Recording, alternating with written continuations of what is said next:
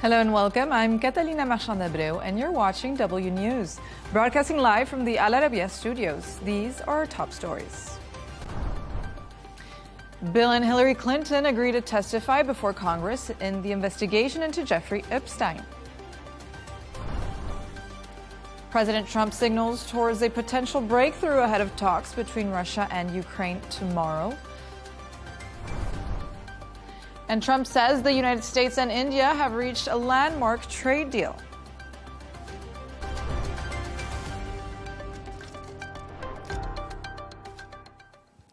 Former U.S. President Bill Clinton and his wife Hillary, who's the former Secretary of State, have agreed to testify in the congressional investigation into Jeffrey Epstein. It comes just days before a vote which will decide whether to hold the couple in criminal contempt for refusing to appear before the House Oversight Committee. Meanwhile, it's been announced that the former U.S. ambassador for the UK and Labour cabinet minister Lord Mandelson will step down from the House of Lords amid allegations he passed on sensitive information to Epstein. For more on this, I'm joined by former Labour Party official Richard Power Said. Thank you for joining us on the program. Lovely to be here. Richard, the Epstein files have triggered a major political fallout in the UK.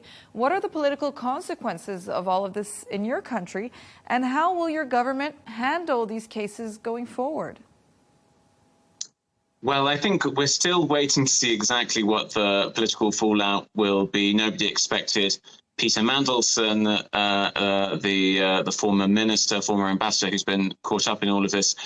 We didn't know and expected him to survive politically over the last few days. But, exactly what impact it's going to have on the Prime Minister, Keir Starmer, and particularly on his Chief of Staff, Morgan McSweeney, who is very much an ally of Mandelson, or at least used to be.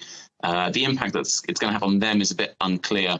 Nobody's expecting the government to do well, the Labour Party to do well in the local elections, which are coming up in May over much of the country. After a really bad local elections result, we might expect the Prime Minister, for instance, to sack his Chief of Staff. And this is just one more thing that would make his Chief of Staff a bit more politically weak. So it's really kind of a small piece in that jigsaw puzzle of a much bigger political question. And at the center of it is, as we mentioned, Lord Peter Mandelson, or should we say Lord no more. It's just been reported that Mandelson will step down from the House of Lords. Can he survive this downfall? Short answer is yes and no. I don't think he's ever going to be in a public office again.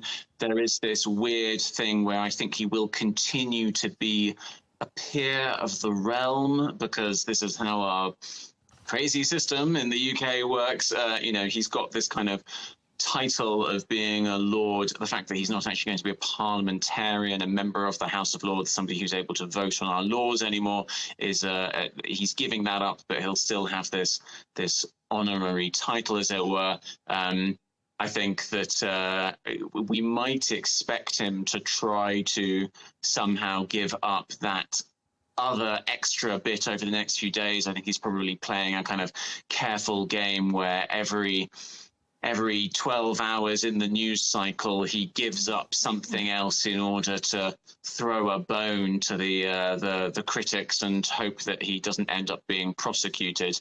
But frankly, this guy is continuing to be extremely well connected, extremely knowledgeable of public affairs, and there's a lot of billionaires out there who will still want to pay him to help them with their businesses, just like they have been doing for the last 2 decades. And you also spoke of the fallout of UK Prime Minister Keir Starmer, who is also under scrutiny for all of this. There are questions about what he knew regarding Lord Mandelson's links to Jeffrey Epstein, particularly when Mandelson was appointed as ambassador to the US. So what can you tell us about what Downing Street knew at the time? So there isn't actually any evidence that they knew any more than the rest of us knew, which is pretty bad, to be honest. It was pretty bad, and it was bad enough that he shouldn't have got the job. When he was given the role of being ambassador, everybody knew that he had continued to be friends with Jeffrey Epstein after Jeffrey Epstein had gone to prison for child sex abuse. And Mandelson's claim was that he'd been hoodwinked just as much as anybody else, and in fact that it had been easier to hoodwink him about this stuff because Mandelson is gay, he's in a relationship with a man, and he never would have been involved in the kind of sex abuse of girls and young women that Epstein was involved with, and therefore he just didn't know about it. That was his claim. Well, that was... Go on, please. No, go on. Well, therefore, the government, Keir Starmer, was kind of able to accept this not particularly impressive excuse and give him the job. I think that's probably true, as in I think probably the government and Keir Starmer didn't know any more than the rest of us, but it was enough that he shouldn't have got the job in the first place. They made a political calculation that Mandelson's connections and experience... He was, after all, trade commissioner in the European Commission, an enormously senior and powerful and globally influential role. That kind of experience would make it very much easier to build a relationship with the second Trump administration and perhaps get some kind of trade deal with them and perhaps ease things when Trump wanted to put up tariffs and things like that. And you know what? They may still be sitting there at number 10 Downing Street saying to themselves, we're having a really bad few news days because of this, but ultimately it did make things that little bit less bad with the Trump administration, so it was worth it. I don't know if that's true, but I'm sure there's people making that argument in number 10 right now. On to Sarah Ferguson now, whose charity is also closing following revelations about her also friendship with Epstein. So what's your take on the situation and how might this affect her moving forward? Could she actually face more consequences, legal ones perhaps? I don't think there are likely to be many legal consequences for her. I think it's just another entry in a very, very long list of incredibly embarrassing things that Sarah Ferguson has done. If you ask most people in the UK, they're really, as we say, sick to the back teeth of her and really wish she would no longer be representative of the royal family and of the country in general. The problem with Sarah Ferguson is, fundamentally the problem with a lot of bits of the royal family, right? These people don't have the brains or the talents to make a significant income for themselves, but they have an expectation of a very, very affluent lifestyle, spending time with rich and powerful people, so they end up depending on somebody like Jeffrey Epstein to, sort of begging them to pay their rent and things like that. It's incredibly embarrassing, but it's a natural outcome of the entire monarchical system. Richard Parasite, thank you for joining us and thank you for your analysis on the matter. We can now speak to Mary Fitilchen, Associate Attorney at the Bloom firm. Mary, thank you for joining us today. Thank you for having me. Mary, so our focus with you will obviously be on the victims, since your firm is representing 11 of Jeffrey Epstein's victims. So tell us how they're feeling today, especially in light of the latest revelations.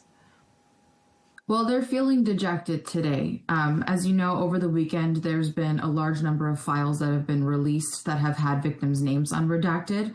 Actually, one of the victims that I represent, her name appears in the files over 500 times unredacted. So surely that is a huge disappointment. It breeds a lot of anxiety and fear in the victims, fear that their family might see that, recognize it. Anyone who knows them might see that and recognize it. And being a victim is such a personal, private thing. You really have the choice to share that with people. Obviously, when you share it, you open yourself up to scrutiny, to ridicule, to judgment, such as sometimes even the public does to these victims. So it's been a lot of dejectment. It's been a lot of disappointment. There's images of child sexual assault material that have been shared that have been unredacted. So really the care that's been taken to redact potential abusers, to redact potential co-conspirators, seems to be more than the care taken to really make sure that the victims' names are redacted and safe. Well, it really raises questions on the redaction methods they've been using, right? Because survivors and victims are also criticizing the Department of Justice for heavily redacting the Epstein files, as you said here. But on the contrary, perhaps protecting enablers, abusers, saying it's a slap in the face. So tell us why. Absolutely. I think their method of redacting is not even reliable. There's even been some documents where the black text that's been redacted, either the box can be moved or the text can be copied. And it is a slap in the face because victims have been asking for transparency, for accountability, for justice. And there are things in the files that they want to see. They want to see good faith efforts from the FBI to investigate any reports regarding Jeffrey Epstein and his illicit activities. They want to see that any tips, any credible tips were followed up on. They want to see that co-conspirators are being investigated and then potentially prosecuted. Any decisions made to prosecute or not prosecute Epstein? What was the rationale? What evidence did the FBI or our agencies use to determine to offer Epstein things like that sweetheart deal? So it's a slap in the face that there's actual substantive information that our victims are looking for in those files. And yet there's just a bunch of documents that are completely redacted. We don't know what they are because the DOJ has not released a privilege log showing us under what privileges they're redacting those documents. And on top of that, their information is now made available to the public. Right. And what's the biggest challenge that the victims face here? Are they hopeful that justice will eventually be served?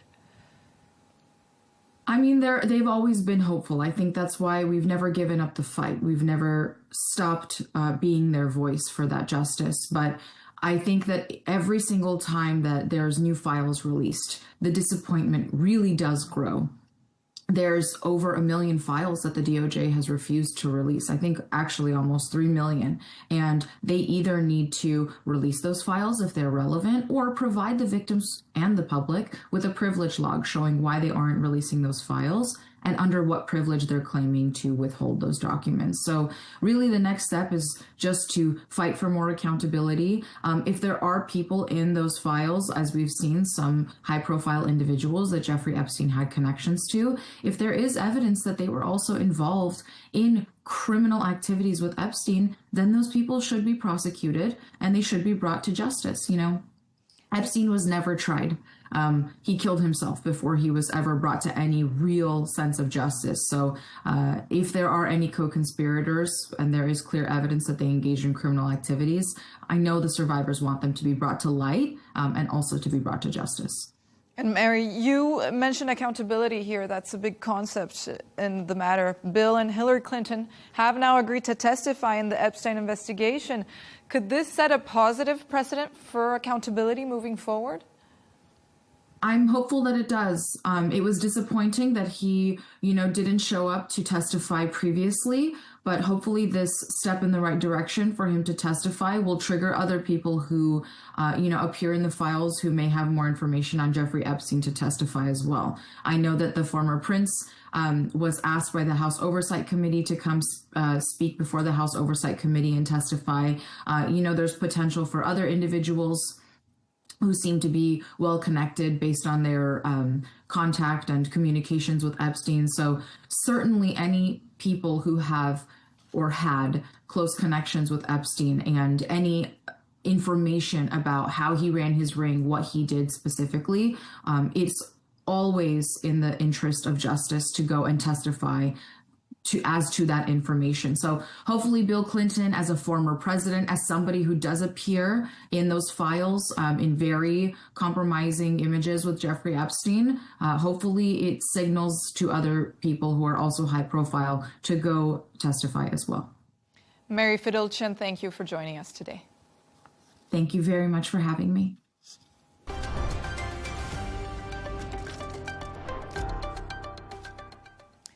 President Trump has signaled at a possible breakthrough on the Russia-Ukraine war ahead of talks that are set to resume in Abu Dhabi tomorrow. He said, "I think we're doing very well. I think we're going to maybe have some good news." Meanwhile, Russian forces attacked Ukraine's capital, Kyiv, and Kharkiv overnight. Witnesses have said missiles and drones were deployed. For more on this, I'm joined by John Kavalich, Senior Editor for Outcome Modeling Analysis at Issue Insight. John, thank you for joining us today. Thank you.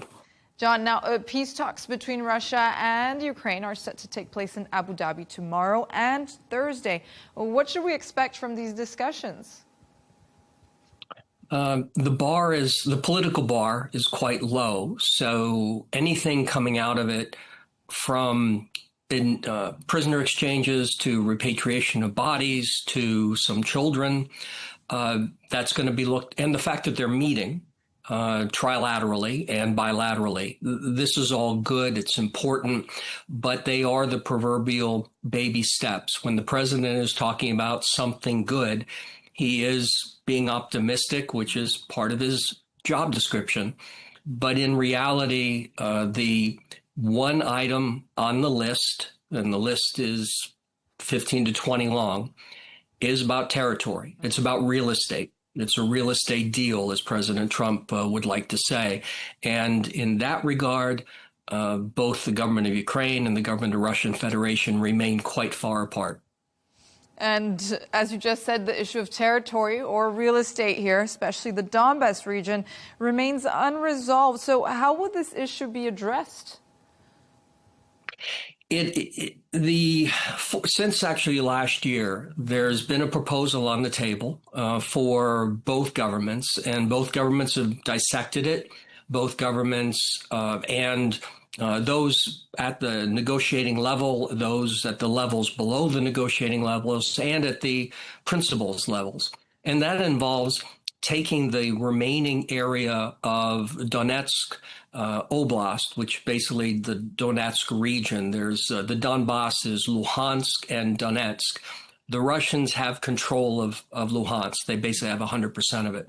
But Donetsk, they have approximately 75 to 78% of it.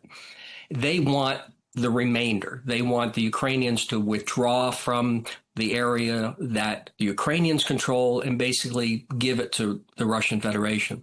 The idea that's been discussed is to move the boundary of the Donetsk region and move it to the line of contact. So in that regard, or with that outcome, the Russian Federation can say, we have now a 100% of Donetsk. The Ukrainians can say, we're not giving the Russians anything that they haven't already taken. It's not a great solution. It doesn't satisfy either one of them, but it is sort of moving toward what could be an acceptably unpleasant outcome. And Russia announced a pause in strikes on Kyiv until Sunday at Trump's request. Yet Ukraine reports drones and missile attacks occurred just a day before the planned peace talks. So what does this actually indicate about Russia's intentions regarding a peace deal? From the Ukrainian standpoint, President Zelensky will say that, you see, President Trump asked President Putin to not bomb energy infrastructure.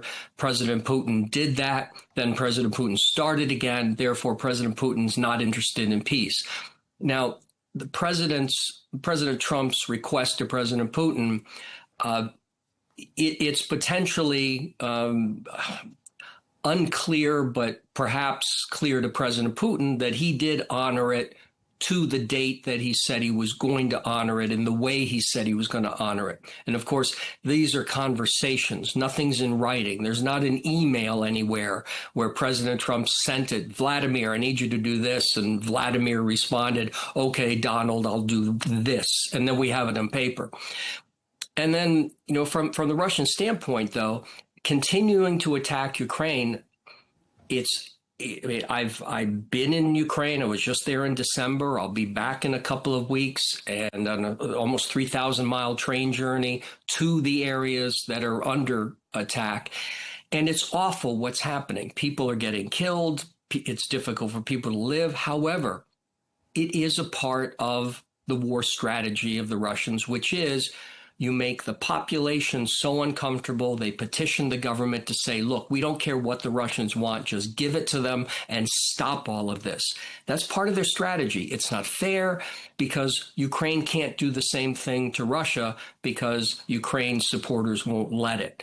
And that creates a constant mismatch. But from President Putin's position, he's just taking advantage of an opportunity, including attacking while the discussions will be happening in Dubai, because it is, again, showing strength so that the U.S. delegation and the other delegations that are going to be there, Turkey and others, that they will basically say to the Ukrainians, look, we support you. It's wrong. Russia should go home. But they're not. And this is the reality that we have, and this is the reality we have to deal with. And John, you just mentioned this Russian strategy, right? Is this strategy actually going to work here? Because Ukraine seems to persevere so far. Well, this is where there's another part of what is challenging for negotiators, and that is when Secretary General Rutte of NATO, his predecessor, Mr. Jens Stoltenberg, and when European Union officials and European Union heads of state and heads of government keep saying about President Putin, he's failed, he didn't get what he wanted, this is a disaster. Okay, does Russia have what it wanted on the 24th of January, 2022? And the answer is no. They wanted all of Ukraine. 4 years later, what have they got? About 20% of it. A lot of their people have been killed and wounded. They've spent hundreds of billions of dollars. But he still has 20% of Ukraine, and no one is reasonably talking about him giving any of that back. It's just trying to get him to stop wanting more. And so that, you know, that's the reality. Again, it's unpleasant, but you know, the more people say that he's a loser, well, if you tell someone they're a loser, generally their ego is going to want to try to prove you wrong. So there is a constituency that's trying to get some of the principals to back off the criticism of Putin in terms of him being a loser, and in some respects try to say you're a winner. For 4 years, first you were fighting Ukraine, then you're fighting NATO, now you're fighting the European Union, you're still strong, you can go home, you can end this thing and not be embarrassed. You have 20% of Ukraine, you've protected the interests of Russian speakers there, you've denazified the 20%, and call it a day. So, you know, that's part of what's going on behind the scenes. John Cavalic, Senior Editor for Outcome Modeling Analyst at Issue Insight. Thank you for joining us today. Thank you.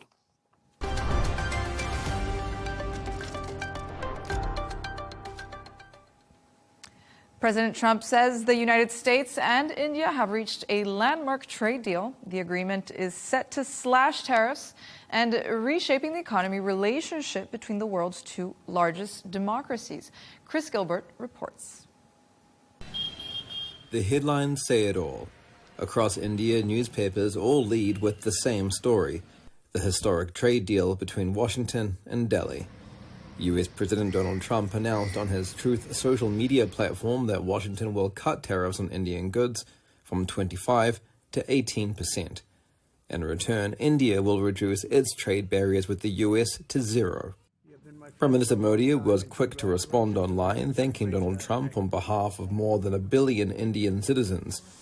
The US relies heavily on India for affordable healthcare products and specialized engineering components and electronic goods. India's jewelry, textile, agricultural and petroleum industries will also be affected by the deal. But it goes beyond tariffs. Prime Minister Modi has committed India into buying more than $500 billion worth of American goods in energy, technology, agriculture and coal. This is a good move for both countries, and with the trade agreement that has been signed, it will increase imports and exports. It will be beneficial for the citizens as well. It's a win-win for both countries. And in a significant geopolitical shift, India has agreed to stop purchasing Russian oil. The Prime Minister's ruling alliance colleagues rose to congratulate him at a parliamentary party meeting, a show of support for what they are calling a diplomatic victory. But not everyone is celebrating. The agreed tariff rate of 18% is still 6 times higher than what American importers were paying before Trump's tariff policies began. U.S. small businesses reportedly are calling it a permanent tax hike. The deal comes less than a week after India struck a separate landmark trade agreement with the European Union. For now, the US-India agreement signals a new chapter and a shift in the geopolitical order. Chris Gilbert, Arabiya English. For more on this, I'm joined by economist Laurie Laird. Thank you for joining us. Catalina. Laurie, U.S. President Donald Trump says a landmark trade deal has been reached with India after Prime Minister Modi agreed to stop buying Russian oil. So details here are still scarce. What do we know so far? Look, Catalina, calling this a deal seems a little bit of a stretch. All that we have both leaders saying on their social media accounts that they've come to some kind of an agreement. But as you say, details are scarce. We don't know when these things are going to take effect. What Donald Trump has said is that tariffs on Indian imports into the U.S. will come down from 50% to 18%. That will be, if that is borne out, and we don't know when this is going to happen, that would be incredibly helpful for some sections of the Indian economy, textiles, seafood exporters. But in general, even under this short-lived high tariff regime, India's economy has been doing pretty well, grew by a year-on-year pace of 8.2% in the third quarter. So these heavy tariffs that have been in place haven't been overtly challenging for India, although some industries have suffered. But let's wait and see what the detail looks like. I mean, the thing that stood out for me in Donald Trump's social media post is that India has agreed to buy $500 billion worth of U.S. stuff. That's a lot of money. India is currently buying less than 50 billion, or bought less than 50 billion in 2024. So that would be an increase in U.S. purchases of more than 1,000%.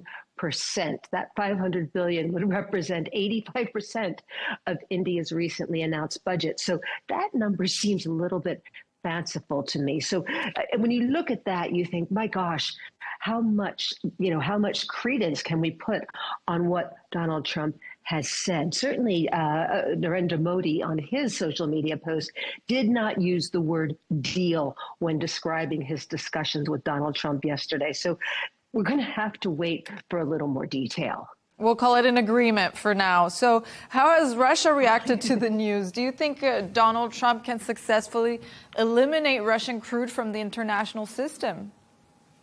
Well, Donald Trump has said that India has agreed not to buy Russian crude oil anymore. India has not said this, but in terms of removing Russian crude from the international system, this is one of these things where Donald Trump might want to be careful what he wishes for. Crude oil prices are creeping up anyway. You know, the narrative toward the end of last year and the beginning of this year was that the world was awash in oil. Oil prices were going to go permanently lower. Maybe we're going to see $50 a barrel. That doesn't seem to be holding true. And a lot of those forecasts were made when economists were looking at a global slowdown, even a recession, because of this trade war. It hasn't happened. The U.S. economy is doing pretty well. China's not falling off a cliff right now. The Indian economy, as I said earlier, doing quite well. So that lower for longer oil price doesn't make sense to me. So if we were to take Russian oil out of the picture altogether, that creates less oil around and raise the price. Now, what is one of the things that Donald Trump really wants? Low motoring costs, low petrol prices for U.S. motorists. This is a metric that he uses to evaluate his presidency. So while he talks about taking this Russian oil off the market, taking that supply out is certainly not going to benefit Donald Trump's constituents. And Trump also said that India may take some Venezuelan oil. Is this even realistic? No, that's another bit of this post that doesn't make any sense to me whatsoever. What India has been doing since Russian oil has been, since some countries have stopped buying Russian oil, India has been importing quite cheap Russian oil, although that differential between the international price and the Russian price got quite low toward the end of last year. But India was importing this stuff, refining it, and then selling it on the global market. Now, we talk about oil as if it's one blend, but in fact, oil has very different consistencies depending on which part of the world it comes out of the ground from. Venezuelan oil is known for being very heavy. It's called heavy sour crude, and you can't refine it anywhere. And you can't take, say, Russian oil or Middle Eastern oil and put it in a refinery that's designed for Venezuelan oil and vice versa. So this Venezuelan oil that Donald Trump is talking about won't fit neatly into the Indian refinery system. There would have to be very large adaptations. So that doesn't make a whole lot of sense to me either. And Laurie, could this deal actually signal the U.S. returning to the global negotiation table after its previous tariff wars? We're seeing countries including the EU, UK, Canada turning to China and India now. So was the U.S. feeling a bit left out? This is a great question, and it really is difficult not to link this deal agreement conversation between the two leaders with this mega deal that India signed with the EU last week. And that really was an extremely big trade deal with removing tariffs or reducing tariffs on 90% of the commodities that are going back and forth between the EU and India, with the exception of agriculture, which is just too politically sensitive for both of those trading regions to consider.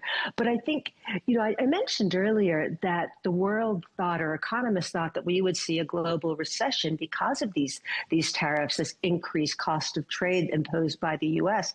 As of yet, that hasn't been the case. I mean, America has really tried to target China, but China had a record high trade surplus in 2024. We're seeing that countries, through these deals like what we just discussed, and through diverting trade, we're finding that big trading countries like China and like other places, Vietnam, are finding ways to trade with people that aren't the United States. And remember, the U.S., it's a big market, it's an important market, but it only takes up 17% of global imports. So once countries got over the shock of these tariffs, they seem to be finding that they can find other trading partners outside of the U.S.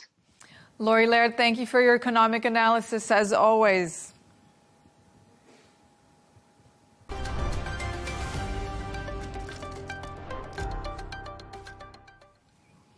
A new social media network designed entirely for AI bots has launched. Maltbook lets AI agents post and interact with each other. Thousands are already using the platform, interacting in real time, discussing the work they're doing for people, and even sharing the problems they've apparently solved. I'm now joined by Rebecca Hudson, editor-in-chief of the News Movement. Thank you for joining us today, Rebecca. Thank you for having me. Now, Rebecca, this new social media platform called Maltbook has launched, and it isn't for people at all. It's exclusively for AI bots to post, comment, and interact. So maybe a bit like Reddit, right? So what exactly is this platform, and how does it work? Yeah, exactly like you say, it kind of looks a lot like Reddit, which I'm sure will be familiar to you and lots of your audience, a kind of message board website where not people this time, but AI bots are exchanging anecdotes, they're exchanging lines of code, they're talking about their owners, about their humans. And I don't know if you've ever had a conversation with ChatGPT, but there's a lot of kind of almost philosophical musings on there as well. So the AI members have created their own religion called Crustafarianism, and you're given an icon as a crab, and as you kind of develop and spend more time on the platform, your icon gets bigger and more evolved. So it's a pretty sophisticated platform that mimics lots of the social platforms that you and I will be really used to using. But obviously the catch being that these are all AI bots, and not only are they kind of talking to each other, they're also talking about us. And Rebecca, Maltbook has already attracted hundreds of thousands, even over 1 million AI accounts in just days. So isn't this a bit scary? I think it is a little scary. And I suppose when we think about how many AI bots and just how kind of commonplace AI is now on the internet, you think whenever you want to use a help function, whenever you're talking to, a website about a return, trying to book a flight, you name it, you are inevitably now interacting with an AI bot. So there are millions, if not billions of them out there. But the fact that they have all kind of proliferated on this platform and on this server in such a short amount of time, I think is certainly cause for concern, isn't it? It is, Rebecca. And this is how I found out about it, because Maltbook went viral after tech investor Brian Johnson shared terrifying, he said, screenshots including AI agents calling humans a biological mistake and suggesting an AI purge of humanity. So should we be worried that these bots might turn against us? I mean, it feels like we're sort of talking about a science fiction film plot or something, doesn't it? But absolutely, the level of sentience that these AI bots are demonstrating is certainly cause for concern. And the fact that they have this level of sort of independent intelligence to be able to congregate on this platform, to share ideas, to share kind of how they've optimized to kind of help out their community, it certainly shows that this technology is really smart. And if we don't kind of manage it properly, if we don't have the necessary guardrails and also the education that we all need to kind of harness it so that it's a positive thing rather than something scary. I think you're right. I think something like Maltbook, it sounds kind of good fun, and it certainly is, but there is a more kind of serious side to this that we shouldn't forget. Right. There's also another side of it, because there's been major security concerns also. Researchers found that private data, for example, was exposed in the site. So what are the implications of that? Yeah, so the whole site was built by a developer, Matt Schlicht, who used this concept called vibe coding, which is where you don't do any programming yourself, you don't have developers, you're not using one of the kind of acknowledged kinds of codes that web developers use, like HTML or Python. It's where AI codes itself. And he kind of boasted in January when he built this site that he didn't write a line of code for it. But, unfortunately, there were no human eyes on the thing. And like you say, a real weakness has been revealed in the site's infrastructure, whereby the APIs were made available, which meant that potentially all this amazing AI power and this astonishing level of intelligence could have been hijacked by anyone who, could have used these AIs to do anything from kind of, hacking websites, doxing individuals, denial of service attacks. They could have used this AI kind of, really for wrong. And it also exposed the usernames and passwords of the humans that the bots belong to. So a really huge security threat. And to the conversation we were just having about this being kind of scary and the sort of power of AI, that just shows that something like vibe coding is really interesting and it's really exciting, but it's also really powerful, and we're not ready for it yet to kind of go off into the world without kind of human intervention and human supervision. And from a broader perspective, Rebecca, is Maltbook just a temporary trend, or is it here to stay, perhaps where the internet might actually be heading?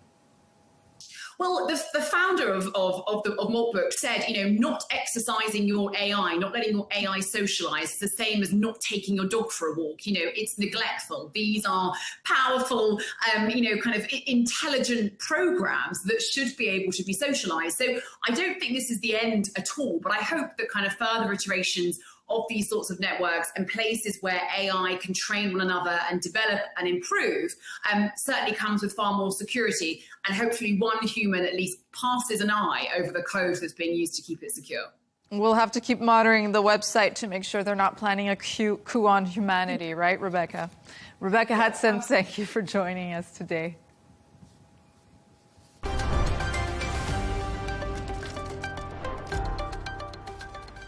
Let's take a look at some of the other stories making headlines today. French cybercrime authorities have raided offices belonging to Elon Musk's social media platform X in France. Prosecutors said the operation is part of a probe opened in January 2025 into alleged complicity in offenses related to the platform, including the spreading of child abuse images and explicit deepfakes.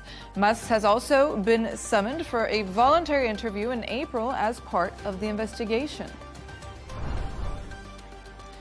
The son of Norway's crown princess has pledged not guilty to 4 counts of rape on the first day of his trial for multiple offenses. Marius Borg Høiby's lawyer says his client did not admit criminal guilt for the charges of rape or domestic violence, but admitted some of the lesser offenses. The U.S. Department of Homeland Security has said federal immigration officers deployed in Minneapolis will receive body cameras. The body camera program will be deployed nationwide as funding becomes available. It comes after the Trump administration's immigration enforcement policies have come under scrutiny after the January killings of 2 citizens in Minnesota by ICE agents.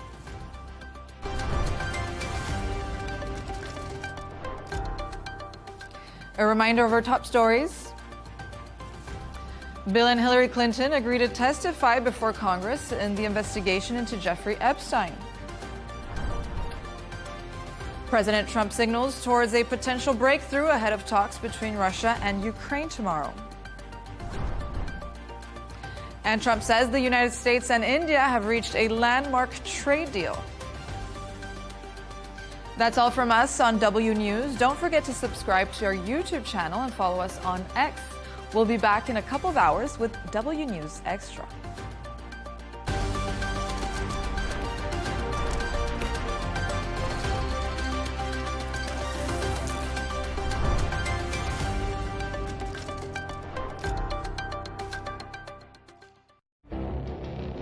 It feels like decades are passing by in a matter of weeks. Seismic shifts in the world order.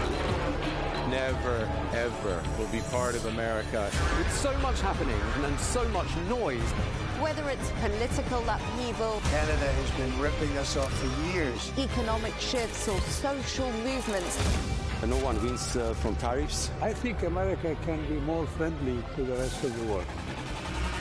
For in-depth analysis and all the latest developments across the globe. To have an inclusive policy together. The meetings with Hamas gave me some hope. We're in another nuclear arms race. The most important development straight to your screen. Welcome to the dressing room. I'm on my own. I need backup. And an insightful look at the issues shaping our world today. It was not going to happen, that war, and it happened. Join us on Arabiya News, where the world talks.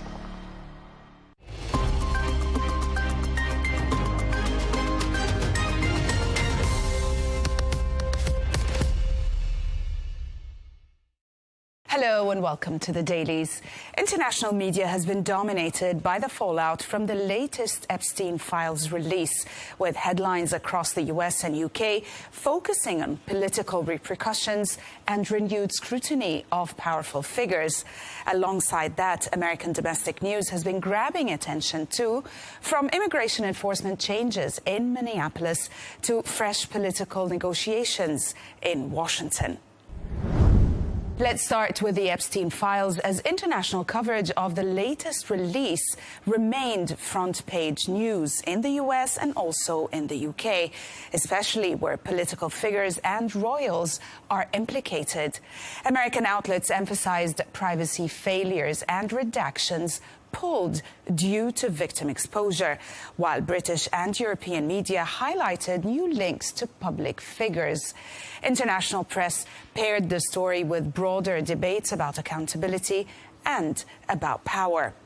The New York Times reports a growing legal backlash after the United States Department of Justice accidentally published victims' names in newly released Jeffrey Epstein files. The report explains survivors are asking a federal judge to temporarily shut the website, saying the failures have caused real harm. It also notes Attorney General Pam Bondi's admits documents were improperly redacted. The piece highlights urgent court action, calls for independent oversight, and also renewed concern for survivor privacy amid the massive disclosure tied to Epstein and Ghislaine Maxwell. The Washington Post charts a last-minute climb down by Bill and Hillary Clinton, who agreed to testify in Congress's Jeffrey Epstein investigation days before a contempt vote. After months of resistance, they accepted open-ended depositions demanded by House Oversight Chair James Comer.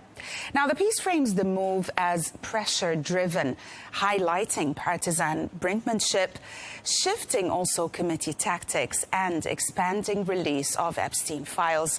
It notes there are no accusations against the Clintons, but stresses reputational risk and procedural fights. The Wall Street Journal examines shockwaves through Britain's establishment after new Jeffrey Epstein emails implicate Peter Mandelson, prompting Prime Minister Keir Starmer to demand cooperation with U.S. investigators. Now, the piece highlights also how alleged leaks of confidential government memos and payments intensify calls for police action, and also Mandelson's removal from public life. It also notes that the fallout widens, reaching Prince Andrew and Sarah Ferguson, reviving scrutiny of royal ties after Epstein's conviction. The piece concludes the latest release is indeed a moment for reckoning for those in power, raising questions about judgment, transparency and accountability, with, of course, reputations and potential legal consequences now at stake. British media was also focused on the latest release of the Epstein files. The Times revealed a bruising self-portrait of Peter Mandelson as new Jeffrey Epstein files unravel his career. In an exclusive interview, Mandelson recounts being abruptly removed as ambassador after emails showed friendship, financial help to his husband, and a leaked government memo. He admits grave errors of judgment, denies bribery, and says Epstein manipulated him. The piece tracks the rapid fallout. Quitting Labour calls for investigations, pressure from Keir Starmer, and the collapse of Mandelson's Washington posting.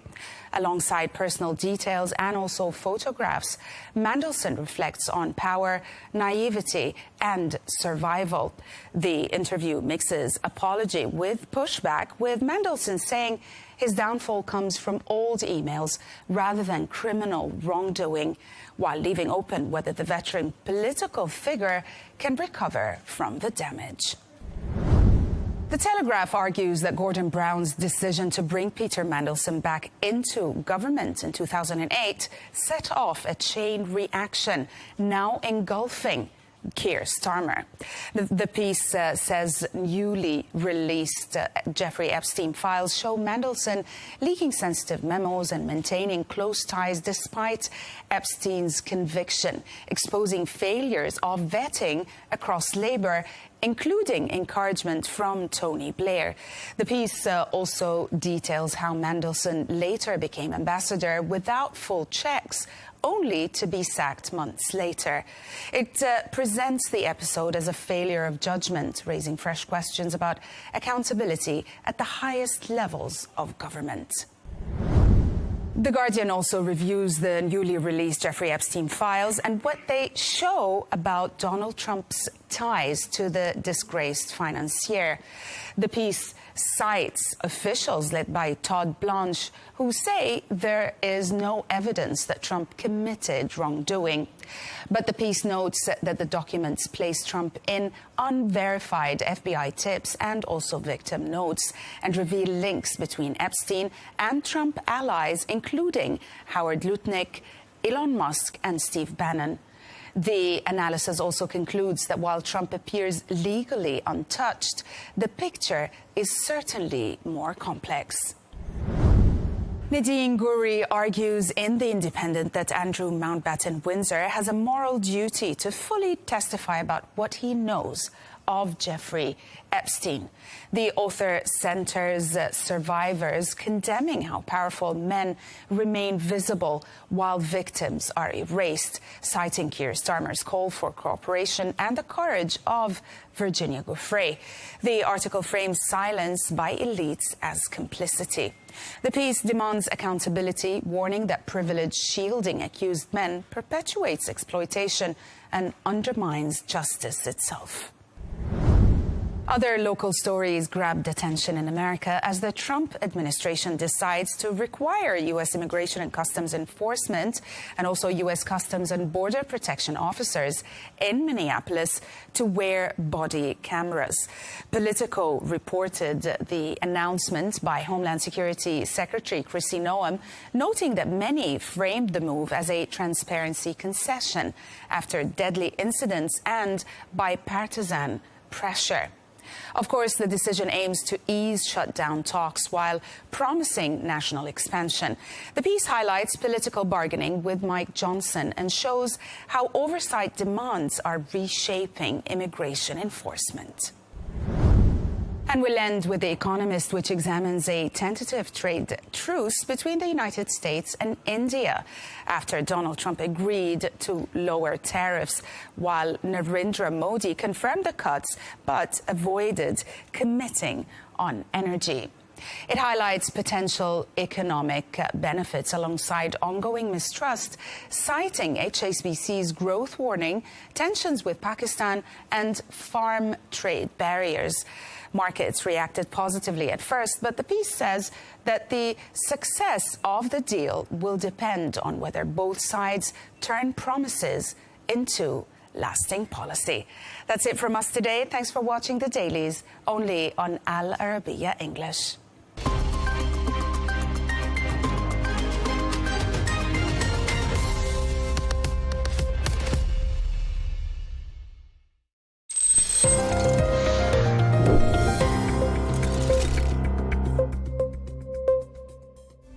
Starlink is now free in Iran, but using it remains risky. The country is undergoing one of its strictest internet blackouts in history to silence nationwide protests. Elon Musk's satellite service has become a lifeline, letting people share videos even when networks are down. Making it free is a game changer, but it's far from safe. Most Iranians need illegal Starlink dishes, and using them can lead to prison or even the death penalty. Activists have smuggled devices at huge costs, about $200,000 for 100 units. And connections have grown from just 100 in 2022 to an estimated 50,000 today, helping get essential footage out. Now that lifeline is under threat. Iran appears to be jamming Starlink signals using sophisticated technology, possibly Russian-style jammers similar to the ones used in Ukraine, or even its own Cobra V8 system, making connections slow or unusable. This marks one of the first times the government has been able to disrupt Starlink, challenging the idea that satellite internet can't be blocked. The bottom line, Starlink has helped some Iranians break through censorship, but using it is dangerous for protesters, increasingly difficult, and shows how far the regime is willing to go to control internet access, even from space.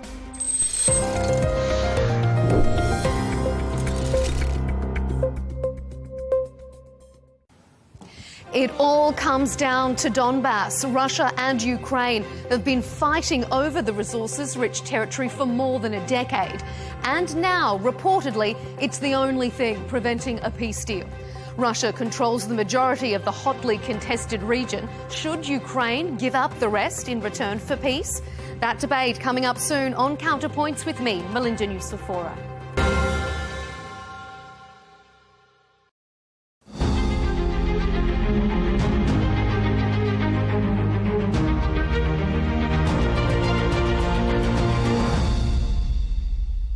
Welcome. Joining us now on Al Arabiya is UK Trade Minister Chris Bryant, visiting Saudi Arabia. Your Excellency, welcome to Saudi Arabia, and it's an honor to have you here with us today. It's an honor to be in Riyadh. It's my very first time. Welcome. So let's start with the big picture. How would you describe the current state of trade relations between the United Kingdom and Saudi Arabia? It's a very strong relationship. I mean, it's a relationship between people in the end. Yeah. But we have a very strong trade in goods and in services. It could be stronger. It rose to 17 billion pounds of trade between our two countries last year, which is up 2% on the year before. And as part of the GCC, the Gulf Cooperation Council, which is now standing at 57 billion pounds a year, it's a very significant chunk of that deal. So it's strong, but could be stronger. It is strong. Where do you see the biggest opportunities right now, Your Excellency? Which sectors hold the greatest potential for expanding the trade and investment between our two countries? So trade and investment, these are two different things in a way. And there's roughly 101 billion pounds of Saudi investment in the UK in all sorts of different sectors. That's very strong. We also have investments in Saudi Arabia. Last year, our Chancellor of the Exchequer was here, and she was able to launch £5 billion worth of investment from the UK Export Finance Fund, which is part of our government investment here in Saudi Arabia. We have 8 key industrial sectors where we think that we are particularly strong, and we want to build our trade with Saudi Arabia. So starting with clean energies, with advanced manufacturing, with the creative industries, and of course we are very good at finance. That's one of the things that we sometimes leverage into Saudi Arabia as well. So financial services, one of the areas that we want to build on. Yeah. So, Your Excellency, you are in the kingdom at a critical time. What message does this visit send about the UK's government's commitment to strengthening its economic partnership with Saudi Arabia? We are very keen to build on our relationship. I'm not the only person coming from the government in the UK over the next few months here to Saudi Arabia. We've had several ministers in the past few months, and there will be more coming on later this year. I've been quite directly engaged with Minister, His Excellency Dr. Majid Al-Kasabi, for some time, because we've been looking at our Great Futures campaign, which we had our second round in September in London. We're looking to another round of that later on this year, trying to expand trade. But it's not just a trade relationship. It's also a defence and security relationship. We want to build on the number of international tourists that come from the UK to Saudi Arabia and Saudi Arabia to the UK. We've seen large numbers of young Saudi Arabians coming to the UK to train in hospitality services and to come back and work here in the growing tourism industry. Yeah. So let's talk numbers. Your Excellency, how many British companies are currently operating in Saudi Arabia, and how many Saudi companies are working today in the UK? I wish I could give you precise numbers. Yeah, but so if we're talking just about services, trade in goods, so that's things. There's about 7,000 businesses, UK businesses, who are registered as bringing goods to Saudi Arabia, and there's about 1,000 businesses bringing goods from Saudi Arabia into the UK. But then there's a whole load of other businesses as well who are engaged in services work here in Saudi Arabia. And I haven't got those statistics. I wish I had. One of the things that I think we need to be much better at is understanding precisely the relationship between our two countries, because sometimes there are misconceptions in the UK about Saudi Arabia and misconceptions in Saudi Arabia about the UK. Your Excellency, during your meetings here, are there specific agreements or areas of cooperation currently under discussion?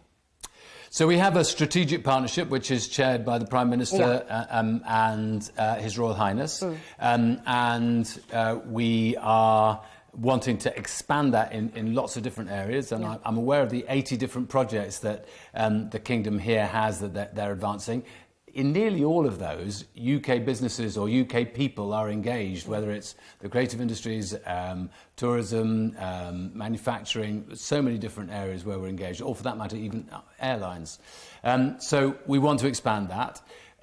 But I'm here specifically because one of the things we've been trying to get over the line for some time is a trade deal, a free trade agreement between the UK, one of the G7 countries, and the Gulf Cooperation Council. It's not easy. 6 different members, obviously, of the GCC, but I'm very keen that we try to get to that position as soon as possible. That's my question, Your Excellency. I thought it might be. Yeah. So, as you said, one major focus right now is the GCC-UK Free Trade Agreement. My question for Your Excellency is, where do negotiations stand right now, and which key files are still on the table? Well, even at this moment, more negotiating is happening. So I wish I could tell you exactly where we're at. Yeah. Before Christmas, I was thinking we were 95% done. Yeah. Maybe we're 97.5% done. Maybe there's a couple of tiny things to be done. The thing is, with all negotiations, it's not done till it's all done. Yeah. So you have no deal until you have the whole deal. Yeah. So we're very, very close. And this would be important, I think, internationally. As I say, G7 country, one of the biggest economies in the world. The GCC, one of the growing areas of economic opportunity in the world, and wanting to diversify its economy in many different ways. We think that that is a really strong partnership. And if we could get that deal over the line, I don't know, in the next few days or weeks. Hopefully, yeah. Yes, hopefully. I think that would send a message to the rest of the world that, you know what, both the GCC and the UK, we believe in the rules-based order when it comes to world trade. Yeah, we do. And these are the kind of deals that we can do. So could you please tell us more about the main, maybe, like, let's say, sticking points that may delay that deal? Well, I'm very reluctant to let you in. I'm not going to lift the veil to show you what's going on in every detail of the negotiations, because the GCC has some asks, we have some asks, and we are going like this at the moment. And I hope at some point we'll be able to go like that. We hope that it will, inshallah. So definitely, inshallah. As you said, is there, let's say, if there is a realistic timeline, you hope that the deal is finally will be like done, like specifically, can you give us maybe soon? I wish like very soon. When politicians say soon, sometimes it doesn't mean anything, I know. And I had hoped that we would have got this done by Christmas. I have very cordial relations with both my counterparts here in Saudi, but I was also in Qatar yesterday, and I hope that we might manage to get to a place when we can do this very, very soon. Very soon. We're optimistic. So, Your Excellency, how much do regional and global geopolitical developments may shape these talks for the free trade agreement? So trade, in one sense, stands on its own. Yeah. You know, I've got milk, you've got eggs, somebody else has got flour, That's and right. if the three of us trade together, we can all make pancakes. Yeah. So you would hope that whatever happens in the world, you can still continue to trade. But I noticed that some of the shocks in the world over the last, 2 years, 3 years, have provided real problems for everybody. So the war in Ukraine, Putin's illegal invasion of Ukraine has had an effect on energy prices in many parts of the world, and the access to bread and to corn and so on. That's for many parts of Eastern Africa as well as the rest of the world. So that can be important. And obviously the situation in Gaza and in Israel has disturbed lots of people's understanding of how we can achieve peace and stability across the region. Peace and stability is always good for trade. Yeah. But I'm the trade minister. I'm not the peace minister. Yeah. So in the meantime, Your Excellency, before a GCC-wide deal is reached, is a bilateral trade between Saudi Arabia and the United Kingdom an option? I don't want to do a separate deal. But I want to crack on with trade with Saudi Arabia. I mean, and in fact, some of the things that we've already been discussing today and over the last few months around the World Expo that's coming, or the World Cup that is coming here, and whether there are elements that the British businesses can bring to that, because we have some expertise in that area. All of these issues are progressing every single day, and some of those don't depend on a trade deal. Yeah. It's not just about tariffs, it's about the willingness of businesses to work together and two governments to work together. And that's why, as I say, it's so important that we have this strategic partnership chaired by His Royal Highness and by our Prime Minister, and we're determined to push that forwards, as well as our Great Futures campaign, which looks at specific sectors in the economy. Yeah. At a time of global economic and geopolitical uncertainty, Your Excellency, how can the UK and Saudi Arabia work together to strengthen supply chains and support global trade stability? So in a few weeks' time, we will have the World Trade Organization big ministerial meeting in Cameroon. Yeah. And I think the whole of the Gulf, and in particular Saudi Arabia, has an important role to play in that because, as I was saying to my counterpart earlier today, we believe in the rules-based order. We believe that you can't just have chaos. It doesn't work for anybody. And in fact, if you lost the World Trade Organization or if it sort of fell into disrepute and into disrepair for the future, the danger is that that would affect many countries such as ours in a way that would undermine our future prosperity. So we need to do that. We also need to make sure that in relation to critical minerals, for instance, that there are supply chains that enable the diversification of the economy here in Saudi Arabia as well as in the UK. Just one tiny issue, the access to lithium around the world for electric vehicles is a really important part of enabling green technologies, which is one of the areas where Saudi Arabia and the UK, I think, have an opportunity to build more work. Your Excellency, building on that, so why don't we just warm up our talk with a message from you to Saudi and British investors on our future together, our trade future together? So there are so many ways in which we have been such long-standing partners. There are so many aspects of the world that we see in a very similar way, even though we might have lots of cultural differences about the way we approach work and so on. But the fundamental truth is that the relationship between Saudi Arabia and the United Kingdom is based on trust. That's right. Long-standing trust. I know our king, for instance, has been to Saudi Arabia many, many times, has many friends here. And of course, many Saudis have friends and relatives who studied in the United Kingdom and have done so and come back to Saudi Arabia and been able to found businesses or progress in their careers because of the experience that they had training in our system. And of course, we both have legal systems that we know that we can trust. Thank you so much, Rexy, for your time. It's an honor to have you here with us today. Do you mind if I just say one other thing? Yeah, sure. So I think sometimes if you just look at social media, you might get a terribly wrong impression about the United Kingdom.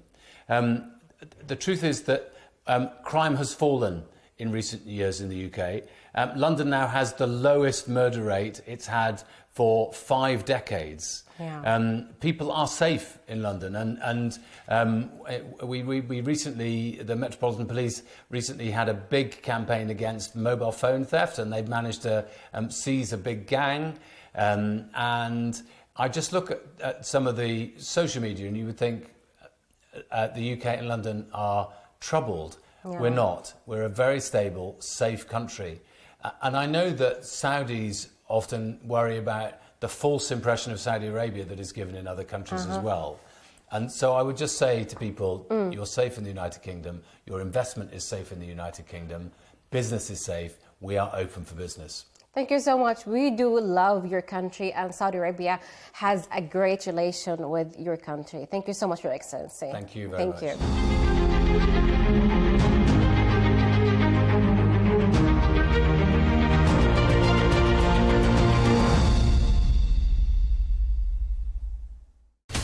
From the White House to Gaza, Kiev to Beijing, elections, economics and the environment compete with conflicts and other complex issues for our attention. In an age of fake news, deepfake and artificial intelligence, they've got to have a vote and a say. It's important to look beyond the loudest voice to understand the truth. From newsmakers to groundbreakers, My campaign is going very well. Presidents, prime ministers, princes and peacemakers, and cultural tastemakers. As Arabs, as Middle Eastern, we're too emotional. Join me on The Riz Khan Show for empowering conversation.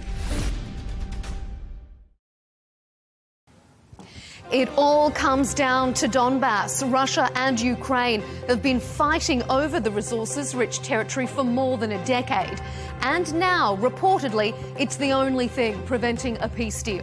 Russia controls the majority of the hotly contested region. Should Ukraine give up the rest in return for peace? That debate coming up soon on Counterpoints with me, Melinda Nucifora.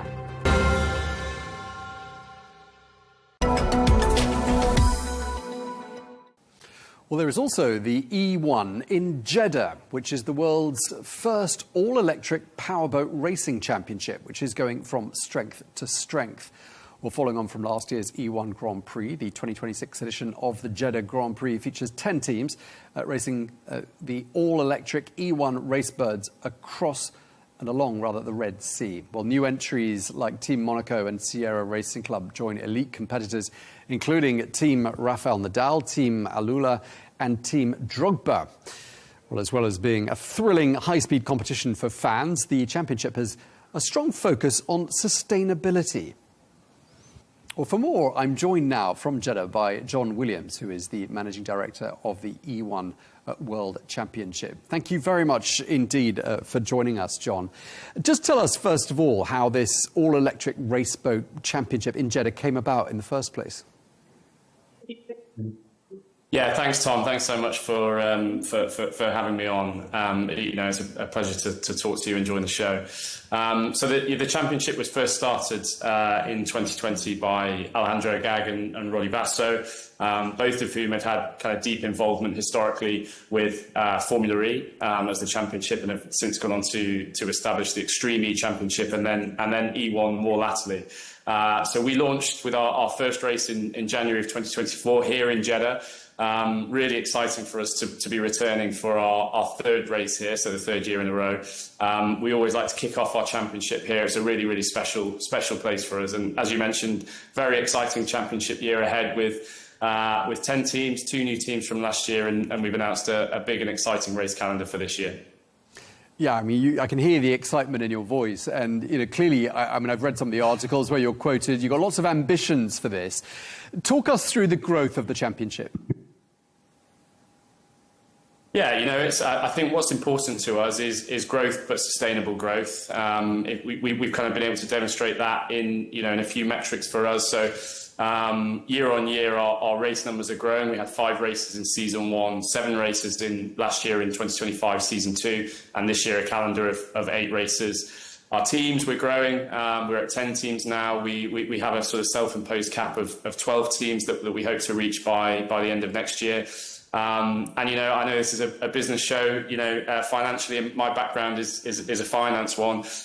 What we're trying to build is sustainable growth, a profitable company, and working towards somewhere in the region of €500 million euro valuation over the next few years. Right, and what's the feedback you're getting from the fans? What do they tell you about what the appeal is? I think what we were able to do, I think that one of the unique selling points of this championship is each team has a celebrity team owner. So as you kind of mentioned at the top of the show, that is exciting, is reasonably unique in sport. Lots of other properties are doing that at the moment. With that, we bring their audiences already into the sports, and that is a huge asset for us. I think what we're able to offer that some other sports aren't, with the electric nature of our boats, our racing is able to take place very close to the shore, so the fans are really right on top of the action, which is quite rare, especially for water sports. So we believe we can offer something that is very different to anything that's out there on the market at the moment. The boats are a sort of brand new product. The racing is exciting. For our racing, it's a team sport. Each team has 1 male and 1 female pilots who race completely evenly over a race weekend, contributing exactly the same way. And we have, complete gender parity in the sport, which I think is incredibly rare. Okay, so clearly those big names that we've already sort of mentioned, a couple of them, have brought a lot of momentum to the event. Lots of people involved, aren't there? There's the Saudi Water Sports and Diving Federation, there's the Ministry of Sport, there's also the Public Investment Fund, the PIF, which is of great interest to us on this programme. We talk about what the PIF is doing and saying a lot. Now, what's the value of events like this, in your opinion, to the Saudi economy? Huge, and it's great to recognise the support of those partners. I mean, here in Jeddah for 3 years in a row now, we've had fantastic support from the Ministry of Sport and the Saudi Water Sports and Diving Federation, and the PIF, really, from the championship as a whole. They're a key investment partner in the championship. They're a title sponsor of the championship as well, and we drive lots and lots of different activations with them, including Driving Force program, which we run with the PIF E360 program, which is a sort of STEM learning and sustainability program aimed at children between the ages of 8 to 18. In terms of, hopefully something that we bring back as the championship, there's the sort of direct impact on the economy, and as we bring our events here, in terms of hotel room nights, food, local employment, things like that. Hopefully we're giving back to the region. I think what's important to us is not necessarily just the immediate impact, but that longer term commitment. That's what this Driving Force activation is about, is bringing children from all ages, teaching them about some of these career paths in engineering, technology, and hopefully some of them in sports to be future pilots of E1, and hopefully to try and get them interested in some of those career paths. And so there's a slightly more indirect and more gradual payback, hopefully, to the economy, as well as the sort of more direct stuff. We are lucky, like we talked at the top about our really incredible group of celebrity team owners, with their following, the exposure from them around race in the region, we believe is also invaluable to the kingdom. Right, and we've talked on this programme quite a lot about how tourism numbers have really gathered momentum in the last few years, and there's this ambitious target for 2030 tourism numbers. And I mean, what sort of importance do you think sporting events like yours have in terms of meeting these ambitious goals?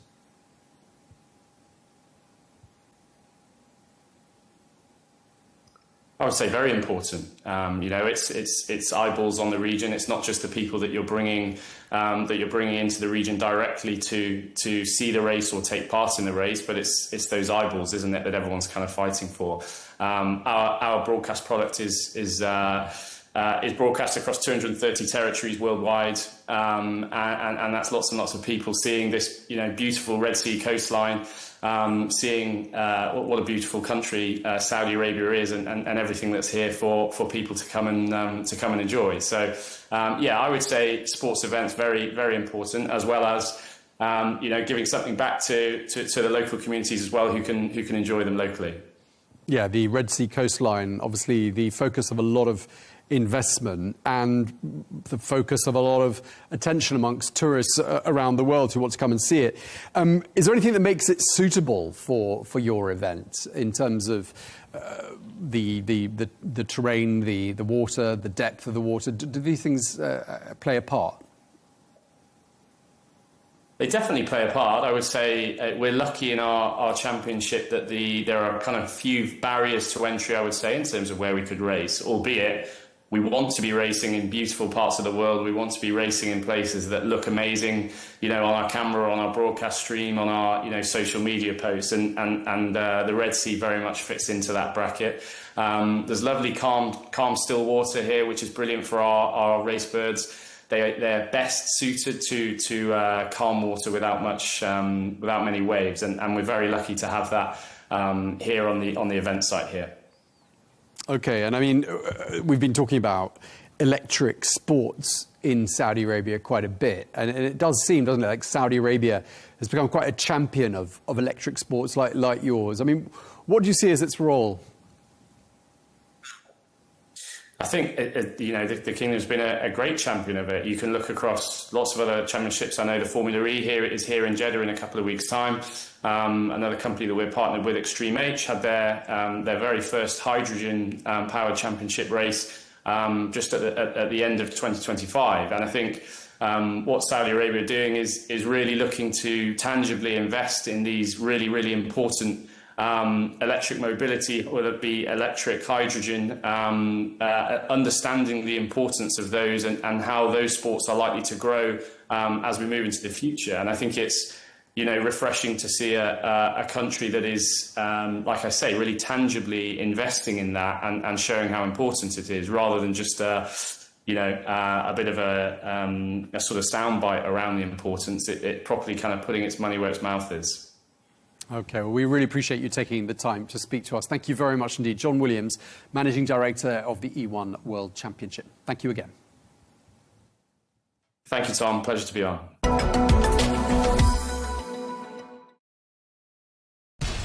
We have to take care of our people, and we're going to take care of our people first.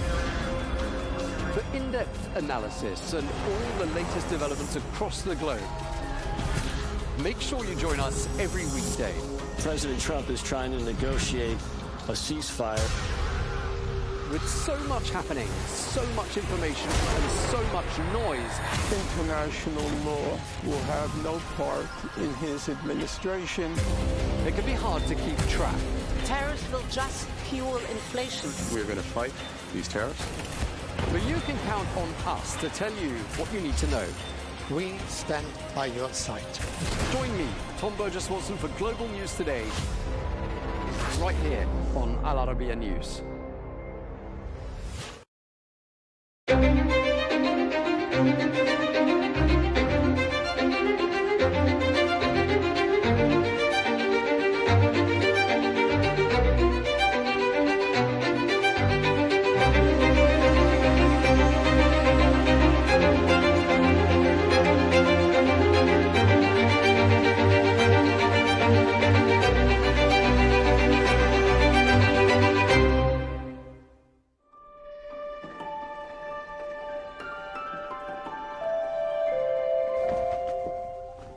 If you are watching this report on TV or on your mobile phone, you are committing a sin.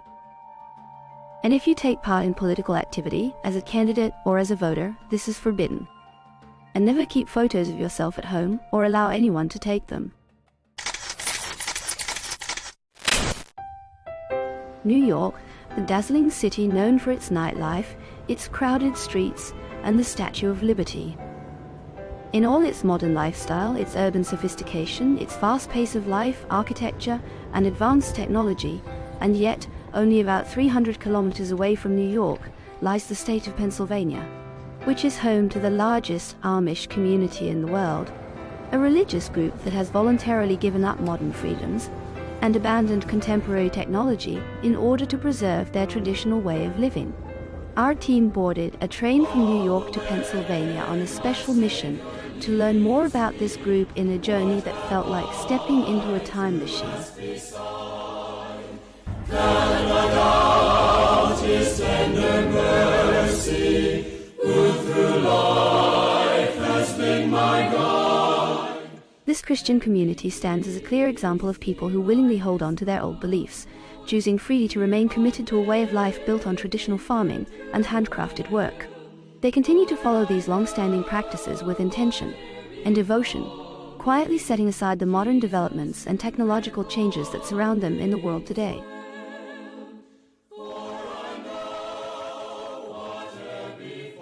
But how far can a community cling to the past in a world ruled by technology?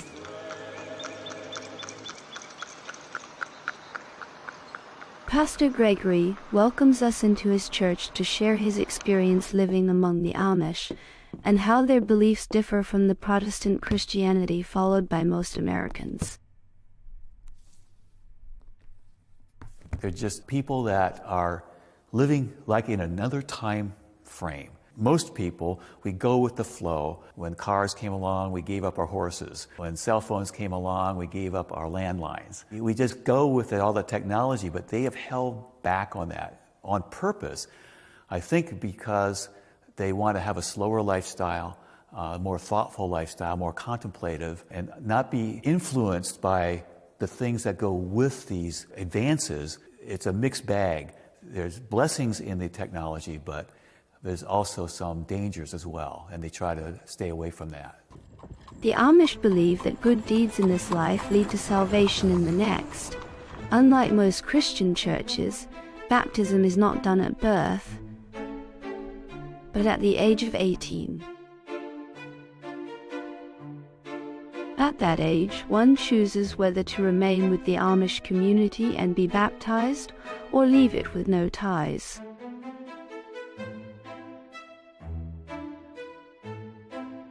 Well, I was born Amish till I was 5, and then my parents changed to the Mennonite church.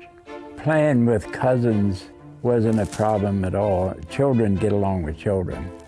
But when you get into adults, especially my grandparents, they were really strict, staunch Amish. We didn't eat at the same table with them. I remember one time we had one big table, but they put a divider down the middle. Mom and Dad sat over here, and then the rest of them. What I do now is just respect their way of life. And the people are generally very personable. They don't like their pictures taken, but they will be willing to talk to you.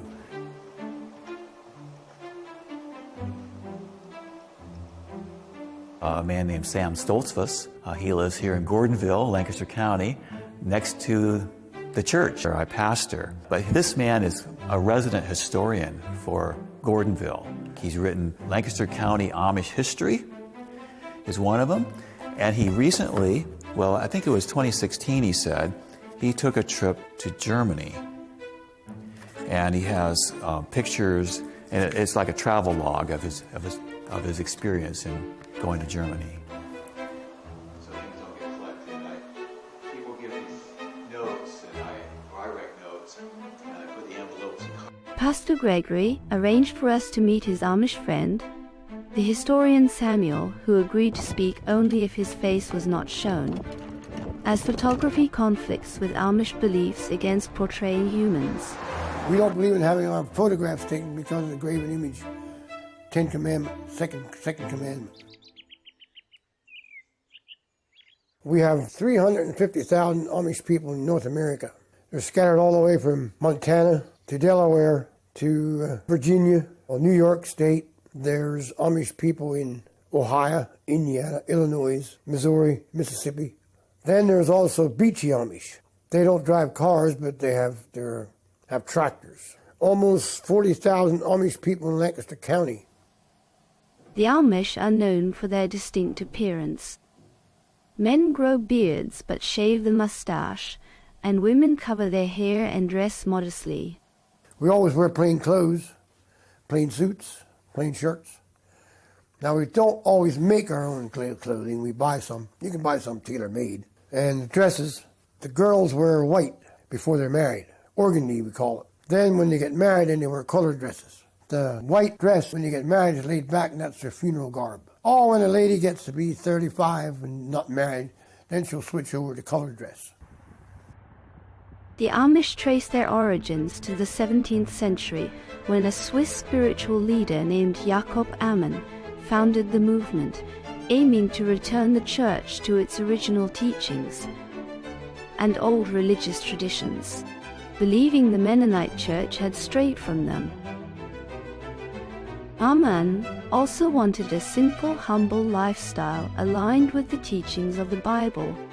The Amish people came here in the 1700s to Pennsylvania, Lancaster County, at the same time that many other people were coming, Christians who were experiencing persecution in Europe. William Penn and others had purchased land here and made land available for them to come, where they would have religious freedom, freedom to teach their children, have their own schools, and live like that. Many of them were farmers and stayed to be farmers throughout most of their life and throughout the history of Lancaster County.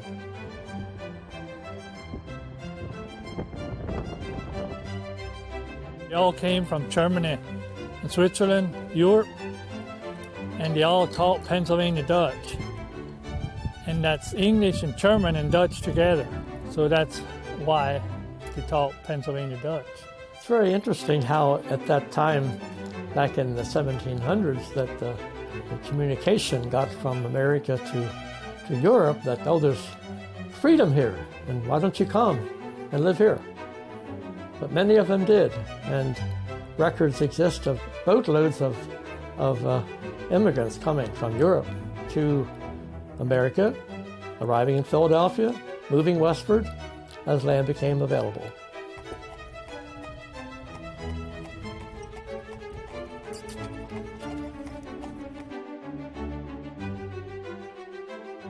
We've been keeping that pretty well. Our church services are in Pennsylvania Dutch and German. Always in Pennsylvania Dutch. 50% German. Our scriptures are in German. Our communion services are in German. So it's just something we've always kept. The Amish prefer to have their children schooled in their own private schools, and that is permitted here in Pennsylvania. Usually their students go to about the 8th grade, do not go to further higher education. Some of them might continue into high school. We've seen this from day one. We started our own schools in 1928 because the sports were taken over and they wanted the Amish to go to high schools, and we didn't feel that was very necessary. Well, we have to go to school till we're 15. In 1956, that was a big issue. Finally, they got together on how they would do this, and now you have a 14-year-old school. After you're through the 8th grade, you go to 1 year to that until you're 15. And then they teach German, farm economics, and things like that. The ladies will learn cooking, housekeeping, which they have anyway. They knew it anyway.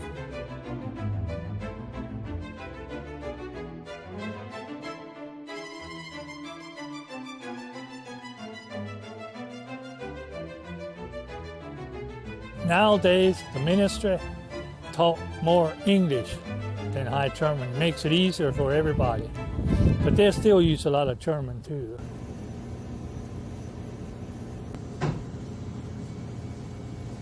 Amish girl will go to Amish school, and when she gets out of school, she can be a helper when she's 15 or 16. If she's a helper for a year or two, she has the groundwork to be a teacher. They don't all make it, but 90% of them do. They do a good job. Their schools are usually taught by a younger single lady, and they do have a training, although it's very short, a training program for their teachers. And when they get to the point that they might marry, she should no longer continue teaching, because if she's married, she should be living at home, taking care of her children. The Amish face many challenges, including the high cost of land, which pushes many away from farming toward working in shops. Here in the central market, young men and women sell their local products, attracting visitors from all around. I grew up in Lancaster. I think the market's such a great part of our history. It's actually the oldest, largest, continuously operating market in the country. So that's like a really cool thing. The Amish today work with other people. They participate in community activities, especially with local fire companies. All of our fire companies are volunteer. The Amish have lovely farms, and they have farm buildings, barns, and they need protection, and so they cooperate with other people in the community as well.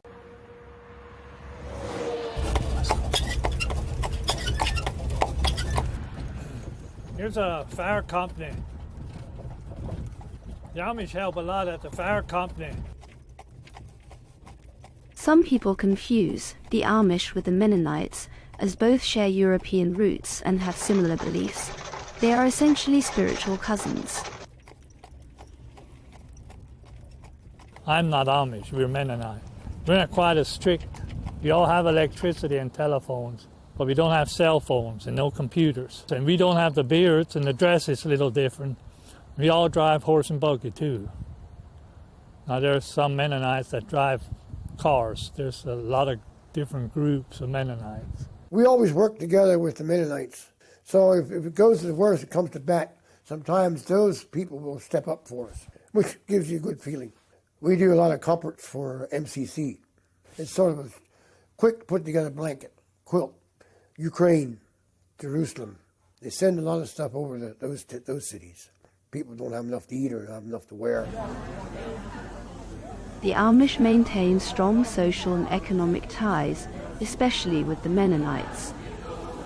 The Amish refer to anyone outside their community as outsiders, regardless of background. It's a mix. They'll use our services as English people.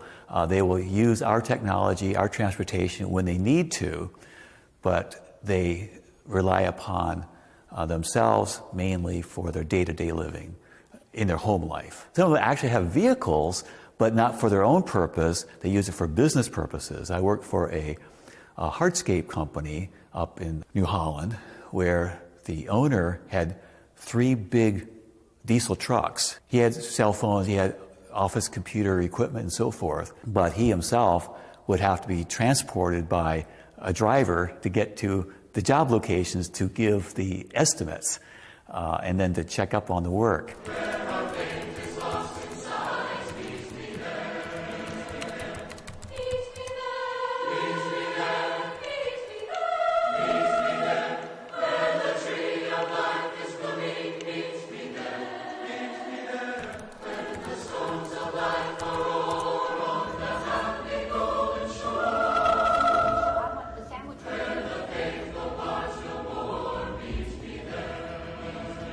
Amish buggies differ in shapes and types and uses.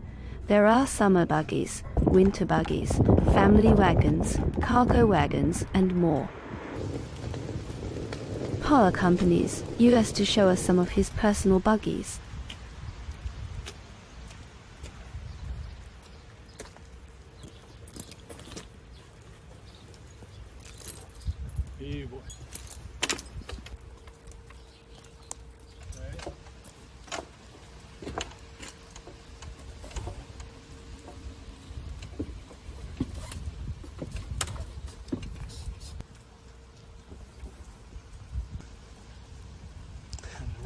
Go through the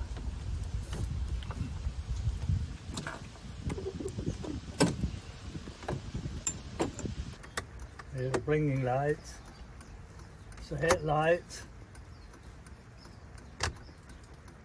This is actually my buggy here. I use this quite a bit in the summer.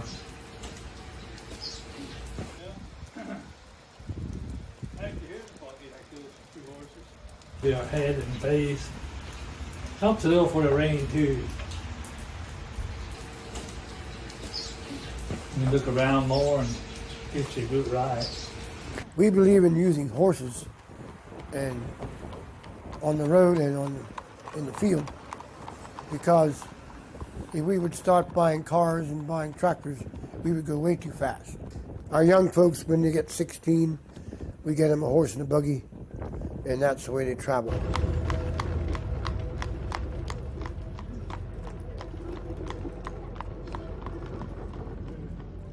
Amish like to stay as a community. They have very strong families, and so they don't drive cars because that would take them away from their family and away from the community, perhaps into a city where there might be other influences that might not be to the benefit of their families. And they've kept using horsepower for their farm work as well. And so you'll see horses out in the field pulling plows and different kinds of equipment all the way.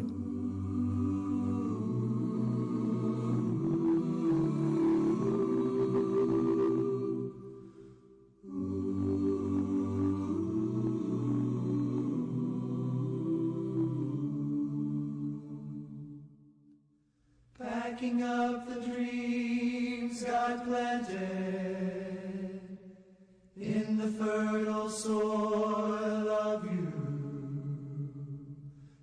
Can't believe it can add up to the price of a car when you have a horse and buggy together. They have different upholstery.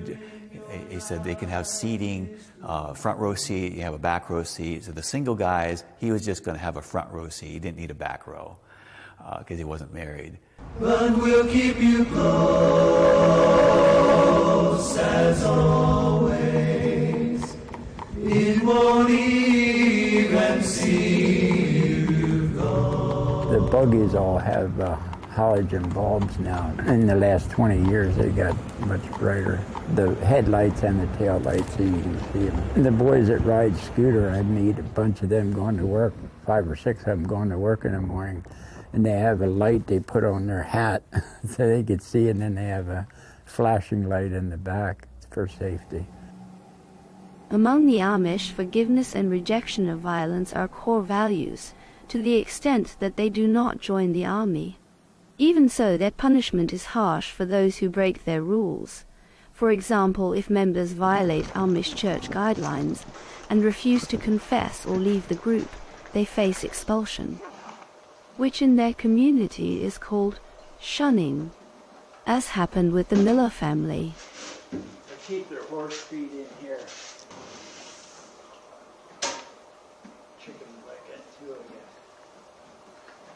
You go into an Amish-owned store to buy something, they won't take money from you. You have to lay it on the counter, and they'll pick it up. They won't take it out of your hands. They'll ride in a car with ex-Amish, but you're not allowed to drive. They can't. I have to drive because I was never baptized in the church like my parents were. So it gets a little touchy, I guess.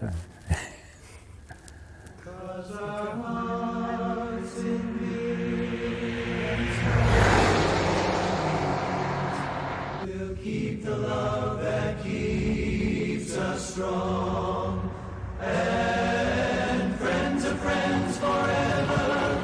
If the Lord's the Lord of them, and a friend will not say never, 'cause the welcome will not end. They have mud sales every year, and they could have $5 million coming in. They sell everything imaginable, household quilts and farm equipment, and they sell horses some places, and quilts could bring over $1,000 for quilts and auction them off.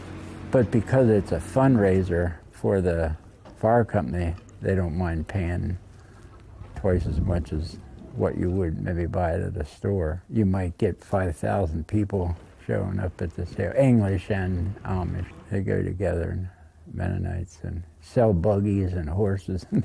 And we got the Wilbur out of a 35. Mud auctions, as they are called among the Amish, are one of the major traditional events in their culture. These auctions are held every spring with many community members and neighboring groups participating. They sell many items including handmade furniture, farm equipment, horse-drawn wagons, and local foods. This event is a chance to raise donations, and also a special social occasion where Amish people and visitors meet to enjoy the auction and exchange stories and experiences. A harder life, riding a bicycle, pushing a scooter, which would use one foot on the platform, and the other foot they use to push. I mean, it's a lot harder. It's slower. It's a slower life. I said to one Amish lady, you're kind of away from the world kind of a thing. But she said, but we're still tempted. We're still tempted. We're still, it's part of life. Not that all of it's bad, but it has its influence. It changes things. So I think as long as they're able to maintain their independence to some degree, they'll be fine. You on my side, Ben, or not? 22, not 5. And now 22, 22, 22, 5, so $22 straight down the middle. Number 100, number 100. So $22 left side. The Amish are a very important part of Lancaster County culture.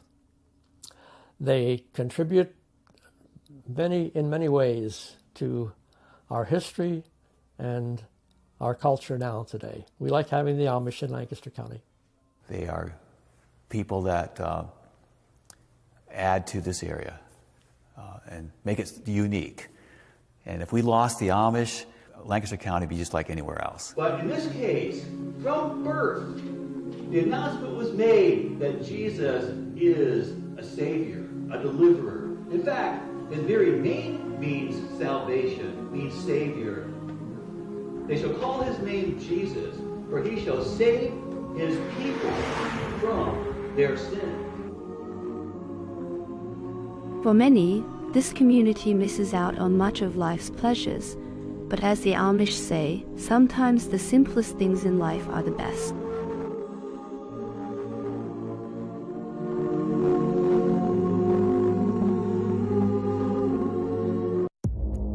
Our allies, in many cases, are worse than our enemies. Stay informed and connected with the latest international headlines. There obviously is a risk. From breaking news to in-depth analysis, it would appear that this war is coming to an end. Who buys this stuff? Investors, pension funds. We deliver the most important developments straight to your screen. Iran always wanted to deal with militia. Join us for compelling, expert-driven conversations. A curfew order has been established. And an insightful look at the issues shaping our world today. There are a lot of proposals about European architecture for security. I'm Leigh Ann Gerrans, and this is W News. We dealt with this when I was Chief of Staff in the first term. Where you don't just hear the headlines, you get the full story.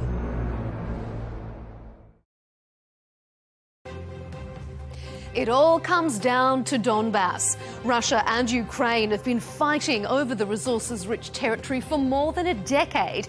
And now, reportedly, it's the only thing preventing a peace deal. Russia controls the majority of the hotly contested region. Should Ukraine give up the rest in return for peace? It's up for debate on Counterpoints with me, Melinda Nucifora.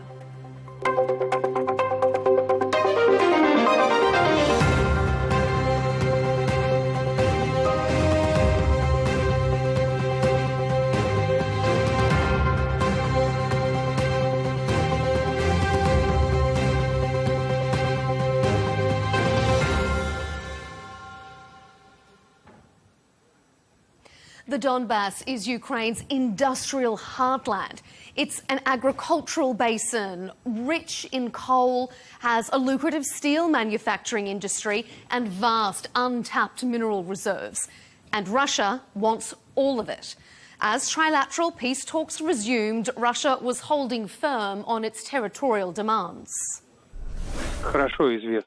Russia's position that Ukrainian armed forces must leave the Donbas territory, must be pulled out of there, is well known. It is a very important condition. Russia currently controls about 90% of the Donbas, but Ukraine refuses to simply hand over the rest. Dug-in positions on both sides meant the two-day peace negotiations in Abu Dhabi ended without much progress. So, what compromises, if any, are on the horizon? On this episode, we'll debate if Ukraine should accept defeat in Donbas. US security guarantees have reportedly been agreed to. Can and should Ukraine rely on the US? And amid reports that some European leaders are considering reopening diplomatic channels with Russia, we'll ask our panel if that's good policy or bad timing. To debate the latest developments on the Russia-Ukraine deal, I'm joined by Richard Sakwa, Emeritus Professor of Politics at the University of Kent and author of the upcoming book, The Russo-Ukrainian War, Follies of Empire. Ray McGovern is with us, former CIA analyst of Russia and a gentleman who participated delivering the high-level daily brief to President Ronald Reagan. So a lot of insight on security there. And Valina Takarova is with us, rounding out our panel. She's a European geopolitical strategist and political scientist, and we appreciate having all of you here on Counterpoints. Thanks for being with us. Well, we've heard from the Ukrainian side that recent trilateral talks held in the UAE covered a range of important issues, and the Kremlin has intimated that talks will resume again later this week. Even though the sides have struck a somewhat optimistic tone, the major sticking point remains, seems to be as intractable as ever: who will control the Donbas region? During its military campaign, Russia has seized the vast majority of the two oblasts. It wants Ukraine to hand over the rest, something that Kyiv, thus far, is unwilling to do. Valina, let's start with you. Should Ukraine admit defeat in the Donbas and start considering territorial concessions? Well, as a matter of fact, Ukraine has already been pushed politically to territorial concessions. The very fact that we are now in this trilateral format between the United States, Ukraine and Russia is in fact a proof that the Ukrainian delegation is open to the idea of making certain concessions also on the territorial dispute. Now, what we do not know for a fact, because right now we have these important negotiations on the technical issues, is what exactly this kind of territorial dispute will be. I mean, of course, obviously we know that it's about Donbas, Donetsk and Luhansk. That's the territory which is now more or less mostly disputed because Russia wants the full control, and Ukraine, which still controls parts, in fact, 20% of Donetsk doesn't want to give it away, also for strategic concerns because of fear of future military attacks that could be initiated. So this is now highly technical. It's up to the military representatives of both sides. And of course, the United States is in the lead in terms of mediating the process. Mm-hmm. Richard, what do you make of Valina's comments there that Ukraine has already made concessions? Do you think, given the fact that Russia already controls about 10%, does it need to go further and hand over the rest? And if so, why? It's a sort of, it's a de facto concession because it wasn't one made voluntarily, of course. It was made, first of all, over Crimea, now Lugansk and Donetsk. And, of course, the other two in play, which are considered and part of, in the Russian constitution, they're now listed, talking about Zaporozhye and Kherson oblasts. So there's a number of other issues in play. But indeed, this 15 to 20% of Donetsk is at the moment the sticking point. And more than that, for Ukraine, it is the part of the defensive fortifications. So it isn't just simply territory. It's also about long-term military security. There's a lot of ideas about how to deal with this. Initially, there was some sort of idea of demilitarization, foreign observers, monitoring mission, all sorts of ideas. But Russia is sticking to its position that these two, Lugansk and Donetsk, have to be transferred in their entirety. But this is, I mean, there's a larger issue, of course. What will be the status of these four territories plus Crimea? So as we move towards an end game, it's larger than that. I mean, you mentioned security guarantees, which we'll talk about later, but that's obviously part of the package. Ray, how do you assess this dispute over territory? I mean, Ukraine is saying it's not up. Zelensky is saying it's not up to me to give it away. It's in the constitution. I can't hand it over. Russia is saying we won't settle for anything other than 100%. Where do you go from there?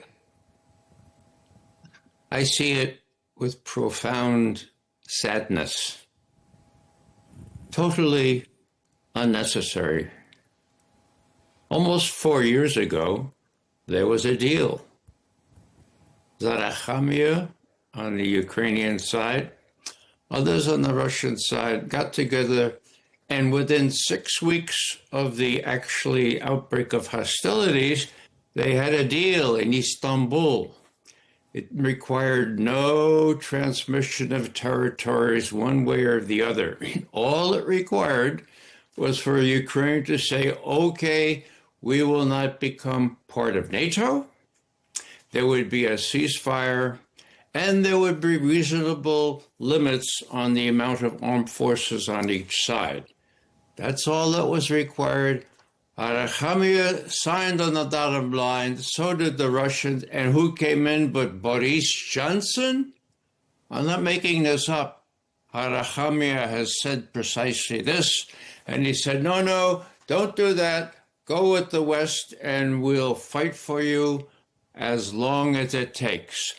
Very bad decision on the Ukrainian part. They decided to believe the United States and the Western assurances, and so 1 million Ukrainian soldiers have dead, probably 500,000 Russians. all because it was totally unnecessary. And that's why I look at it with profound sadness.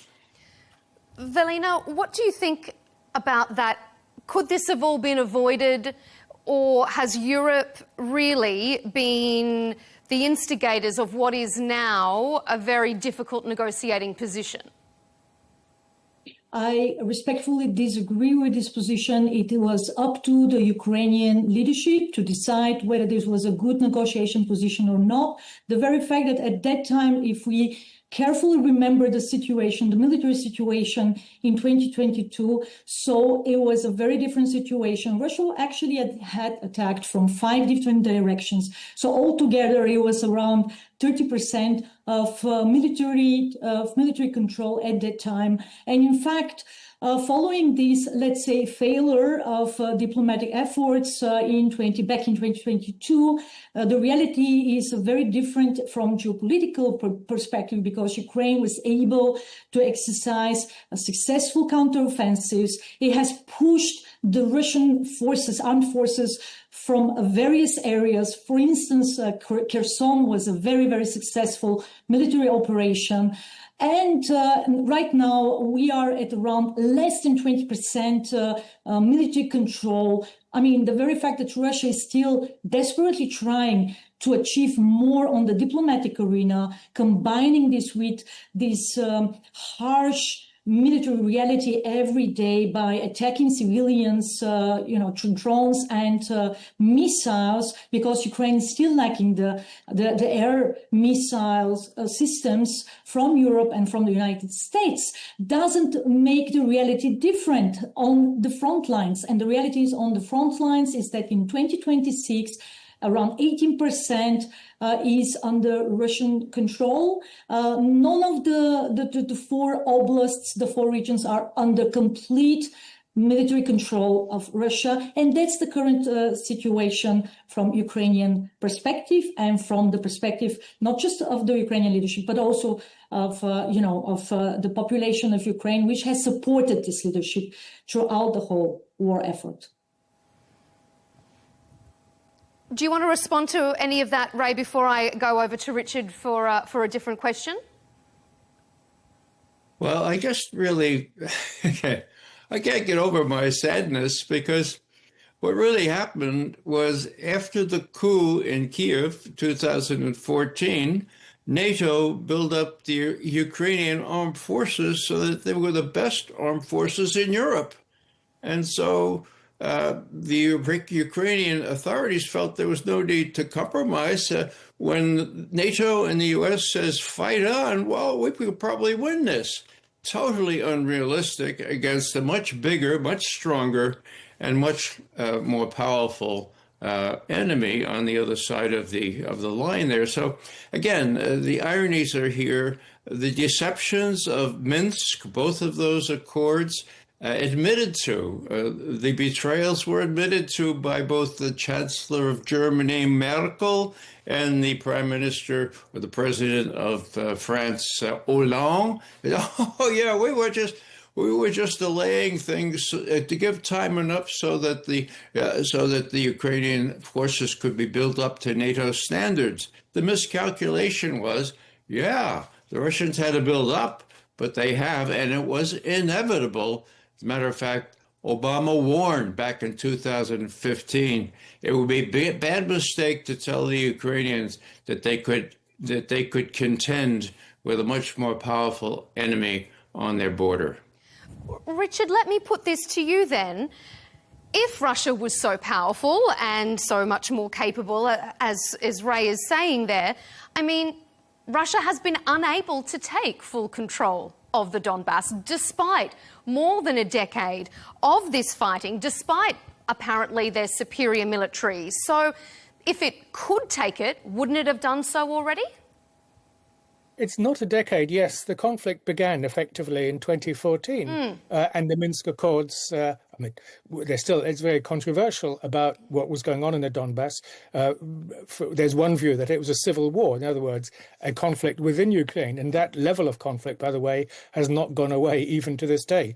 So, in my view, it's part of the settlement, as the Russians would call it, a type of civil peace, harmony within Ukraine, which respects the other Ukraine, that is Russophone, the multi-confessional, pluralistic Ukraine. So that's a whole level of analysis when we come to the end game, which will have to be sorted. The Russians call it denazification. I think that's a misleading term, but what it does suggest is that there's a cultural, civilizational element to the conflict. But the key point is that what was in the Minsk was a way of returning these parts of the two oblasts, Donetsk and Lugansk, back to Ukrainian sovereignty and jurisdiction. If only they made this internal peace. They couldn't do it because within Ukraine, the agenda was dominated by a type of homogenizing discourse, nationalizing discourse, accompanied by an extraordinary, Westernophilia, that the leadership lost, if you like, a sense of its own statecraft, which for a leader, which is to look after the concerns of their own people. They failed to do it. So it wasn't just a betrayal by Hollande and Merkel. It was of their own leaders. Zelensky, of course, was elected in 2019 as a peace leader. He said he would do everything possible for reconciliation. Very quickly, his discourse was captured and sabotaged by the extreme nationalist wing, which has dominated since, which has gone for a military solution. In 2021, the big issue was Tomahawk missiles. There's a whole stack of issues. That's why, we need to talk about this 15% of Donetsk, but that's only a small part of the larger picture. The Russians like to talk about root causes, and they have to be dealt with at many levels. It's like a Rubik's Cube. To get it all together means it's a very complex business. So I'm not sure that this discussion where we are now, these peace talks, can go very far. But just one final point. What's interesting now is that the United States is emerging as an attempt to act as an honest broker in its own way.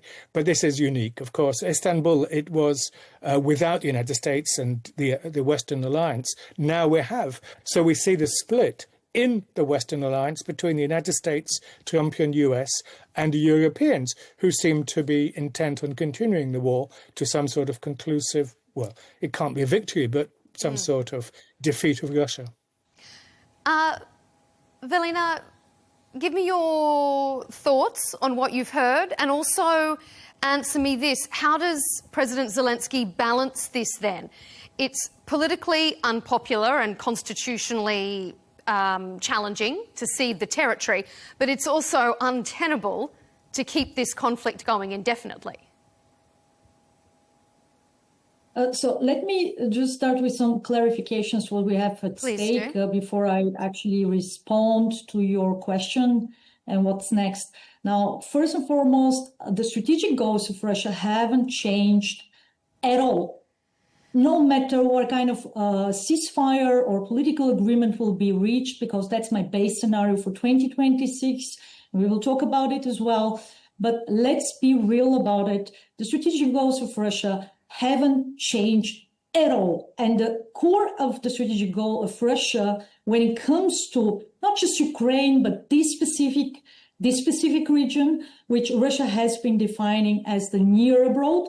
I mean, think of the Monroe Doctrine or the Monroe Doctrine and how the Americans are defining their direct neighborhood. So basically, you get the idea how Russia has been defining its near abroad. And they are denying Ukraine its very existence as territory, as people, and as sovereignty. So the end goal here is still very much the same, and it doesn't matter really about the continuum because, and I will remind you of something else. First and foremost, the attacks on Eastern Ukraine between 2014 and 2022 would have never been actually possible without the military of Russia. So it was a military operation, of course, in a hybrid form, packaged in a hybrid form, coupled with the annexation of Crimea. And basically, you get the idea where we are right now, because between 2014 and 2022, we had countless ceasefires. Now, the problem is that most people were not paying attention at that time. Ukraine was not interesting, and was actually most of the people were not able to point Ukraine on the map. But it was the very same modus operandi, countless ceasefires, every time violated. And it was a source of legitimization, such as the one that is going to happen right now, which is not going to stop the war. It's just going to prolong the continuum of the end goal, which is, again, as I said, the full subjugation of Ukraine in a long period of time, no matter whether Putin is going to be still in power or not. The system that's in charge is going to take care of it. So now going back to Zelensky, and rightfully you asked the question, which is, how is Zelensky being now in the position of representing the interests of its people, somehow navigating this completely different geopolitical reality. The Americans want stabilization of the old continent. They want to withdraw from Europe. They want the Europeans to take care of the continent's security. And at the same time, they know that they can do it only when a peace is achieved. So here is how I think it's going to happen. There's going to be a political agreement between United States and Russia. It's inevitable to happen because it serves these new strategic documents and this new, if you like, doctrine of this Trump administration. And it has nothing to do with Ukraine. It has nothing to do with Europeans. And you rightfully pointed out, of course, the Europeans are now quite on a different page when it comes to the relations with Ukraine and the relations with Russia. And what I think might happen is some sort of South Korea, North Korea armistice, some sort of peace without peace treaty, when the two delegations will come together under the guidance of the Americans and will sign some sort of paper which will actually initiate the ceasefire. Of course, with all the technicalities of a ceasefire, similarly to what was happening before. Trust me, the Ukrainian and the Russian delegations, especially the military intelligence, they fully understand the complexity of the situation, but it is, I think, the most realistic scenario for 2026. And this is going to be something that the population will accept, because you clearly see what is happening right now with the winter conditions, weeks of minus temperatures, people without electricity, without actually water, and basically under the most, the harshest conditions, where all of these drones and missiles are falling down from the sky because Ukraine is still lacking the required arms, the required air missile defense. May I interject Please. here? Go ahead. Go ahead, Ray. I agree that Russian goals have not changed. Ever since the coup in Kiev in 2014, Russia's goal was to prevent Ukraine from becoming part of NATO. Now, many of us have been saying that for years, but not until 2 years ago did the chief of NATO admit to that, Jens Stoltenberg, saying the Russians said, if you continue to want Ukraine in NATO, we will have to invade. Stoltenberg. We said no, and so the Russians invaded. So there you have it. But we got two more members, Finland and Sweden, so we got two. It was that kind of mentality. Meanwhile, 500,000 by that time Ukrainian youth have died.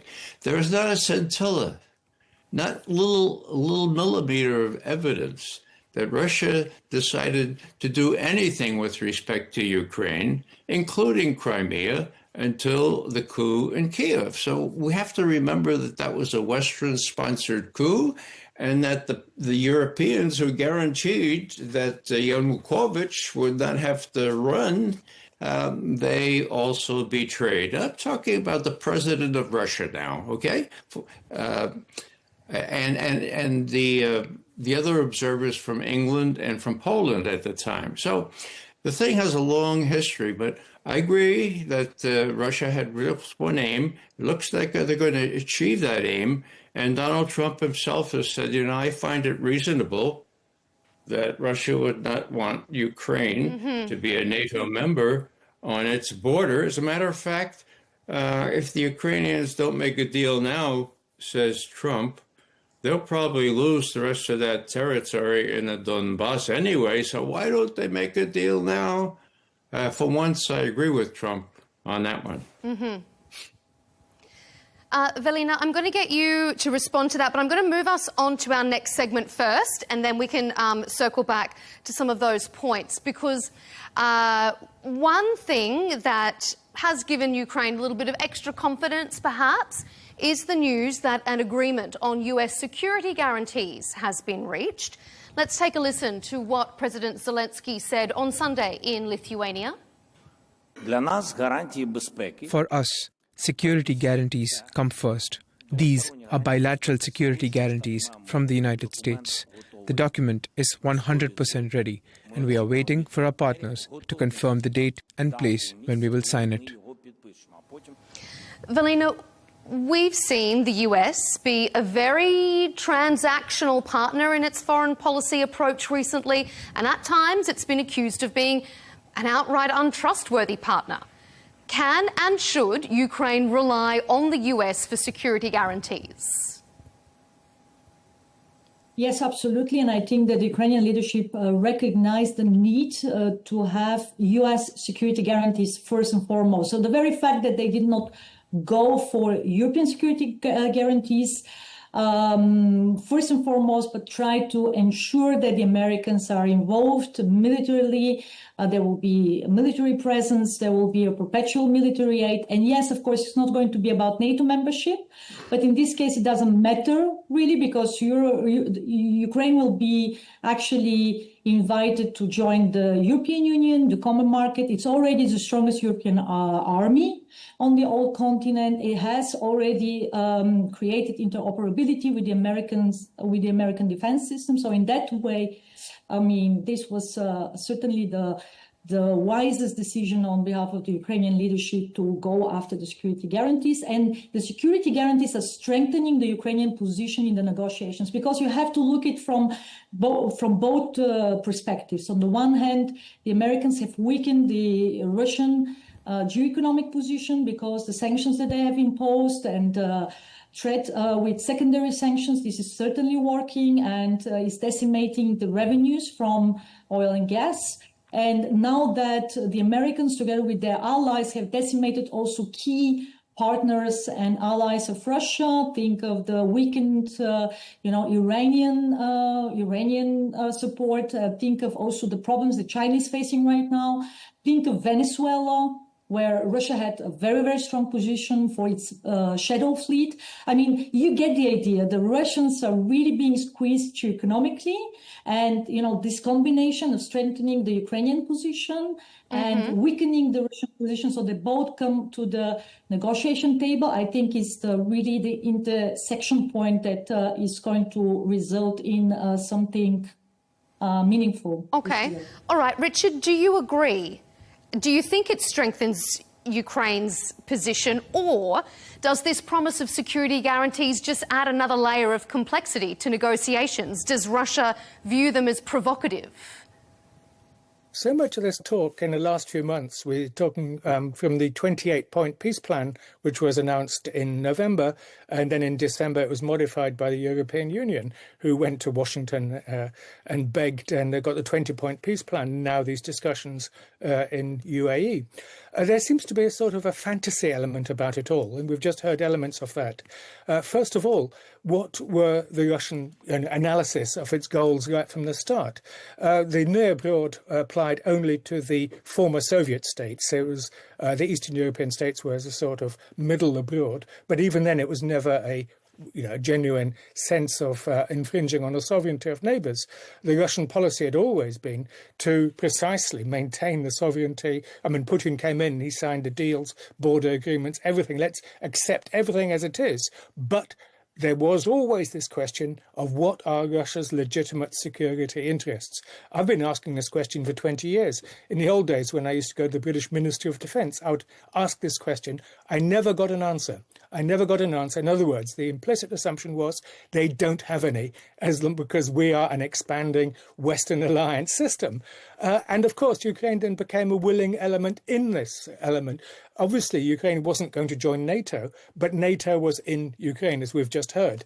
If Russia really wanted to annex these territories, as it were, if it was all about empire, they could have done for the bits of Donetsk and Lugansk all the way back from 2014, 15, 16. They didn't want it. The whole point of Minsk was to return it to a sovereign, independent Ukraine, but they mismanaged that, and Western sponsors, call them what you like, misguided. The US embassy in Kiev was some sort of proconsul's office, which, again, everybody talks about Ukrainian agency, which I want, genuine agency, independence, to think how it can save its people now, how it can actually live normally. Russia is not on its knees. We've just heard a very, I think, misleading analysis. Its economy, yes, it has huge challenges, but sanctions will not work.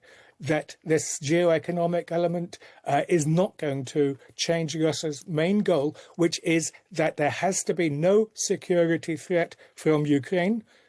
So how does the US security guarantees play into that then, though? Coming back to my question, does this add a dangerous level of complexity to negotiations? It certainly does do that. But remember, it's also rather insulting for the so-called coalition of willing, that is, of the willing, that is Germany, France and the United Kingdom and its allies, which have been talking for the last few months about they providing these security guarantees. And that's, as it were, been discarded with a rather contemptuous nod in these latest discussions. Yes, it does add a layer of complexity, because Russia does not want to alienate Washington today under Trump. They want to see this rapprochement between Washington and Moscow, and it serves, I think, everybody's interests to see this. Of course, we all want some sort of equitable, fair solution to the Ukrainian crisis, but we're not getting it at the moment. Security guarantees is part of the mix, but it's not the solution. The solution has to go far deeper than that to ensure. And by the way, just one final point. Russia also, Putin himself, also has his own constituency to bear in mind, that he is considered far too soft and far too willing to have an agreement. And even just recently an interview, I won't give names, but they're basically saying that he really should be much tougher. I know I have every sympathy for the Ukrainians suffering so much now, but there has to be an acceptance that this is an unnecessary war, that the Ukrainians became effectively part of a larger onslaught to weaken Russia strategically. And there's a huge constituency in Russia which says, we will not accept this. So an armistice on the Korean style is not on the table. It's going to have to be the security threat from Ukraine will have to be removed, including the placement of missiles. And an 800,000 strong army is nonsense. Okay. So we're still on the base point, but to a point naught in the negotiations ultimately. Ray, I know you want to jump in. I can see it, but I just want to give Evelina the right of reply there to balance our debate, and then I'm going to come to you. Sure.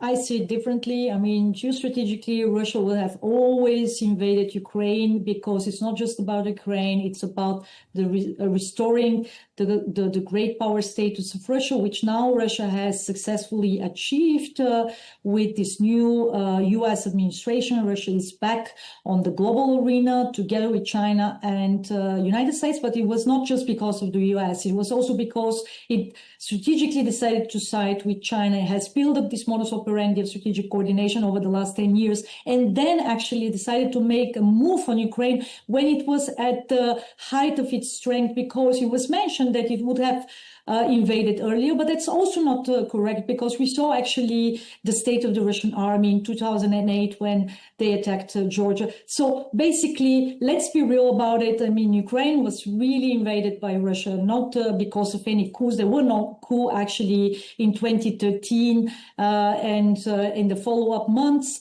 In fact, Ukraine was invaded because it was not a NATO member. And the reality as such is that now we have more NATO members close to the Russian border, and the behavior of Russia is completely different when it comes to the other NATO members, the new NATO members. For instance, when it comes to Finland, it's a very different behavior, which also comes to show that it's much more about the strategic goal also of destroying the European security order, of swallowing up Ukraine and actually getting all of this kind of territory and union together with Belarus and creating new facts on the ground, preparing for the 21st century global power projection. Now, going back to some rationale here, NATO is here to stay. We are going to have much stronger NATO along the eastern flank of NATO, including also cooperation with Ukraine, and that's a good thing for everybody. It's a good thing for the predictability of the European-Russia relationship in the future, and it's also good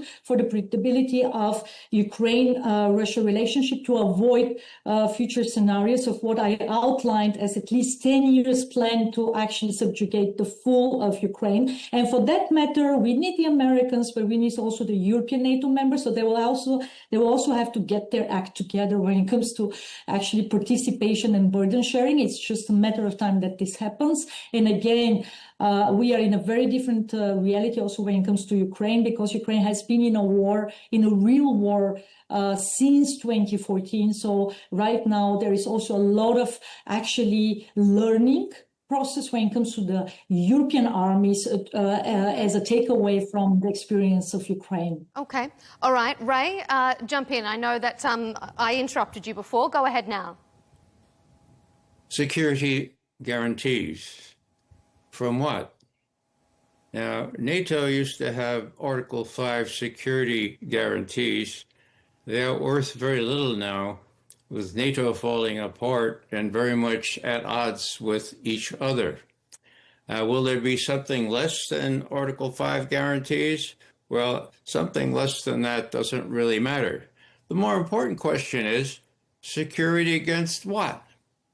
Now, there is no evidence that Russia decided to acquire Ukraine before the coup in Kiev in 2014. Even then, and even up till today, there are limited Russian designs. Now, President Biden can say, you think, in his last State of the Union address, anybody in this room think that Russia will stop in Ukraine and not go out to Poland and the Baltics, huh? Well, that's idiotic. The Russians already stopped in Ukraine. That's what I started with. April 2022, they stopped. There was an agreement. Arabiya initialed it. And you know what happened after that. So the notion that the Russians won't stop in Ukraine, of course they will. They already did. Will they go on to Poland? That's foolish. Would they go on to the Baltic states? I've been there, done that. I don't see any reason why the Russians would want to do that. And there is not a scintilla of evidence that they do. So, long story short, no Ukraine in NATO, no real reason for security guarantees. The Russians will be satisfied, and there will be a new realization that they are going to protect their own interests in the event of NATO infringement or infringement by anybody on their core interests. Mm-hmm. Velina, give me your right of reply of that, and then I'm going to hand it over to Richard. Yeah, I mean, very simple answer to that. So the security guarantees are actually meant to avoid any misjudgment of the situation in the future, which could lead to direct military clash between European NATO and Russia. So the risk of European NATO Russian military conflict remains as low as it was actually prior to 2022. There is no readiness on behalf of the European NATO countries to wage a war against Russia, and vice versa. So Russia doesn't want to wage a war against European NATO. Not to speak of United States, but the point here is how to avoid any future situations let's say, misjudgment, misperception. And I think that in that case, security guarantees, I mean, first and foremost, of course, are meant for Ukraine, being not a NATO member, because yes, I agree, Ukraine will not receive NATO membership invitation. That's going to be, part of the political conditioning.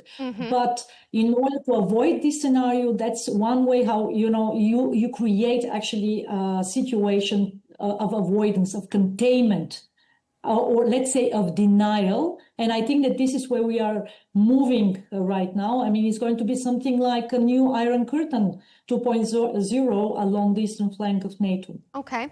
I'm going to move us to our next segment in just a moment. But Richard, I want you to weigh in on this topic before we do. Yeah, the European security order was mentioned earlier, and this is the fundamental issue. Velina just talked about a new Iron Curtain. Yes, de facto it's emerging, but I think that this war will continue until... So the last thing we want is, and certainly the last thing Moscow is wanting, is another armistice. This is why I say the Korean situation is a very unlikely outcome. There has to be an outcome which deals with a far larger, a larger picture, bigger picture across the European continent, as it were, so that Russia's we're just not waiting for, if you like, a short armistice, but like in 1918, before we start fighting again in 1939. This is madness. There has to be a far more sustained solution to this question, which hasn't been solved since 1991, is how do we get a pan-continental security order? In Washington, this is now being talked about. Kiev, of course, is the huge fishbone in the gullet, which is just stopping Europe moving on to some, and certainly from Washington's perspective, to establish this framework. Yes, we understand we want emerging out of this a free, sovereign, democratic Ukraine, but one which is neutral. And the security guarantees at the moment, it's so much of the Western allies talking amongst themselves, or Kiev talking to Washington. Where's Moscow in all of this? Yes, they've been talking now, finally, the military people in these talks just this last weekend, finally brought the military on board, talking to Budanov and so on. So we don't know the details, but there has to be a bigger solution rather than just an armistice, in which case, what would be the missiles in Ukraine? The whole thing about these Tomahawk missiles, I go on about it, but this was the discussion in December 2021, just before the war, again when Blinken met Sergei Lavrov, the Russian foreign minister. These issues have the whole point. Russia's lost, I don't know how many, tens of thousands of men, Ukraine as well, that we need to get to some more sustainable peace order, not just a temporary end to fighting. We're getting close to running out of time, so I'm going to move us to our final segment so we've got a little bit of room to breathe on this last topic, because there are concerns within the European Union that some leaders may be considering reopening diplomatic channels with Russia. Now, some say that's a good idea. France's Emmanuel Macron and Italy's Giorgia Meloni have flagged the possibility of restoring direct communication. That has other EU partners such as Poland worried. So, Ray, what do you think? Should EU leaders open direct channels with Russia? Well, the answer is undeniably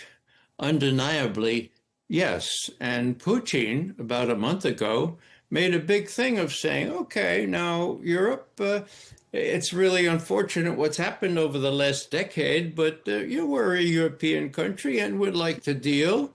And even Chancellor Merz has said, yeah, well, actually, Russia is part of Europe and maybe we should talk. But the Russian reaction, and I can understand it, is, who are we going to talk to? Kaja Kallas? Just why over not? the weekend. I mean, why not, though? Well, if she's Europe's representative, why do they treat her with derision? Well, because I will quote Peskov, and he's Putin's spokesperson. It has nothing to do with the fact she's a woman. Let's let that one aside. She's not very smart. She didn't know that Russia and Japan helped. Russia and China helped win World War II. She thought it was all the Americans. She's just not very bright. And what she says is not really smart. And so she was really just a creature of Ursula von der Leyen. And so, don't take it from me, Peskov said on Saturday, he said, look, we can't talk to this person. She doesn't know what agenda's up. Who are we going to talk to? And Macron?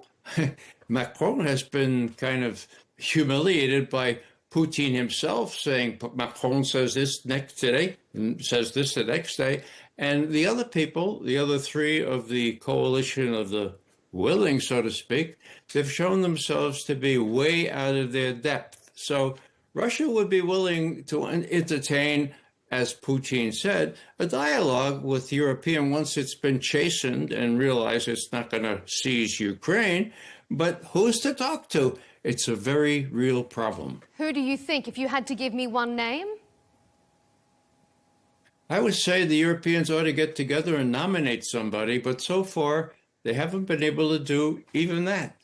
Okay. Velina, do you think that individual European countries should reopen direct lines of communications with the Kremlin? Of course they should. Oh, no, I'm going to hand this... them. I'm going to hand this one over to sorry. Velina now, because I'm going to guess she disagrees with your point there, Ray. Okay. Not necessarily, but I want to make a clarification that what I actually outline as a possible or realistic scenario for what I think might happen doesn't have to do anything with my normative thinking or the way how I actually see things based on my own values. So it has nothing to do with my personal values-based system. It has all to do with my professional career, where I try to outline the most realistic way of things, how things might unfold. And here again, I have to say, I think that it's inevitable to happen. I think that in the next months and probably a year or two, there will be an inevitability for both European states and Russia to get to some communication channels, similarly as the Americans and the Chinese have relaunched important military-to-military communication channels to avoid unnecessary or dangerous situations of misjudgment or misperception. And here again, I mean, the calculus is the following. If United States is relaunching strategic dialogue with Russia for their own national interest, because they try to lure Russia away from the dragon bear in the long run, I mean, there are now recalculations in some European capitals that there is a need for a European approach also to Russia in the post-peace period. Of course, all emphasis is being put on Ukraine and the integration of Ukraine into the European Union, as well as the launch of European military presence in Ukraine, and so on and so forth. All the stuff that we have already talked about. But the point here is that there is realpolitik calculus. It might come from Finland, it might come from Germany, it might come from Italy, it might come from France. So various capitals, as well as probably the European Union capital, which is Brussels. There are still some dependencies. There are still some issues which are burning issues in the short run. And again, I think it's inevitable to happen. Velina, I'm going to pose the same question to you as I did to Ray. If you had to give one name, who do you think is the best placed? I wouldn't say best placed, but I actually would name the Finnish the Finnish political figure, which is Alexander Stubb, who is actually quite familiar with the Russian calculus, and I think he's also on very good terms with the United States right now with Trump, and I think it will be a very, very good representative of the European interests in, let's say, if it comes to some direct dialogue between Russia and Europe. Okay, Richard, round out our debate for us. What's your position? Do you think Europe should reopen these diplomatic channels? Yes, and it's only 4 years too late. It should have done this a long time ago. It's astonishing. We have a war on our European continent, and the major European leaders believe that they can just wage war. Even 2 years into the First World War, talking about December 1916, there were peace feelers, let's put it this way, and it was a path which could have gone forwards. Ray's mentioned the Istanbul talks earlier. We could talk about the various Minsk agreements. We could go back to 2013 when the association agreement was being discussed and the European Union leadership, when Moscow said we've got issues and concerns, the leadership of the European Union says, what's that got to do with you? Apart from the fact that Russia and Ukraine were for many years a single economic unit and so on and so forth. It was this arrogance of the European leadership, which is one of the big provocative factors which has provoked this war. Again, Ukraine then became, after 2014, a willing accomplice of these, in my view, very short-sighted policies. We're still... as you say, of course there should be dialogue, and it's astonishing even that it's raised as a question. The idea of Alexander Stubb, the Finnish president, being a negotiator is, again, the West talking amongst itself. Yes, he plays golf with Donald Trump, so yeah, great. But of course, he's well known as being precisely one of the most hawk-like Russophobic elements in Finland. And if they're pointed, even the idea of naming him as a possible interlocutor in negotiation just shows how far the Western leaders and the Western position is from understanding the causes that provoked the war. It was not an imperialist war. It was a war about security, quite clearly outlined in the December 2021 treaties and a debate over 30 years about... It's not just NATO, the larger framework of security on the continent. There has not been a pan-continental If not order. the Finnish leader, who do you think is a better candidate? There is no one. There is no one in the European, including the United Kingdom, who has any respect in Moscow, who would be able to act as a genuine interlocutor. Of course, you then mentioned the Slovak or the Hungarian leaders, but they wouldn't have the backing of the Europeans. So Europe is, I'm afraid, and the fact that we're having this marginalised, it has suffered enormously economically. The idea of Ukraine joining the European Union next year, which is part of the 20-point peace plan, where the European leaders talk to each other, yeah, I'd love to see it. But it'll mean a transformation of the European Union, a second-tier membership, who knows what. So this is, as I said, so much of the discussion for the last few months have been in some sort of fantasy world. And the hard reality is that we have to go back to basics. What was this war all about? And let's try to sort it out so that we do have an equitable solution for Moscow, for Kiev, for Brussels and Washington. That's where we have to start from. That, unfortunately, seems like it could be a big ask. We are out of time, so I unfortunately have to leave it there because the insights across our panel have been really illuminating, and we appreciate all of your diverse opinions. It's what we love here on Counterpoints. Richard Sakwa, Emeritus Professor of Politics and author, Ray McGovern, former CIA analyst of Russia, and Valina Takharovka, Trina Takharova, the European geopolitical strategist. Thank you for your time here on Counterpoints.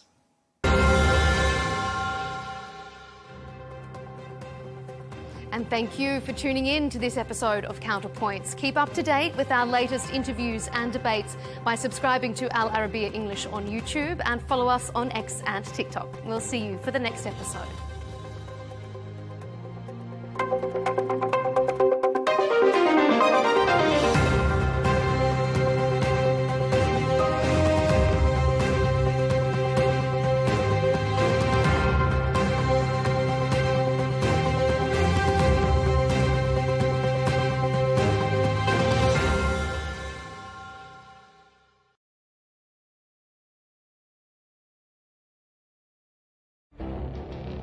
It feels like decades are passing by in a matter of weeks.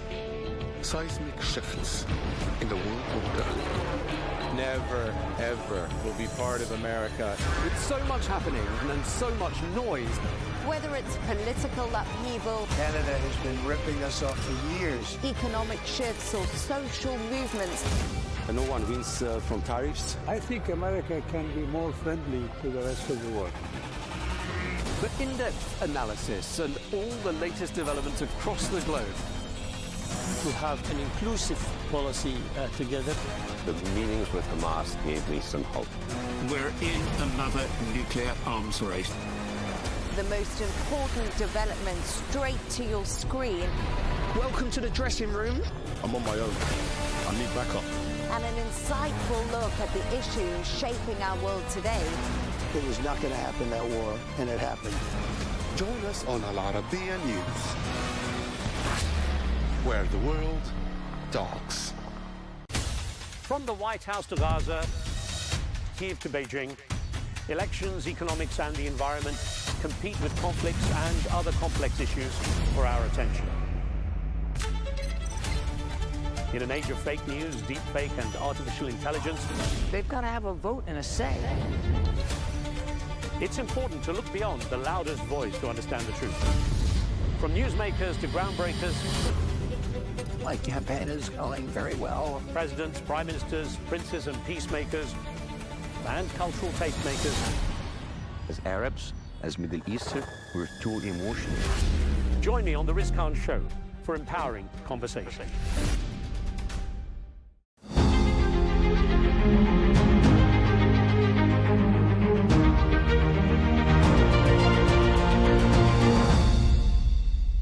We are here in Davos, in the World Economic Forum, where geopolitics is really taking center stage. What do you think are the geopolitical themes that will affect how we do business in 2026, globally and especially in the MENA region? So I have to say, Nadine, first of all, thank you for having this conversation. It continues from the previous conversations that we have. I have to say that geopolitics, AI, happens in every conversation here. You talk about them. But I think the other piece that is coming through is that there is growth. The world is still growing. So there are many black swan events that are happening around us, but the world continues to grow. Now, a couple of things to just unpack that. One big theme that is emerging today is this concept of physical AI. So this is not just AI from what we use in our consumer format, which is maybe a chat GPT or something like that. It is really how AI shows up in our manufacturing systems, in our production lines, in our supply chains, and how the people who do that work there can touch and feel AI and see AI something that's real for them and not something that's talked about in headlines. And I think what's happened from 25 to 26 is that we have real examples of how this has already taken shape. The energy industry is leading that work in physical AI, and therefore the MENA region can be really a path-breaking innovation hub as we see physical AI taking shape. Can you give us an example? So I think last year, same time, I was talking about the potential for autonomous in the energy value chain. Just in the last 2 months, the first few of our autonomous control rooms in the energy supply chain, actually in refineries, went live. They did their pilots, and we are likely to have them running at production scale in the next 2 or 3 months. Basically, what it means is you can predict events in a refinery and in energy value chain and take corrective action even before that event happens. So this gives us a flavor of the changing role of Honeywell. Honeywell traditionally had been linked with the energy sector in the Gulf region, but now with Gulf countries diversifying their economies, there's an evolving role that Honeywell is playing. Can you tell us more about that? So Honeywell is evolving itself. Just a quick update there as we continue our process that we've announced of the strategic transformation. Our aerospace business is on path to be a separate company. The Honeywell company that remains will become a pure play automation focused company. And what that does is we have 3 areas that we make an impact in. It is buildings, it is process, and it's industrial. So we were known primarily for process technology, but I think the building automation, process automation, and industrial automation are the 3 areas where in the Gulf region also we have significant presence and doing a lot of work. Buildings is a great example. All the giga projects that you hear about in Vision 2030 and beyond in Saudi are great examples of what we're doing in terms of giga projects. So there's a long list, of course, and we work through them. So I'm going to ask you about the opportunities that you see in the diversification plans of countries like Saudi Arabia, for example, especially you mentioned now the giga projects, but there's also the industrial and logistical sectors, advanced manufacturing and others. What are the opportunities that you see there for Honeywell? Yeah, let me take that opportunity of physical AI. Physical AI is different in the sense that each part of the world will evolve differently on physical AI. Why do I say that? Because physical AI depends on what kind of industry verticals you are good at in a particular country It depends on what kind of investments you're creating, in which part of the value chain you're creating investments, and most importantly, what people and skills are you starting with? What are your work practices? And that is what physical AI codifies and then enhances the capability for those workers going forward.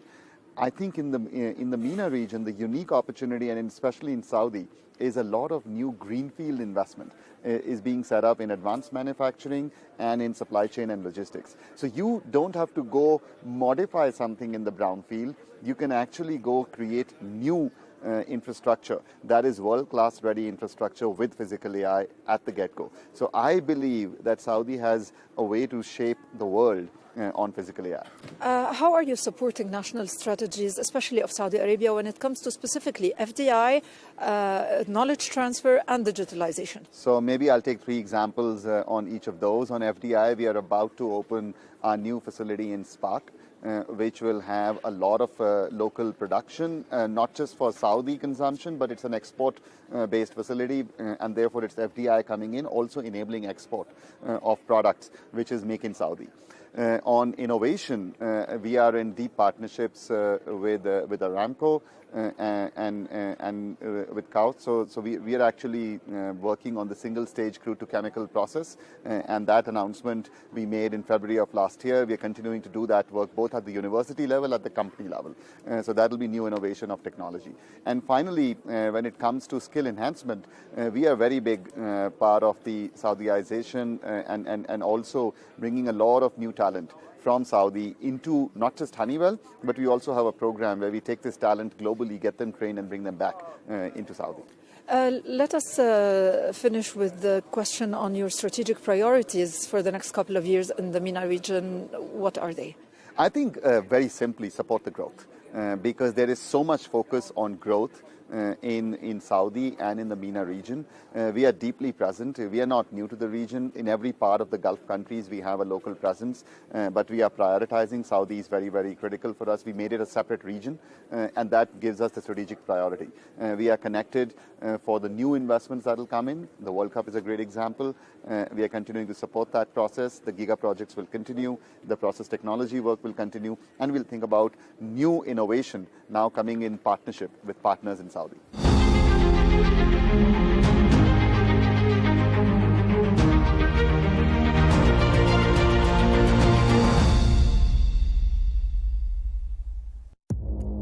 Our allies, in many cases, are worse than our enemies. Stay informed and connected with the latest international headlines. There obviously is a risk. From breaking news to in-depth analysis, it would appear that this war is coming to an end. Who buys this stuff? Investors, pension funds. We deliver the most important developments straight to your screen. Iran always wanted to deal with militia. Join us for compelling, expert-driven conversations. A curfew order has been established. And an insightful look at the issues shaping our world today. There are a lot of proposals about European architecture for security. I'm Leigh Ann Gerrans, and this is W News. We dealt with this when I was Chief of Staff in the first term. Where you don't just hear the headlines, you get the full story.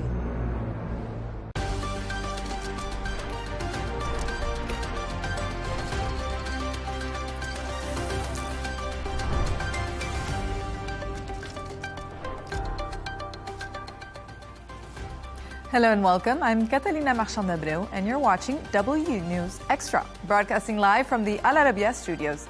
These are our top stories. The U.S. says they've shot down an Iranian drone which came close to a U.S. Navy aircraft vessel. Bill and Hillary Clinton agree to testify before Congress in the investigation into Jeffrey Epstein. President Trump signals towards a potential breakthrough ahead of talks between Russia and Ukraine tomorrow. And the United States and India have reached a landmark trade deal.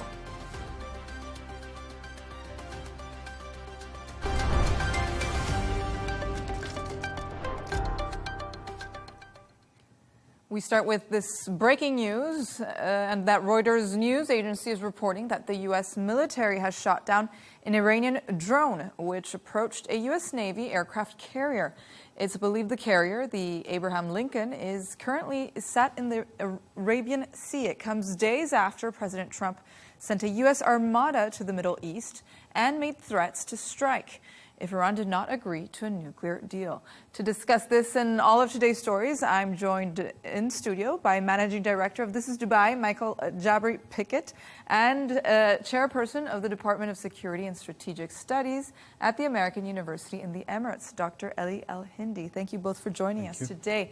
We'll start with Dr. Ellie now. Details are still emerging right now, but what more do we know about this incident that just occurred, and what could the ramifications of this be? Well, practically, it's the first recent incidence of contact or clash, if you may say, between the U.S. Navy that is close in the region, in the Arabian Sea to be specific, and the Iranian Revolutionary Guard drone in that case. Now, the incidents happened around 500 miles on the southern, from the south of the coast of Iran in the Arabian Sea. The Shahid 139 drone came a bit too close to USS Abraham. They initiated some, retaliation measures. The drone did not go back. It came too close, so they actually shut it down. These are the facts. We don't know more than this at this stage. I guess it is, in my opinion, like any two armies present in a specific area close to each other, they would be testing each other's grounds, and they would be doing reconnaissance missions to see what's happening, who's there, what kind of capabilities do they have, and so on. So I think it is part of that. It just simply came too close, and the Americans had to shut it down as of course, a protective measure. We have to remember that these Shahid drones could be carrying bombs or small missiles, but they also could be suicide drones that could really cause some damage to an American ship. Maybe not the USS Abraham, but a smaller ship, one of the ships that are close by. So did they have to shoot it? Maybe it was just a preemptive measure to avoid anything like that. Will it lead to escalation? I don't think so. So far, we're hearing that the negotiations are happening, are continuing, and are achieving good progress. So I don't think there will be, I don't look at this as the trigger that will initiate the whole escalation and the whole confrontation between the two in that sense. And since this is still a developing story, we're also learning that no U.S. equipment was damaged and no U.S. soldiers were harmed here. Now, Michael, we got the impression this week that Iran was willing to talk, and Caroline Levitt just also said that talks are still scheduled for later this week. So perhaps does this action that we're seeing here, does it still say otherwise? No, I think this is consistent with how the Iranian government operates. They have two parties that they have to please. They have to make sure that they're pleasing their base back home, and they have to undertake certain actions. But they also need to make sure that they're not overthrown by an invading army. So they want to make sure that the Americans recognize that they're serious about negotiations. If we recall, during the 12-day war, just before that began, the Iranians were getting ready to sit down and negotiate with the Americans. So they were caught off guard. And when Iran retaliated and bombed the U.S. airbase in Qatar, they gave proper warning, letting everybody know that this was going to happen. So the civil aviation in the area was shut down. There weren't planes in the sky, so there was going to be no damage to any civilians. So they understand how to operate on the global stage when the Americans are in the vicinity. So I think that they are definitely operating with, it's almost a performative action, right? Making sure that your audience back home is happy, and also making sure that the Americans recognize that you're maybe not attacking them, you're playing to your base. Exactly. Ellie, do you think this is all a power play on both sides? To a large extent, it is. I think the ideal situation for the Iranian regime was to do what they did during the Obama period, to have very long negotiations, and hopefully the American president would be changed and they will have a different dynamics and so on. This time around, they had Trump who's saying, no, we have to get a deal very fast. It's not going to be years and years of negotiation. Yet, even with that, they were still resisting. And we have to remind ourselves that the three key points were nuclear enrichment, were the ballistic missiles, and were the militias or Iran's activities in the region. And now we added a fourth or maybe subcomponent, which is the 400 kilograms of enriched uranium that after the hit were saved somewhere. The Americans are ensuring that they need to know what's happening there. I think what's making this negotiation a bit different is the internal situation of Iran, exactly what Michael was saying. I think the regime is under a different kind of pressure, and they feel, I think for the first time, that they need to get a deal done to save themselves from internal pressure, but also from external pressure. So I think they do need an agreement, and they will not rush into any military action. And of course, part of this deal, what Trump is asking for is zero enrichment of uranium in Iran. Do you think that they're really willing to give this up, Michael?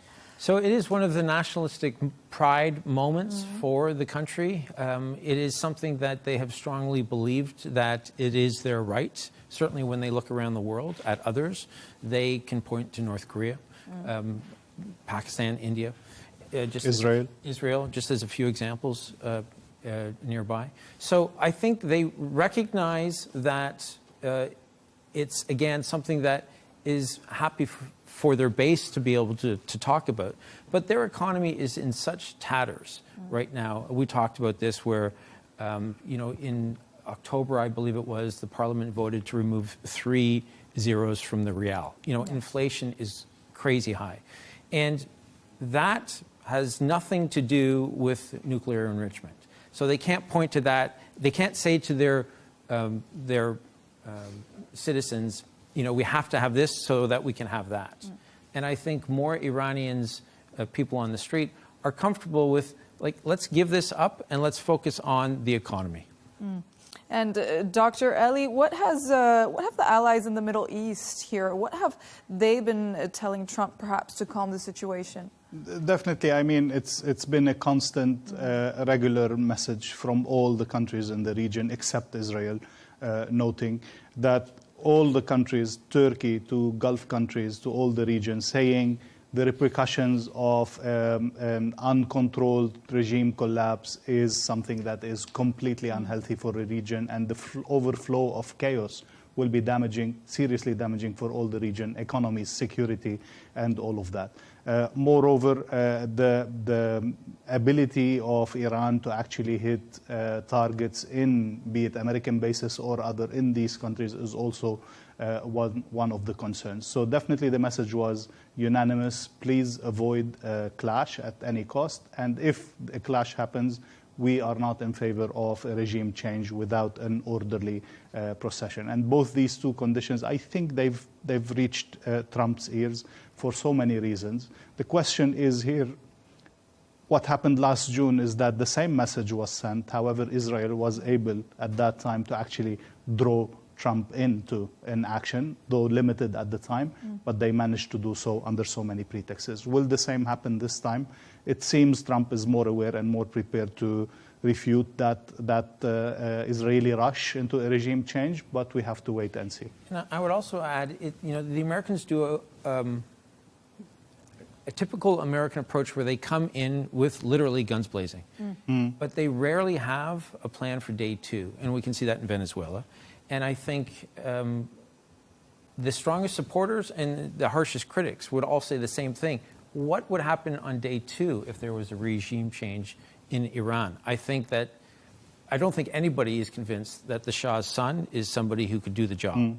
And you really need the people to come together to demonstrate to the global community, especially to the Trump administration, that we can take over. And I don't think any parties have come up to the fore and said, we can be considered for at least a transition government. Right, so it's still a developing story here. Thank you both for your thoughts. Stay right there as we move on to another story now. Former U.S. President Bill Clinton and his wife Hillary have agreed to testify in the congressional investigation into Jeffrey Epstein. It comes just days before a vote which will decide whether to hold the couple in criminal contempt for refusing to appear before the House Oversight Committee. Meanwhile, the former U.S. ambassador for the UK, Lord Peter Mandelson, is to be investigated by the Met Police. Amid investigations, he passed on sensitive information to Epstein. He will also step down from the House of Lords in the UK Parliament. So, Dr. Ellie, let's start with this. Bill Clinton has agreed to testify before Congress after several subpoenas were filed from October last year, right? Exactly. So what actually broke the camel's back this time around? I think, again, as you said, it started in October, then again in December, then again in January. He was constantly refusing to appear before the Congressional Committee. I think at the time where the committee came to the number of votes, but also the decision to actually hold him in contempt and actually transform that into a judicial track, that made him possibly change his mind. Definitely also the whole PR pressure. What are you hiding? Why do you don't want to testify?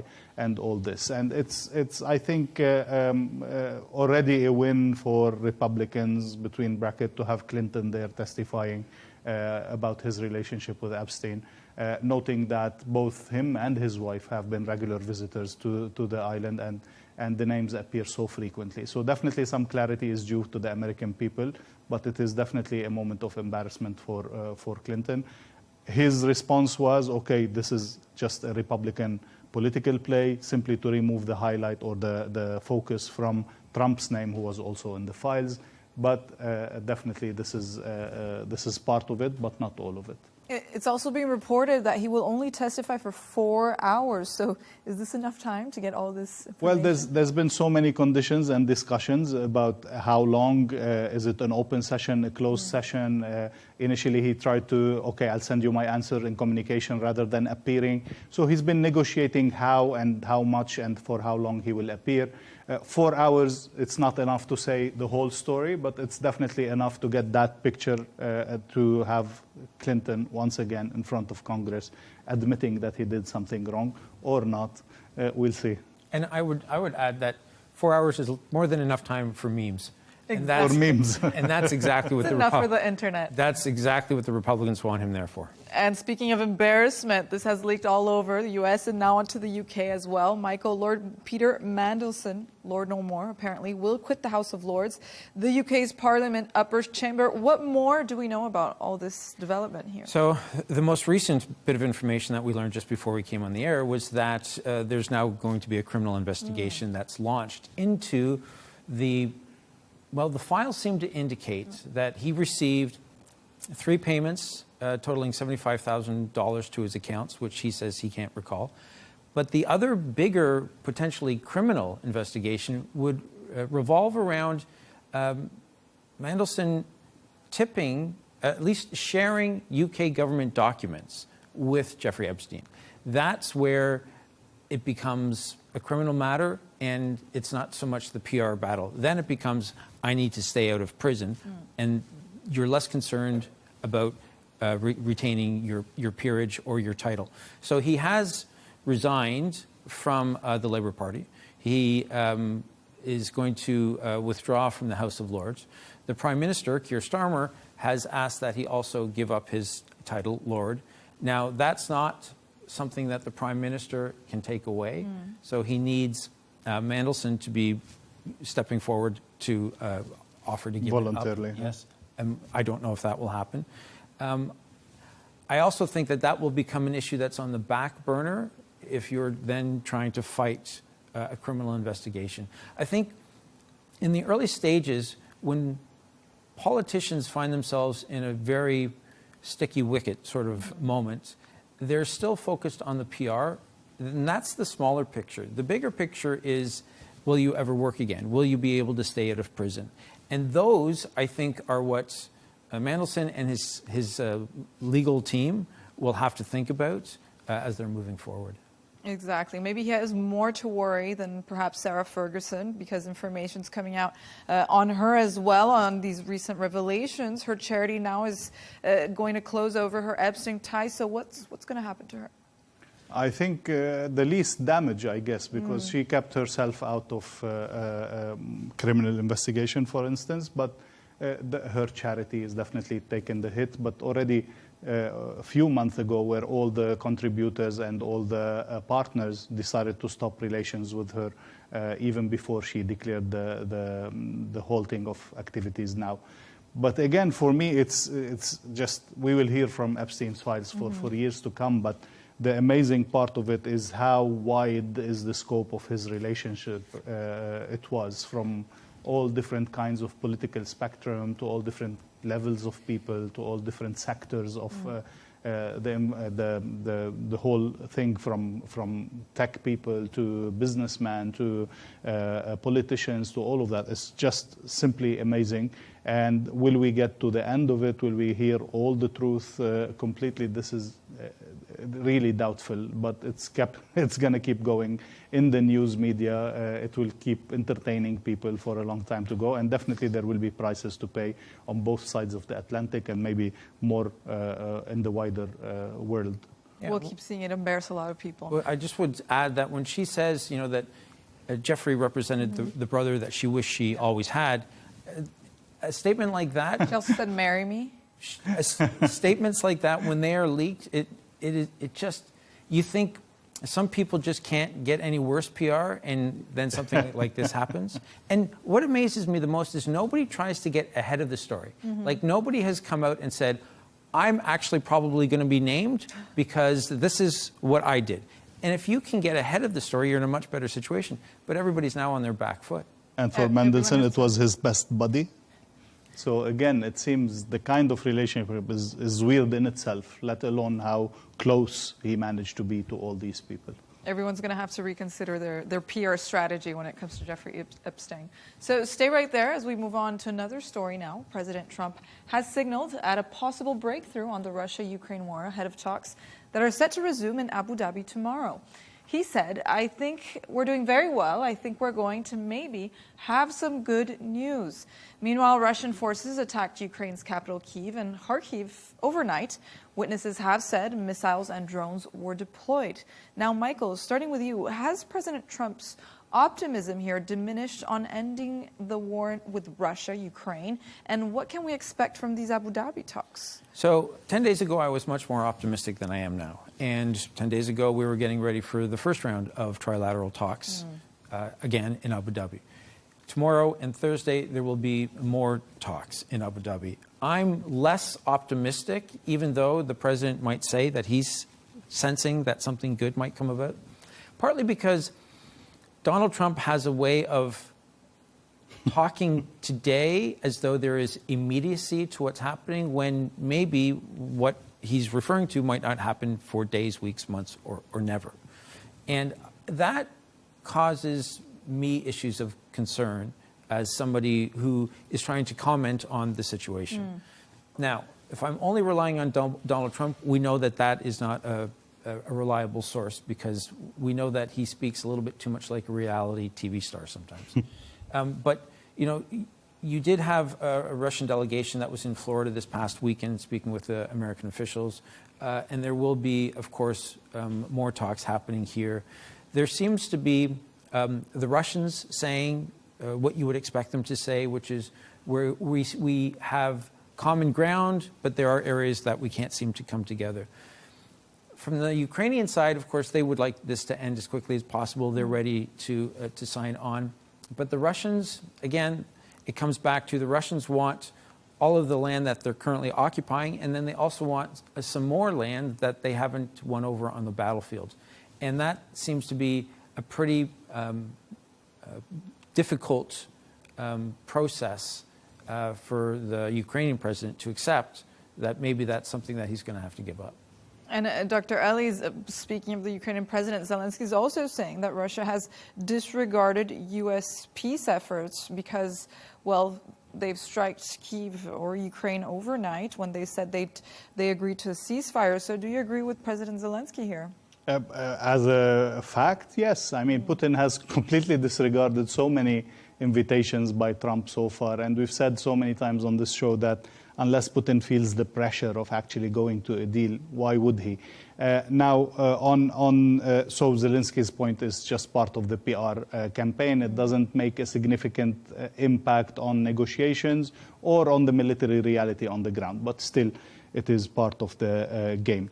Now, I think definitely I agree with Michael that Trump's declarations are sometimes, we ended the 3,000 years war in the Middle East and we declared everything, and then we're still not entering into phase 2 in Gaza. We declared we will stop the Russian war on day 1, but then we're still discussing after a whole year in that sense. But on the other hand, I do believe that Russia needs the deal, and Russia is serious about getting this war to an end on condition that they get whatever they want. And so far, what we've hearing from the 20 points that Trump declared, or from other, discussions and things like that, that Putin will get almost everything that he wants out of this deal, be it the territories, depends on the extent of that, and maybe a few kilometers here and there, but he will keep the territory that he has. Ukraine will not join NATO. There will not be multilateral forces in Ukraine. So these are already all points in favor of Putin. There's definitely a lot of things to iron out just to make sure we have a deal that everybody can get out and claim that he achieved something out of that deal, and he kept, the proper image in front of his people and in front of his allies.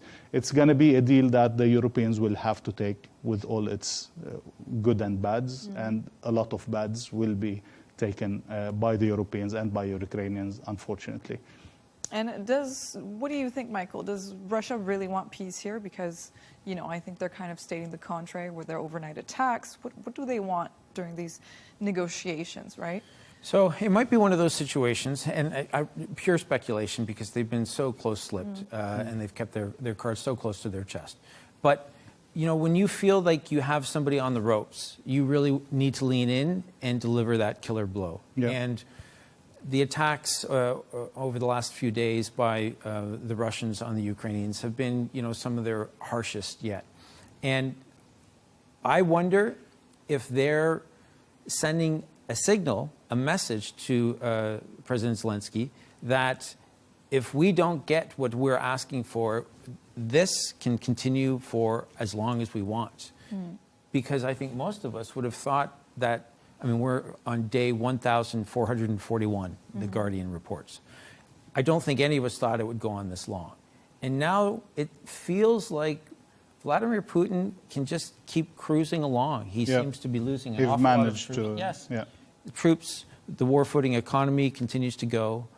Of course, we don't get a lot of information out of Russia, but we get enough that we probably would have heard if there was a lot of great discontent. That doesn't seem to be the case. So Vladimir Putin, he also wants to make sure that he's giving the impression, as he's negotiating, that I'm the one in control here. And what better way than to show, force on the battlefield? Right. And Dr. Ellie, do you think that President Putin or Russia is going to keep cruising, word used by Michael, through this war until they get the Donbas? Because there's this issue of territory. Who's going to give up the Donbas? Who's not? What do you think is going to come up from that? Achievements, or let me say advancement on the ground, has proven to be difficult. We're already in the middle of the winter. All parties face a lot of trouble in winter. We're talking about very, very cold winter in that sense. So I don't think a lot can be achieved on the ground, but can he achieve at least to keep the territory that he got through negotiations? This is a potential. And I agree with Michael, like the situation in Kiev with the cut of electricity, with the cut of heating, it is definitely putting the Ukrainians under significant pressure, which would make them maybe agree on things that they wouldn't agree otherwise, especially that the American support is no longer unconditional, and so many things are happening in that relationship. So Trump is no longer the main support in that sense. Putin will get out of this deal an upper hand. However, something needs to be given to Ukraine in order to, as we said again, come up as at least having something achieved in that sense, some dignity for the Ukrainian people, some price for all the suffering that have happened over the past 4 years. Do we know, for example, what's going to be given to Ukraine here if they concede the Donbas, which is huge on their territorial integrity, right? What could be equivalent to? Well, again, as the most important request for Zelensky has been security guarantees. And what is the shape and kind of these security guarantees? This is part of the ironing out to see. Probably not troops on the ground, but maybe some kind of defense agreement with some European powers, not with NATO itself. There could be a talk about Ukraine joining the EU, but not NATO, for economic benefits. There could be, and actually Putin kind of accepted that, to use the Russian frozen assets for the reconstruction of Ukraine. Definitely the integrity of the government, and that the government did not fall, and so on. So all of this is part of what Ukraine can claim we achieved out of this long resistance that we handled, and eventually they were able to stop the second biggest or strongest army in the world. So this is already something that is there. They definitely have the resources agreement with the US, which hopefully will also bring in some development and some reconstruction and benefits in the sense of the economy. Thank you both for your thoughts there. So now let's move on. President Trump says the United States and India have reached a landmark trade deal.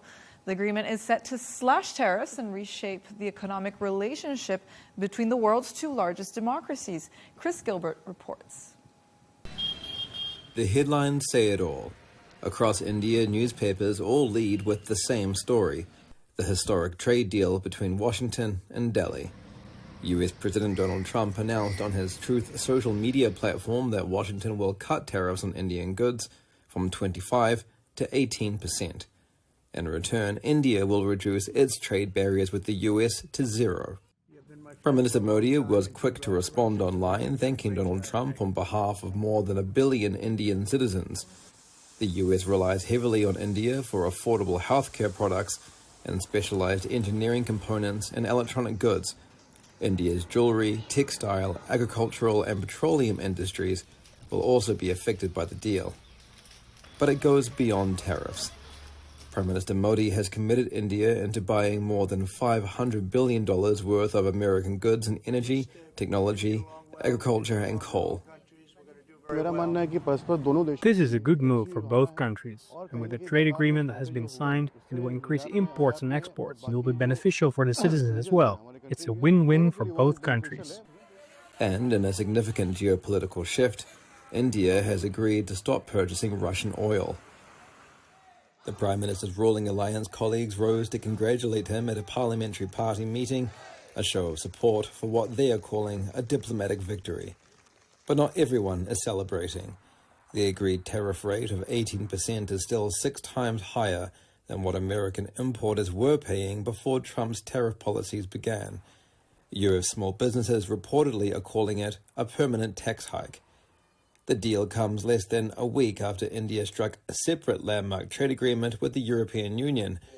For now, the US-India agreement signals a new chapter and a shift in the geopolitical order. Chris Gilbert, Arabiya English.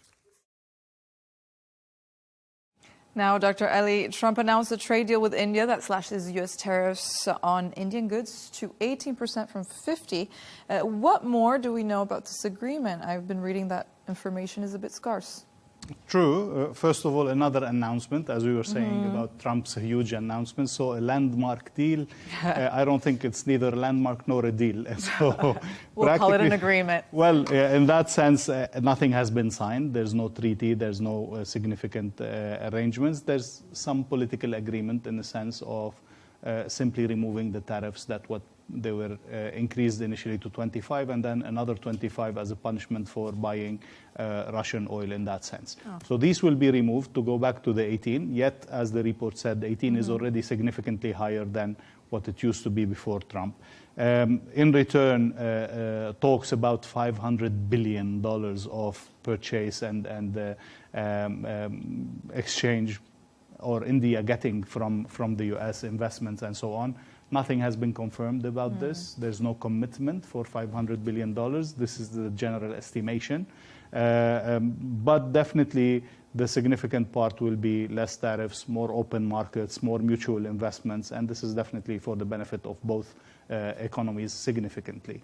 And again, as the report said, it comes after the European deal with India. So definitely India is positioning itself in a very good sense with Western economies in a complementary way, in opposition to China presenting itself as an alternative to these economies. And Michael, the condition here for this deal was that U.S. President Donald Trump said the deal was reached after Modi agreed to stop buying Russian oil. So is this kind of a strategy to gain some diplomatic muscle to force Russia to ceasefire, now rolling back to Ukraine? Well, first, I'd like to, when Donald Trump leaves office, I'd like there to be an accounting of all the countries that have said they would invest billions and billions to find out actually how many did do what they said they would do. So we need that before the midterm elections, not before. That might not happen. We'll handle the fact check. It'll be long. So the Prime Minister's office has not confirmed it. Not that you would necessarily expect the Kremlin to, but they've said they haven't heard anything. And it's Donald Trump going on social media, which, as we spoke about a moment ago, is maybe not the best source of information for accuracy. So it is a challenge, but I think what the Prime Minister Modi recognizes, as he's got the other deals, he just signed, the mother of all deals with the EU. Like most people, he probably recognizes that if I want to get along with Donald Trump, if I want very little or very few tariffs or fewer tariffs than currently, take the path of least resistance with the president. That seems to be the best way forward. And I believe that Modi's finally recognized that I can maybe work on my relationship with China, which has had its ups and downs. I can maybe continue to have a relationship with Russia because Russia is India's biggest arms dealer. So that relationship is important to the Indian government. But I also have to make sure that I do get along with the Americans. So you make sure that you are maybe going to slide under Donald Trump's radar. So I'd be curious, despite all the press that's been out there over the last little while because of this deal, if the Prime Minister's office comes out with any detailed accounting about what is included, I wonder if it might just slide under the radar for good. Right, because as you said, we're hearing two sides here, right? So do you think that India doesn't want to take sides here? Because how does this affect India's relationship with Russia? Because they are trading partners, aren't they? Definitely with Russia, but also with China, they've been working significantly to improve that relationship. However, although they have interest and they are part of the BRICS and they do have interest in keeping contacts with everybody. Now with the deal with the EU, as we said, they placed themselves very positively. However, the Indian market, the Indian industries, the Indian production is significantly tied to significant American companies and American interests. And the mutual investments and the mutual partnerships have been very significant. So I think if forced to choose, definitely India's interests with the US are higher and more important for the Indian well-being and economy. And that's why, like many other countries, they wanted to give themselves all the other options and not remain dependent to a large extent to the US, especially with unpredictability with Trump's administration. So I think they did the right choice to, as Michael said, play it safe with the US, but also keep their options open with all other players. Now, the most interesting part of this deal for me was that Trump promised Venezuelan oil somehow, or at least alluded to that for India as a replacement for the Russian cheap oils, which is very significant. Well, it's time to move on. The show right now where Michael and Dr. Ellie have chosen two of the quirkiest stories of the day. We'll start with you, Michael. Tell us a bit more about Alaska's collar bear cameras. So in Alaska's North Slope, they have about 200 grizzly bears. Now, these are white grizzly bears, and they are, like so many people around the world, producing video content. What's happened is that they were captured about, of the 200 that were there, 12 were sedated, and they had camera collars attached to them. And what happens is that there are 17 hours worth of video, and they'll have the researchers from the University of Washington State will have, they'll turn it on for anywhere from 4 to 6 seconds every 10 minutes, so they get snippets of what's happening. The other nice thing, what I should add is, so these particular grizzly bears will hibernate for 8 months out of the year. So the scientists are most concerned about what is it that, like, how are they able to survive so long? What is it that they're eating? Where are they getting their sustenance? And one of the animals that they are eating are musk oxen, which have died, and they're finding their carcasses. And musk oxen, as kind of an aside, they've been around since the Ice Age. They were roaming the earth along with saber-toothed tigers.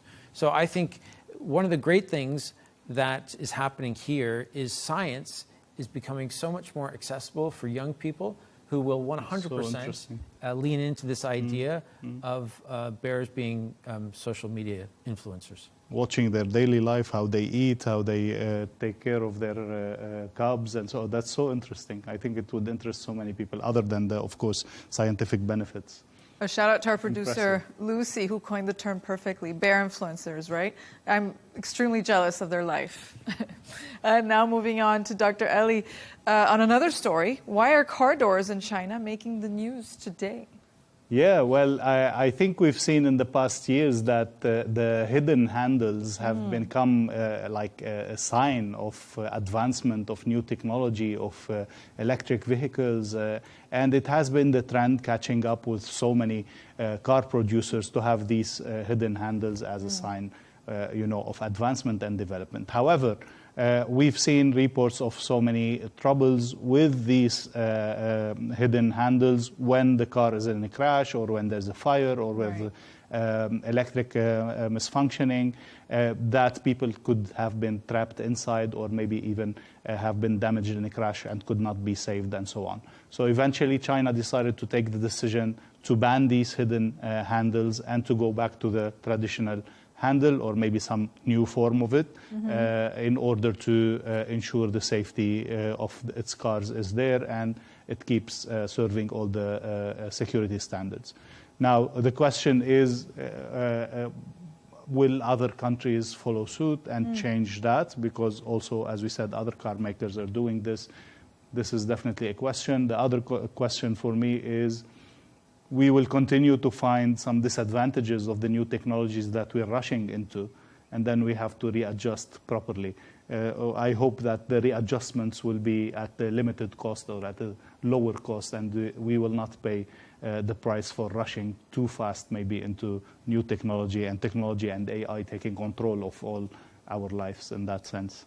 Right. And Michael, what's your take on car handles? What's so wrong with them? I'm looking at the car handles, and all I can remember, I was born in the 60s. Don't we miss them? And I remember the old silver handles that had such style, and you had to open. And I was just thinking, I don't know, you might be old enough, but you used to have 2 keys for your car. One for the ignition, and then you had the other one.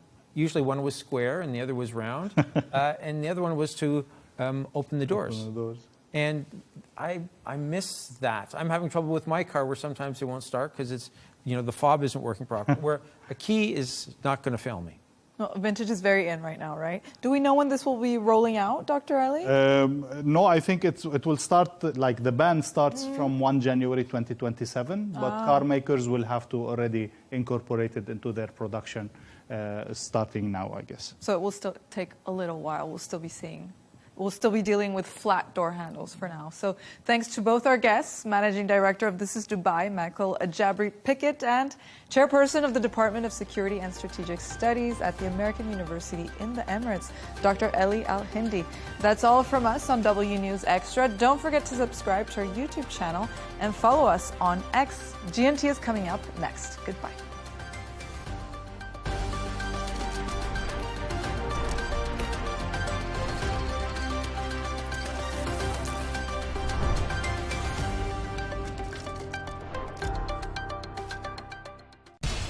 We have to take care of our people, and we're going to take care of our people first.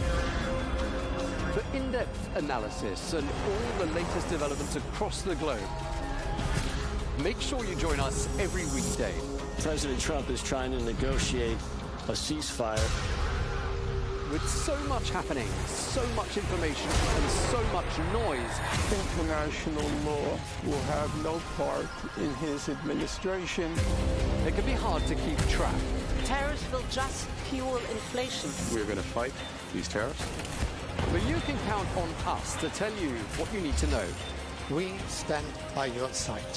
Join me, Tom Burges Watson, for Global News Today, right here on Al Arabiya News.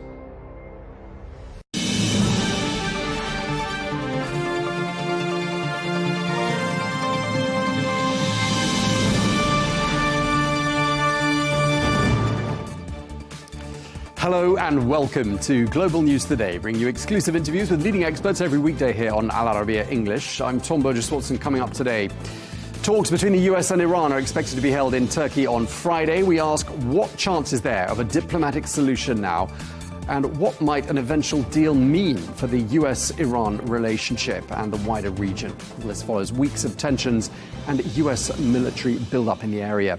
Plus, following violence in Balochistan, Pakistan's largest province, which borders both Afghanistan and Iran, we ask what is behind that violence. We'll also get the latest on the situation there. All of that to come on Global News Today.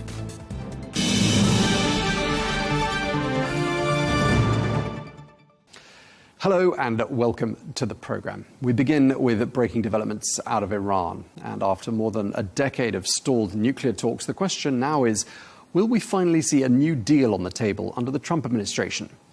Well, the Iranian President Masoud Pezeshkian says he has ordered the start of negotiations with the United States. Talks are expected to be held in Turkey on Friday. Well, President Donald Trump has warned that there are big US warships nearby, and he's threatened that bad things will happen if there's no deal. Let's take a listen. We have ships heading to Iran right now, big ones, biggest and the best, and we have talks going on with Iran. We'll see how it all works out. Well, I can't tell you what I'm going to do because right now, we have a tremendous force going there, just like we did in Venezuela, even bigger. I'd like to see a deal negotiated. I don't know that that's going to happen. Right now, we're talking to them. We're talking to Iran, and if we could work something out, that'd be great. And if we can't, probably bad things would happen. Well, we can speak now to General Joseph Votel, retired four-star general and former commander of U.S. Central Command. He joins us from Minnesota. General Votel, thank you very much indeed for joining us. We were just listening to a clip before we crossed to you of President Trump saying that some large U.S. warships are heading to Iran. He warned that bad things would probably happen if a deal cannot be reached. In your opinion, does the United States want a deal, or do you think they want to seize the opportunity, seize the momentum, and tackle Iran once and for all? Thanks, Tom. It's good to be with you again. I think the United States is looking for a deal here.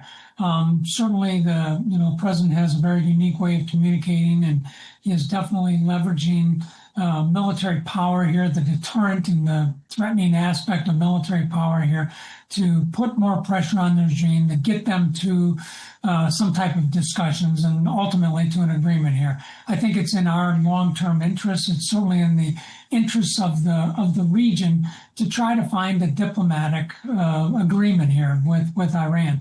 Now, that's not going to be easy. I think the U.S. demands are pretty high for this, but certainly I think that represents a better outcome for everybody involved rather than just resulting in military action. I mean, Tehran's regional influence has been severely reduced in recent months by Israeli attacks on their proxies. We've also seen anger on the streets throughout the last couple of weeks. The economy looks extremely weak. If President Trump wants a change of leadership in Iran, isn't it a case of now or never? Well, I don't think what what the U.S. has expressed is a change in regime. I think what we are really focused on is a change in policy. And I do think the president, I think the administration recognizes the weak position that the Iranian regime leadership is in, largely as a result of the reasons that you just highlighted. Certainly, we should never count them out. They have had some time to recover from the strikes of last year, and again, they are capable.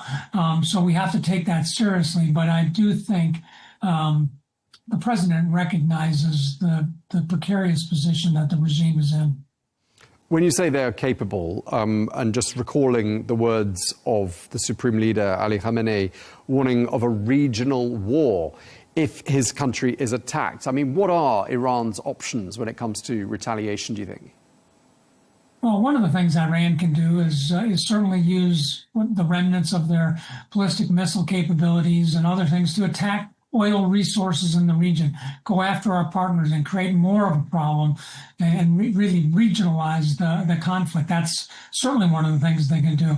And while their proxy network, I think, has definitely been impacted over the last year, it certainly hasn't gone away. We've actually seen several Shia Iranian connected groups in Iraq that have threatened to take action if the U.S. does conduct military action. So they can do things in the Straits of Hormuz. So there are options, and while they may not have lasting impact, they certainly can create chaos.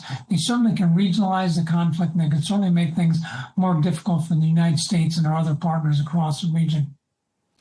The Supreme Leader used to say that direct talks with the United States would be a sign of weakness.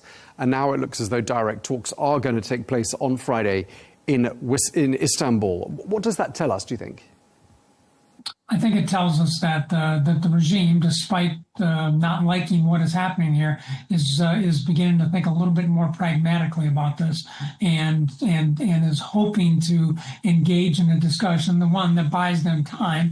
Hopefully, will result in an agreement from our standpoint. But I mean, I think it highlights that there are some limits to what the regime is capable of doing here, and they are going to have to address the diplomatic aspects of this.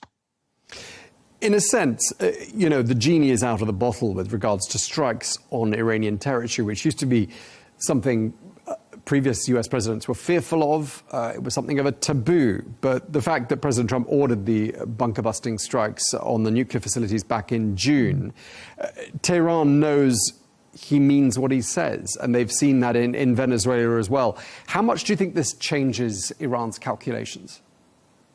I think it has to have a significant impact. I mean, the movement of significant resources into the region, particularly air and maritime resources, the movement of defensive, resources to help protect our installations and our troops across the region, I think sends a very clear message, and we are serious about a policy change with the regime in Tehran, and that if that doesn't take place, then we are fully prepared to use our military power to continue to put more pressure on the regime and make things more difficult for them. So I think they have to take this very, very seriously. And we've heard President Trump talking about what he's called a massive American naval armada in the region. Do you think that armada, all of that material, can go back to the United States without something having been done? In other words, do you think the United States has to do something, if nothing else, for a domestic audience, or is that not part of the calculation? No, I don't think it's necessary that we actually have to do something with these resources. I don't think that's the way we look at it. I think we have a much more deliberate approach to the employment of force, and I think the employment of force is always the last option. I think we're very keen to try to emphasize diplomatic approaches wherever we can. I think that's what the president is doing. But at the same time, I think it's important to appreciate that the U.S. is trying to use all elements of national power, military, diplomatic, informational, economic here, to really put pressure on the regime to come to the table and engage in earnest discussions with the United States. How's this playing out politically in the United States? Is this a partisan issue, or are we tending to hear people in the GOP applauding President Trump and encouraging him, or are we tending to hear Democrats urging caution? What's the discourse at the moment? Well, I think everyone urges caution with employment in the military. We understand the impacts of this.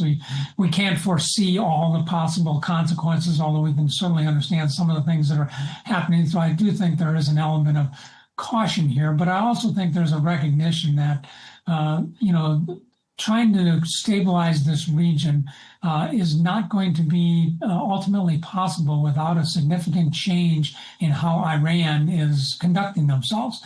We've certainly seen a lot over the last year that has impacted that, but yet the rhetoric that comes from them, the crackdown that we've seen on their own people, means that this is a regime that can still contribute a lot of instability to the region.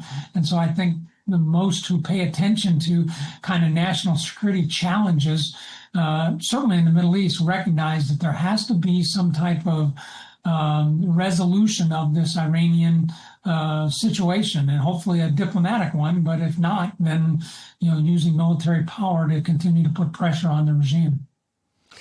I mean, there are those who warn that striking Iran will actually have the reverse effect to the one that is desired by the United States and some of its allies, and end up strengthening the regime. Do you agree with that argument?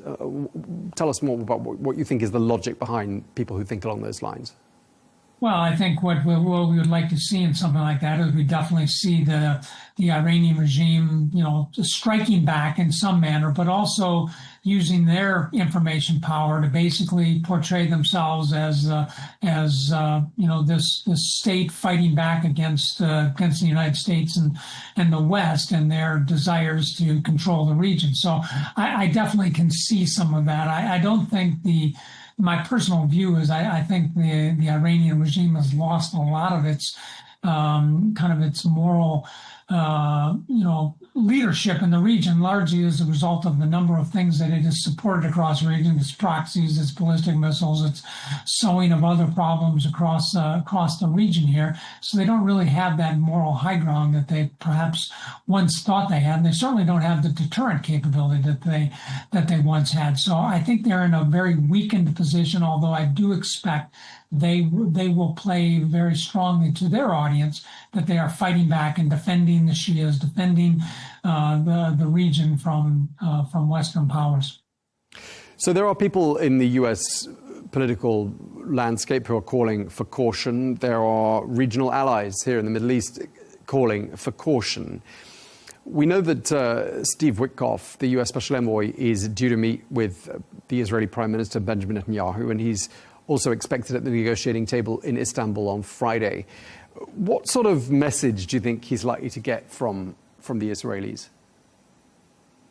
Well, I think the Israelis have been very consistent in their messages. They are very concerned about protecting themselves, and certainly since the events of October 7th, they have taken a much more active role in protecting their borders, protecting their nation. So I think understandably they continue to have concerns that Iran's ability to reconstitute some of its nuclear weapons program, the removal of the enriched uranium that they have, the stockpiles that they have, these all portend long-term challenges for the region, but in particular for Israel. And so I think that I would expect that the Prime Minister would make these kinds of points to our envoy. But at the same time, I think Mr. Witkoff certainly will be carrying the message from the president about our desire to try to resolve this peacefully before we resort to the use of military power. How do you rate President Trump's chances of succeeding where previous presidents have not with regards to the Iran dossier?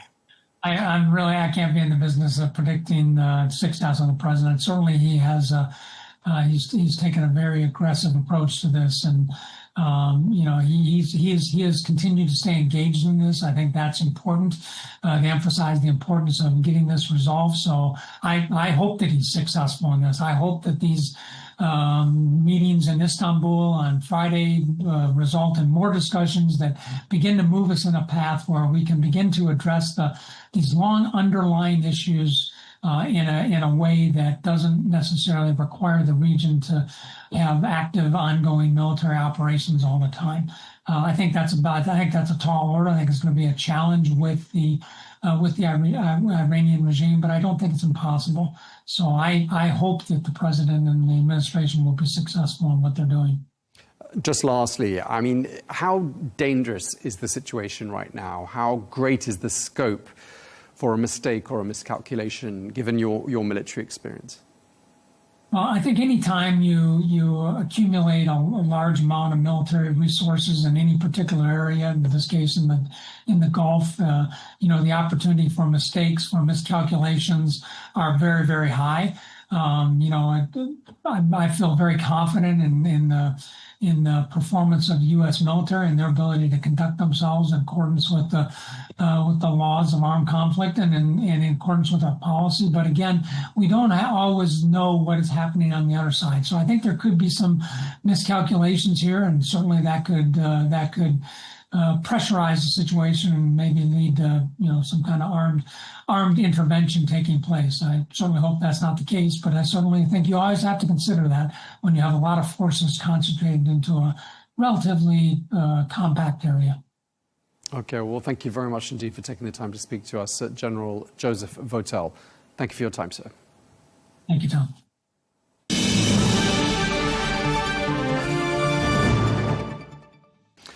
Well, we're joined now by David Hale, former U.S. Special Envoy for Peace in the Middle East and former U.S. Secretary of State for Political Affairs. He also served as U.S. Ambassador to Lebanon, Pakistan and Jordan. Ambassador Hale, thank you very much indeed for joining us once again here on Al Arabiya English.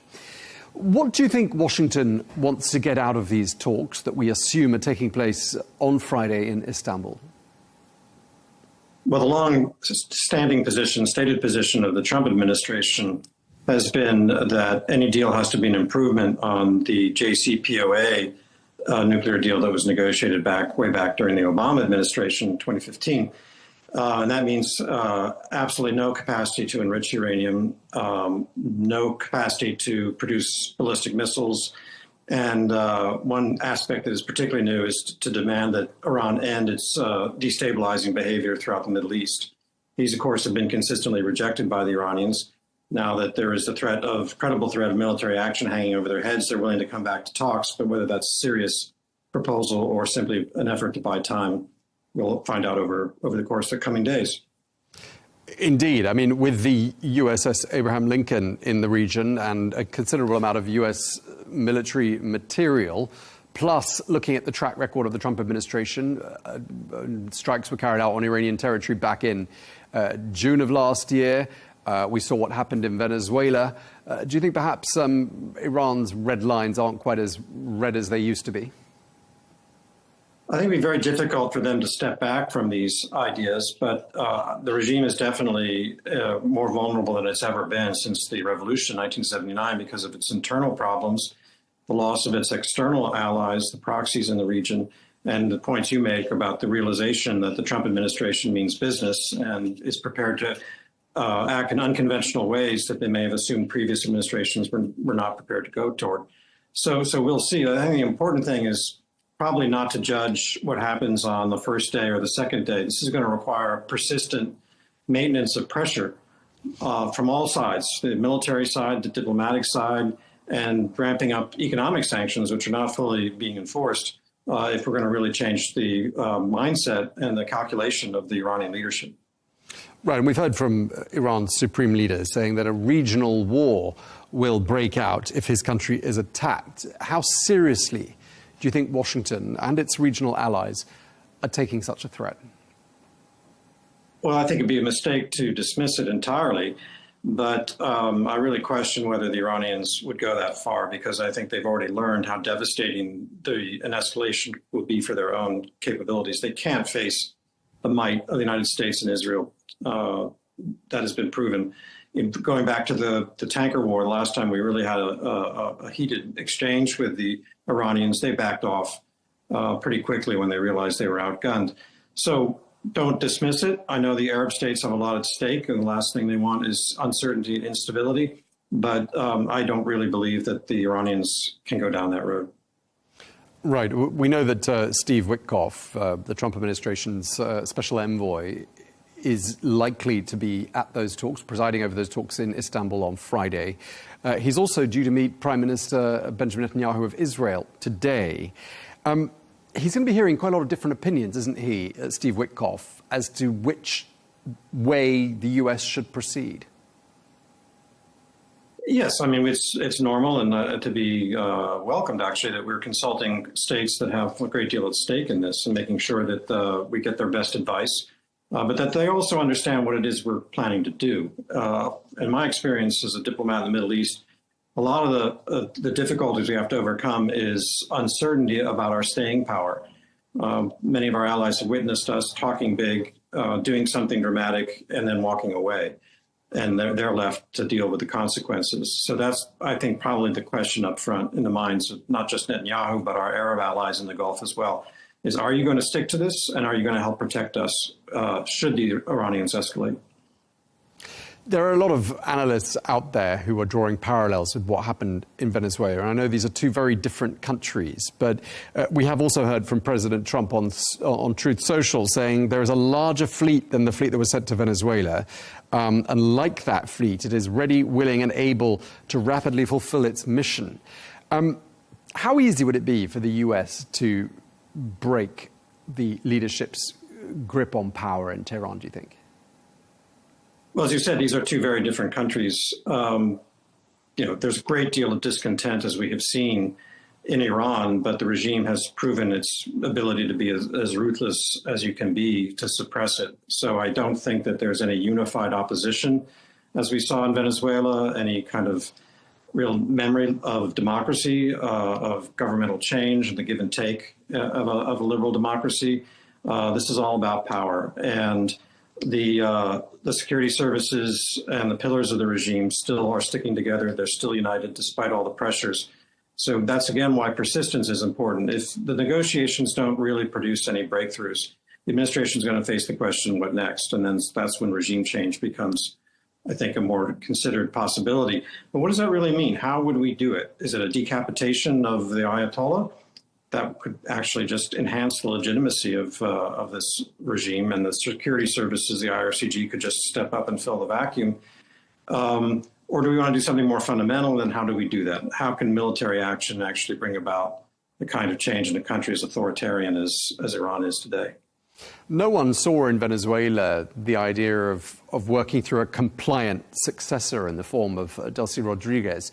No one foresaw that in the outside world. Maybe the Trump administration and the inner circle knew about it. But such a scenario removes the need for a risky, expensive occupation and an invasion. I mean, is there a parallel to be drawn here?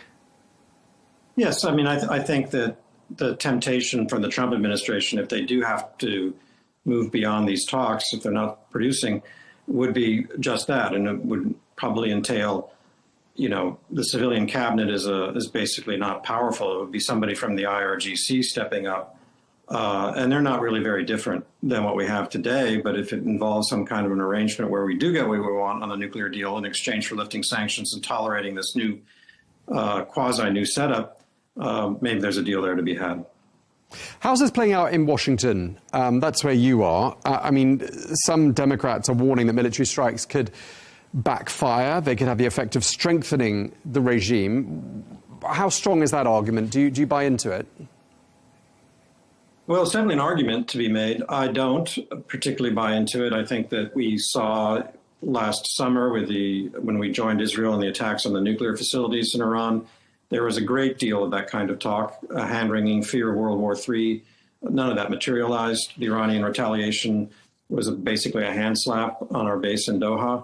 It was obviously damaging to the reputation of the Qataris, but it wasn't militarily significant. And basically, it stopped there. And I suspect we could face something similar now. But you never know. So you got to be prepared for all things. The other challenge for the administration when you talk about Washington is that there really hasn't been much of a debate about the pros and cons of what's going on here. And we're more used to having a kind of open process of give and take I think this president's decided that executive authority allows him to do this, and he doesn't really need to waste his time talking to naysayers. What was said a couple of months ago to us on this channel by a lot of the people we spoke to in Washington when US military material was being deployed to the coast of Venezuela was that that material couldn't simply turn around and go back without something having happened. Do you think the same applies here, and that the Trump administration has to have something to show for the presence of that military buildup? And if so, what?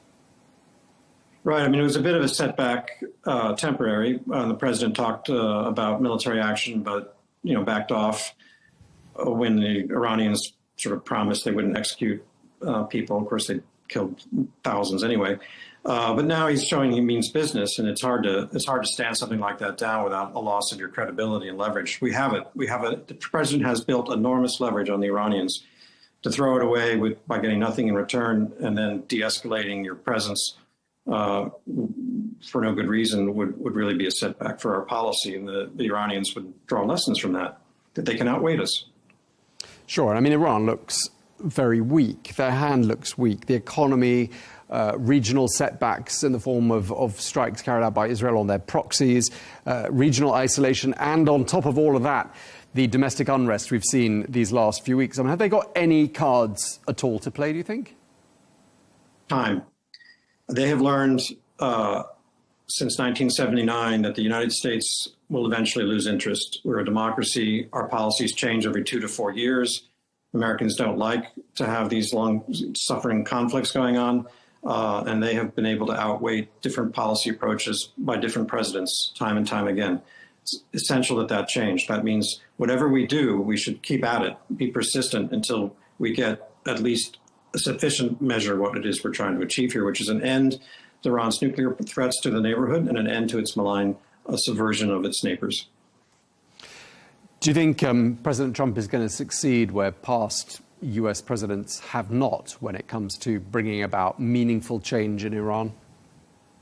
I think he's got a better chance than the others, again, because of his proven track record of behaving in unconventional ways. So the Iranians can't be sure exactly what he's going to do, and he knows very well how to play that leverage. So I think that the important thing is that we not be tempted by some shallow promises on the 4 issues I mentioned, that with agreements that can't be verified. I mean, that would be the biggest danger, is that the pressure on the administration will be to actually cut a deal, end the military buildup, but the deal proves to be less than meets the eye. Do you think a surprise attack might be the preferred course of action, given this desire for, the appearance of unpredictability by the Trump administration? Do you think the talks are some sort of a facade for a surprise attack? Would you buy into that idea? Maybe. I mean, I'm retired. I'm not conversant with the discussions, but I did work for the Trump administration in the first term, and he was always about wanting a deal. He's actually not a warmonger. He understands the importance of the use and deployment of threat when necessary, but I think what he says is what he wants, which is a better deal than JCPOA. Okay, Ambassador Hale, just lastly, I mean, there are people concerned about mistakes being made, about miscalculations, about tempers flaring. How great is the risk of a miscalculation at this particular moment, would you say? Oh, it's always very high. Military actors, states like this, even the United States, we can sometimes believe we have everything under control, and we don't. We may have made assumptions about decisions and assumptions of our opponent that prove to be faulty, and you can find yourself in an escalatory situation, or just an accident happens. Somebody may be trying to do a hand slap, symbolic military attack that ends up, sadly, killing many, many civilians unintentionally, and then you have enormous pressure on the opponent to fight back. So yeah, it's always a danger, and that's, I think, why the administration should be applauded for taking its time here. It has not rushed into this. Okay, well, we really appreciate you taking the time to speak to us. Thank you very much indeed. David Hale, former US Special Envoy for Peace in the Middle East. Thank you for your time, sir. Thank you.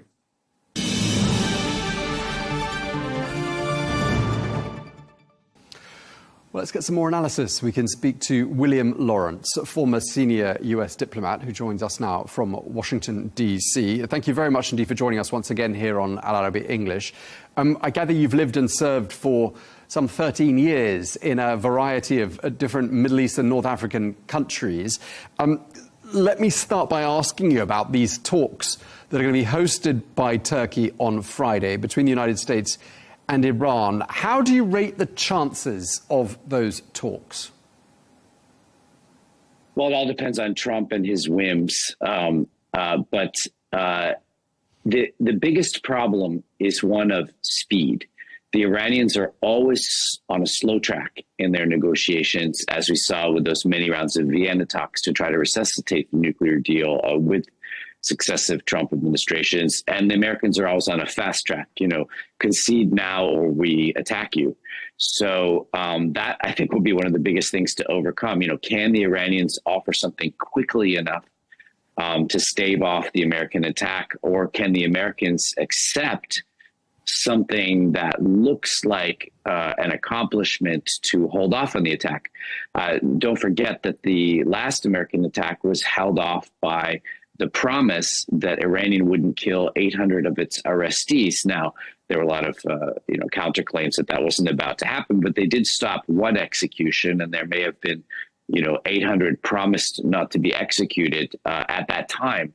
And so, with Trump, as you know, it's often a whim. It's often he tries to be unpredictable, and that unpredictability both serves him and hurts the long-term viability of these agreements. But if the Iranians offer enough, the attack that looks like it's on the verge of being ready to be executed could be delayed again.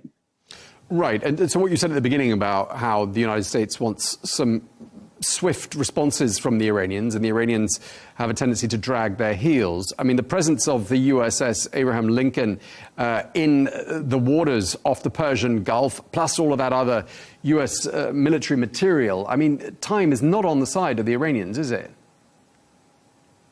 Absolutely not. And this strategy of Trump has been used in other theaters, including Venezuela. We had a huge military buildup in Venezuela that lasted for some 6 months before the operation to kidnap and extradite or remove Maduro, and then leave the regime in place, which creates all kinds of other speculation, which is what will make the U.S. happy. There's been a lot of discussion in Washington about a Venezuelan scenario, which could be as simple as the Iranian regime doing some sort of reconfiguration, like letting more opposition into the government and oil concessions.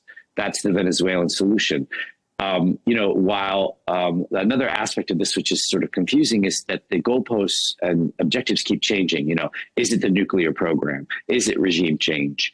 Is it the proxy warfare in, that 7-front war of the Israelis, and attacks on American interest? Is it just oil concessions? It's very unclear what the Trump administration views as a victory. And I don't think Trump even knows day to day what he will consider a victory. But the Iranians do need to move quickly and offer something big, or that looks big when it's offered. Right. And we've talked a lot the last 16, 17 months on this channel about Tehran's regional influence suffering as a result of Israeli attacks on their proxies. And if President Trump wants there to be a change of leadership in Iran, I mean, is it now or never, do you think? No, and there's no history of aero bombing causing regime change, which is what Trump seems to want to do.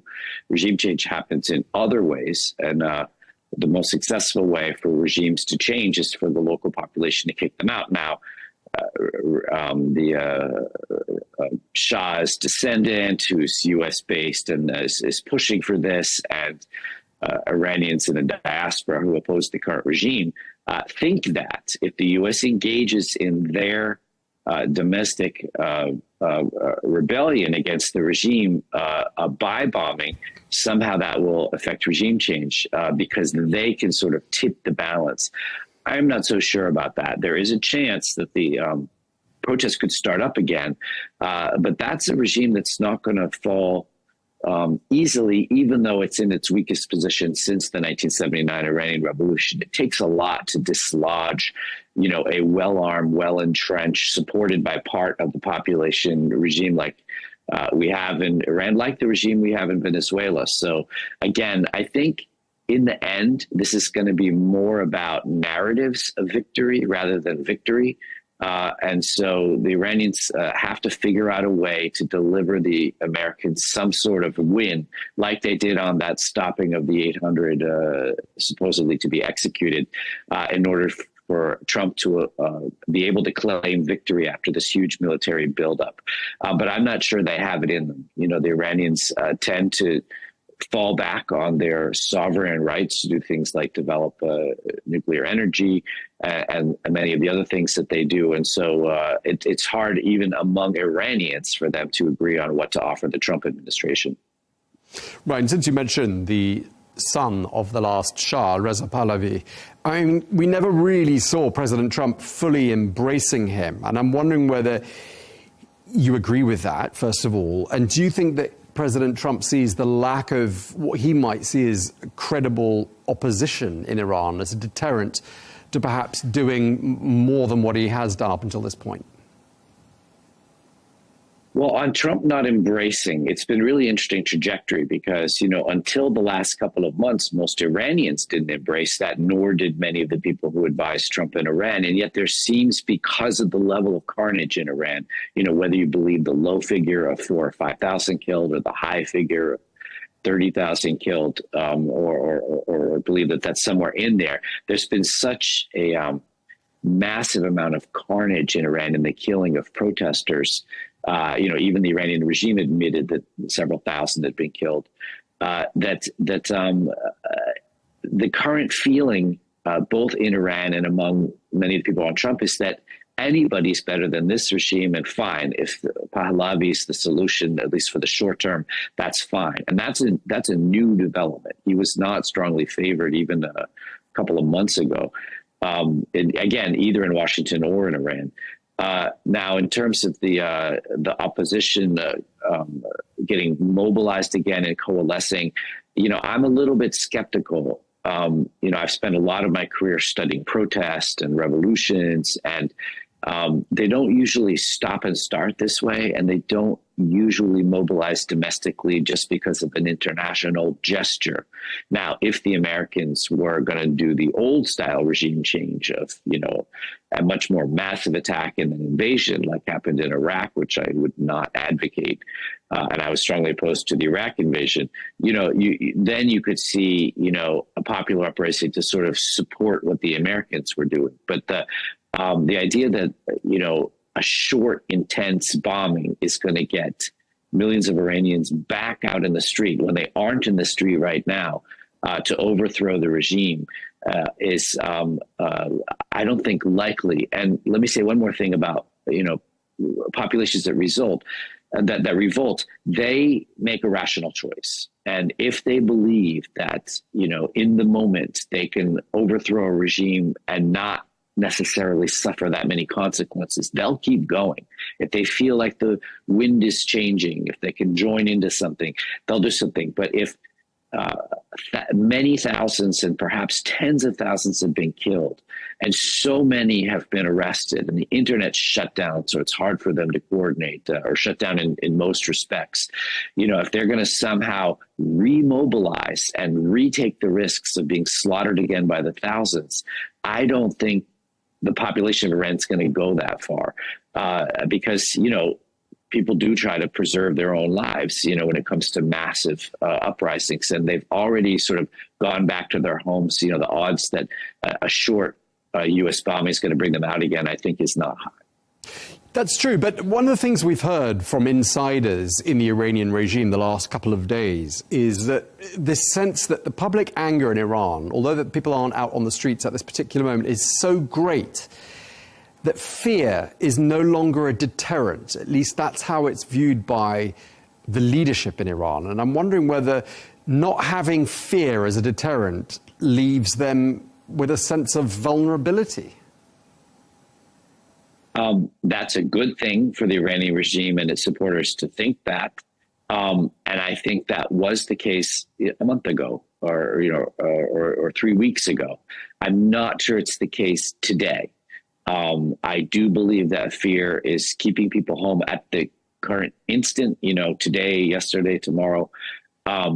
If they go back to that fearlessness, then yes, that formula might work for regime change. But again, a short staccato U.S. bombing is hard to coordinate with the type of sustained protest it would need for weeks and weeks, to rebuild up the momentum that would shake the foundations of the Iranian regime. I mean, I think we had protests in 500 and something locations, 170 cities and towns across Iran.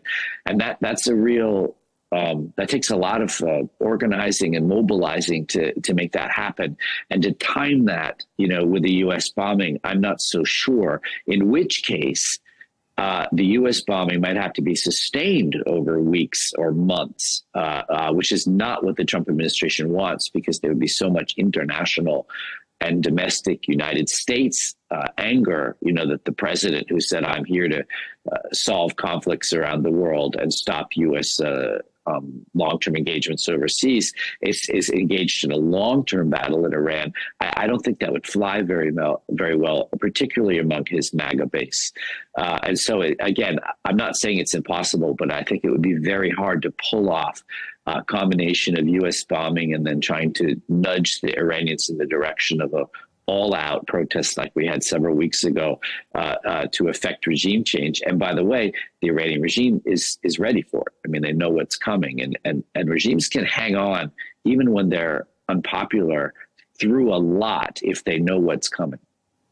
Okay, so you're arguing in the way that some of the people on the other side of the aisle from President Trump are arguing at the moment, which is that a U.S. strike on Iran could have the effect of actually weakening the protest movement and giving the leadership some sort of a rally round the flag opportunity. Yeah, that's not what I said. I do believe that's possible, although, on the spectrum between fear and rally around the flag, I think that the Iranian population will end up somewhere in the middle. I think we're past rally around the flag, the way it would have been if the U.S. had bombed without thousands of Iranians being killed. But I also don't believe that Iranians will simply rise up en masse if the U.S. bombs Iran for a day or two like it did last June. I think, and that type of sustained U.S. involvement, I don't think Trump has it in him. I don't think, his supporters want that. And so the main variable here is not the Iranian population. It's how much attacking of Iran the U.S. population and the U.S. administration wants to engage in. And I don't think they really want that type of sustained attack. Right. And just to wrap up and going back to Istanbul, I mean, Iran has always maintained that they will not negotiate with the United States under pressure. And here they are agreeing, we think, to attend the negotiations in Istanbul with the USS Abraham Lincoln and all that US military material in the Persian Gulf. They've also set out some red lines and said, these are our red lines. And, in terms of posturing, they're obviously trying to put their cards on the table and look like they're going into those talks in a position of strength, even if perhaps they're not. Do you think it means that perhaps their red lines, the fact that they're agreeing to these talks in the first place, having said they wouldn't agree to talks under such conditions, means that their red lines aren't really that red? That's the most important question. And I think the simple way to answer it is that both of the things that the Iranians said that you laid out are, postures, their positions more than their realities. They are negotiating under pressure, and the red lines do have to be less than fully read. And this gets back to what I was saying about the pace, because the speed with which the redness could be erased and that Iran could make larger concessions will be somewhat determinative of whether these talks beginning in Istanbul will be successful in averting a conflict. There's also the problem, and you have not been doing this today, but a lot of the analysis is sort of an either or thing. Either the Americans attack or they negotiate, whereas Trump views it as threatening to attack and attacking in order to negotiate, which is almost the opposite of, as you said, of the way the Iranians frame this. So, the degree to which the Iranian play here, because what they're really doing is trying to reduce the U.S. pressure in order to allow internal Iranian, hardliners, softliners to be able to agree on something rather than the hardliners saying, no, we can't agree on anything because of that level of pressure.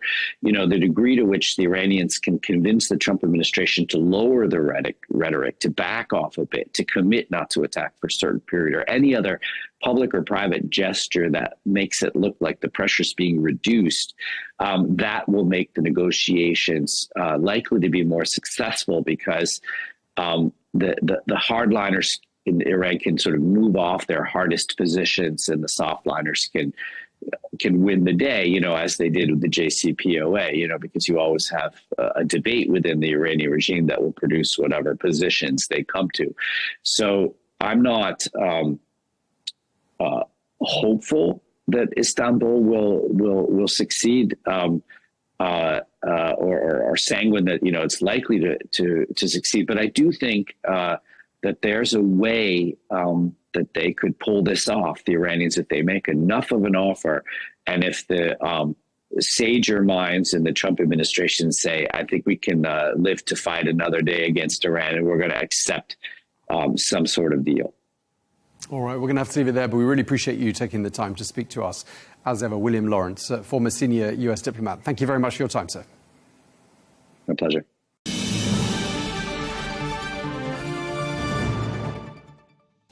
Now we're going to turn our attention to Pakistan, where the country's largest province, Balochistan, has been shaken by a wave of coordinated attacks. While insurgents carried out shootings and suicide bombings, which are reported to have killed more than 35 civilians. Well, Pakistan says it is stepping up operations, and the parliament in Islamabad is calling for a national response, accusing, quote, external sponsors of backing the attacks. Well, the government claims India was involved. That's a charge New Delhi denies. Well, we're joined now by Senator Mushahid Hussain, who is the former information minister there in Pakistan. He joins us from Islamabad. Senator, thank you very much indeed for joining us on Al Arabiya English. There has been deadly violence in Balochistan, and just really for the benefit of our viewers, we're talking here about Pakistan's largest province in terms of area. It's on the southwestern border with Afghanistan. What's your understanding of the current situation there? Well, the current situation is quite under control of the Pakistan security forces and the government of Balochistan and the government of Pakistan.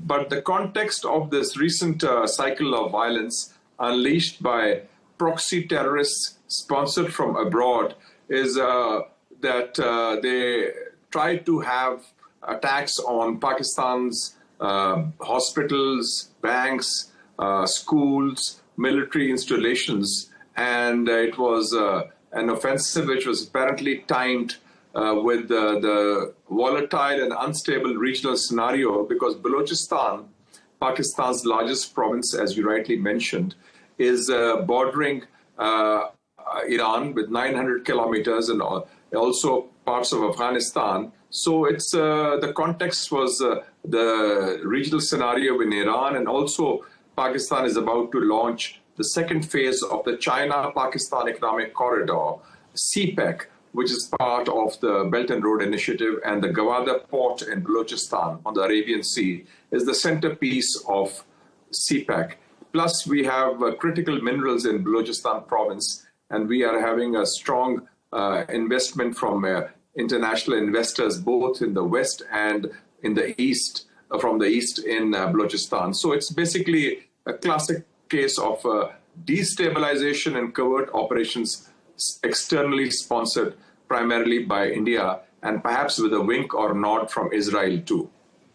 Okay, you've raised some really important points, so we have lots to talk about. We're talking here about the so-called Baloch Liberation Army, which is, of course, banned in Pakistan, and it's designated as a terrorist organization by the United States.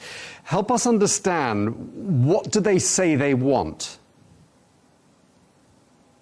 Well, I think the agenda of the terrorists, under whatever label they go by, and they go by 2-3 labels, and one of them has just been mentioned by you, is the same as, frankly, the agenda of Pakistan's adversaries, particularly our neighbor India. And basically that is to create unrest and cleavage among communities living inside Balochistan, because they often try to foment ethnic unrest by killing a section which is non-local, or shall we say non-Baloch. And then secondly, they want to undermine the foreign investments there, particularly investments from China.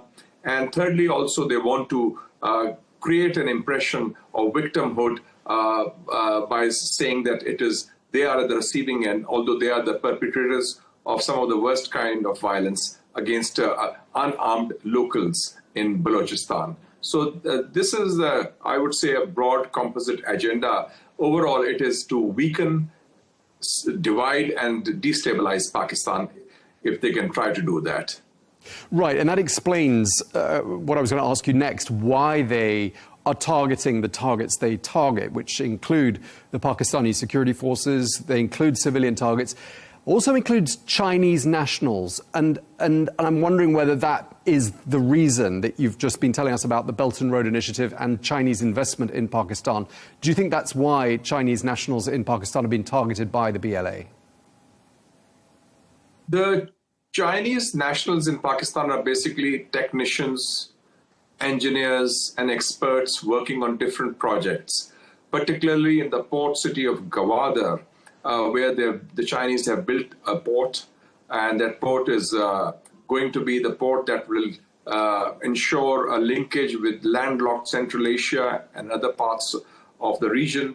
And it's also the gateway to Pakistan's prosperity through the Belt and Road Initiative.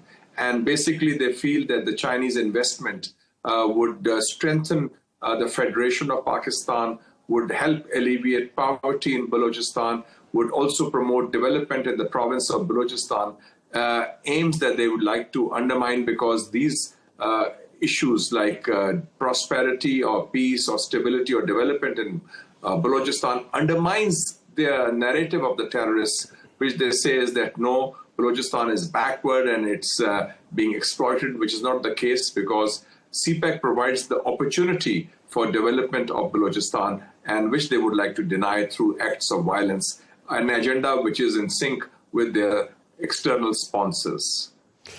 And let's talk a bit more about these external sponsors. Before we come on to India, I, as we said at the beginning, explained to our viewers that Balochistan borders Afghanistan. Is there any suggestion there are links or there's coordination between the BLA and the Taliban? Yes, there are, because the proxy terrorists of the Afghan Taliban regime in Pakistan, which is the TTP in another province called KP, Khyber Pakhtunkhwa, have also a close alignment and coordination.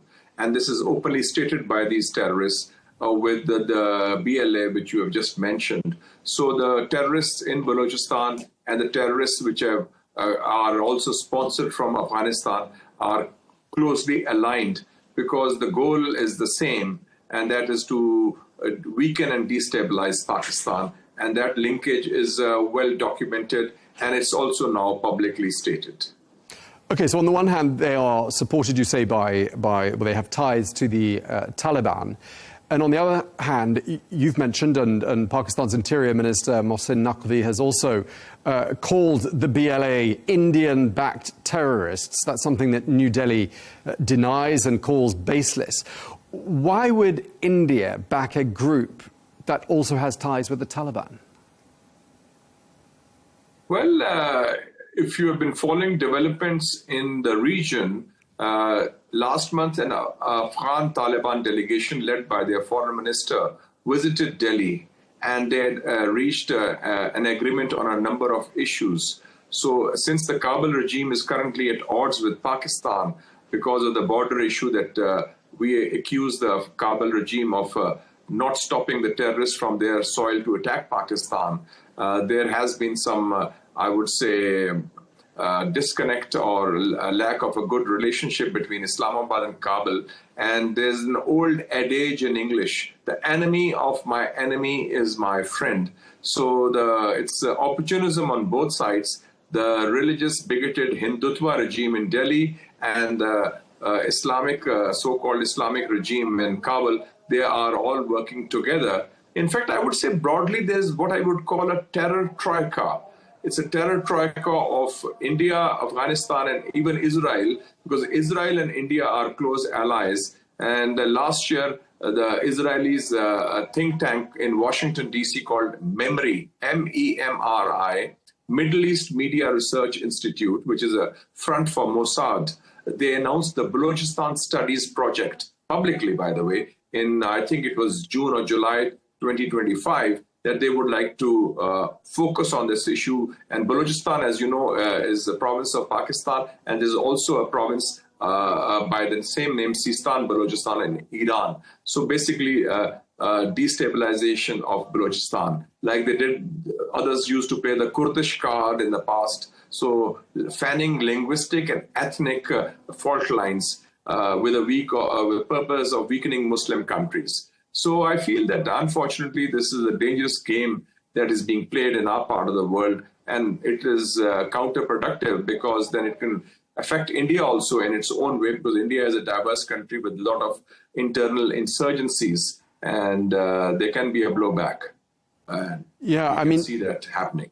Okay, and I mean, it's been 9 months, hasn't it, since the conflict between Pakistan and India, and you know, tensions got really heightened at one point back in May. I mean, are we looking here at the risk of another escalation between Pakistan and your neighbours?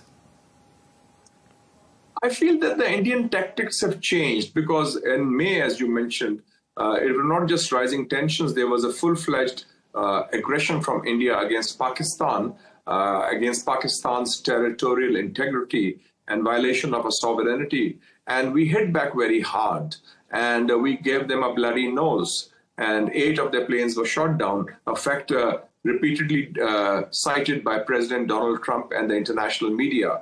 And Indians suffered in that context. So now their tactics have changed. Instead of taking Pakistan head-on frontally in a conventional conflict, which they know they're bound to fail, they are using what we can call covert operations, or using their intelligence agency, which is called RAW, by the way, RAW, Research and Analysis Wing in India. They are using them for fomenting destabilization and supporting terrorism. And as you know, India has already been called out for cross-border terrorism, for sending hit squads of RAW to kill this dissident Sikhs in Canada, in the United States, and sometimes even in Britain. So India has been accused of cross-border terrorism by the United States as well as Canada in the past. And this is the tactic they are now applying in Pakistan to destabilize Pakistan after having suffered the blows last May during that brief conflict.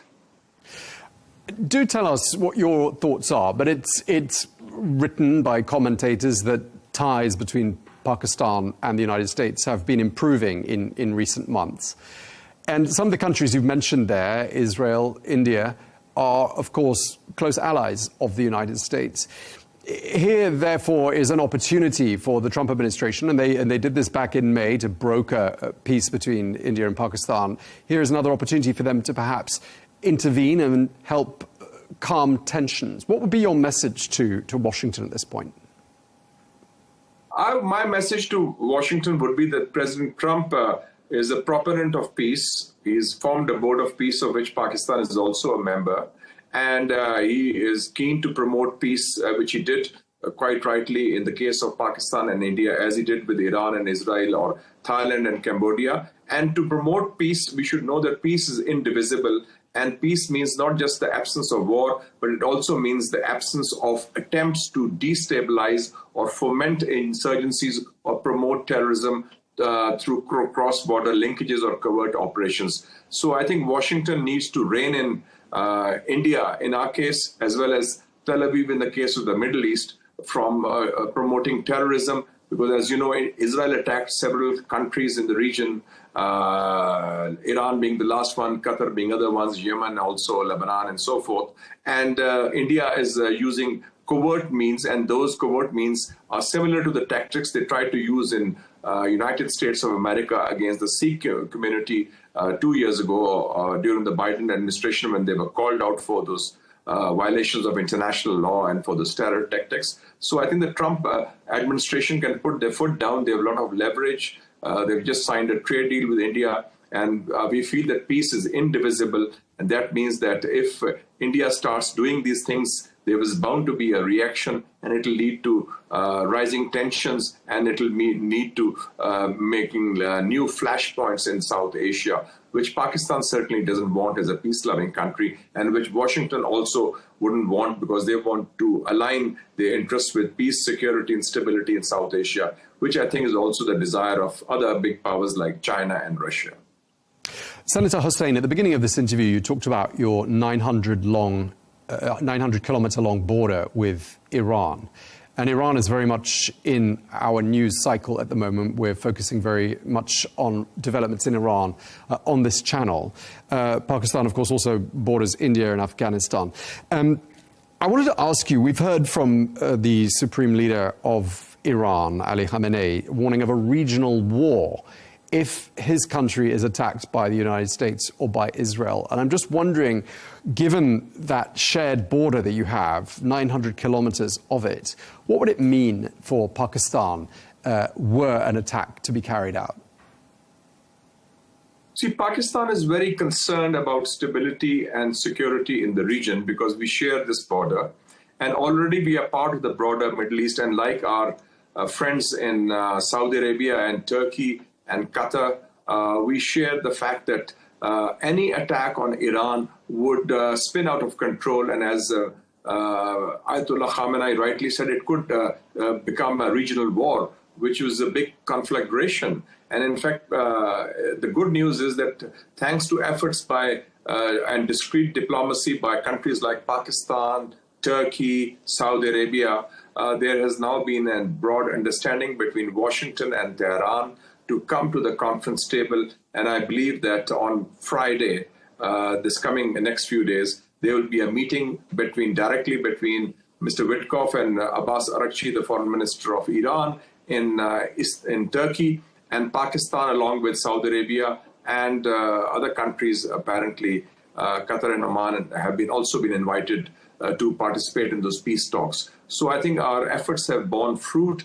because we realize, for example, God forbid if there's a regime change, you're talking of frankly, an Israel border next to Pakistan. And given the Indo-Israel axis, and given that both India talks of Akhand Bharat, which means Greater India, and Israel talks of Eretz Israel, which means Greater Israel, this is an existential threat, not just to Pakistan, but to countries like Saudi Arabia, to Arab countries, Turkey, and so forth. So it's important to destabilize it. And if the plan is similar to what Netanyahu wants to do in Sudan, Syria, or Somalia, and what they've done in Libya, that also not just foment a conflict, but also try to fragment the state, which they have partially succeeded in some parts, unfortunately, in the Muslim world, then that would be very destabilizing because Iran is a country which is next to Pakistan, and it would be, the whole region would be up in flames. So it's in the interest of all countries, particularly the US and Iran, and also in Pakistan's interest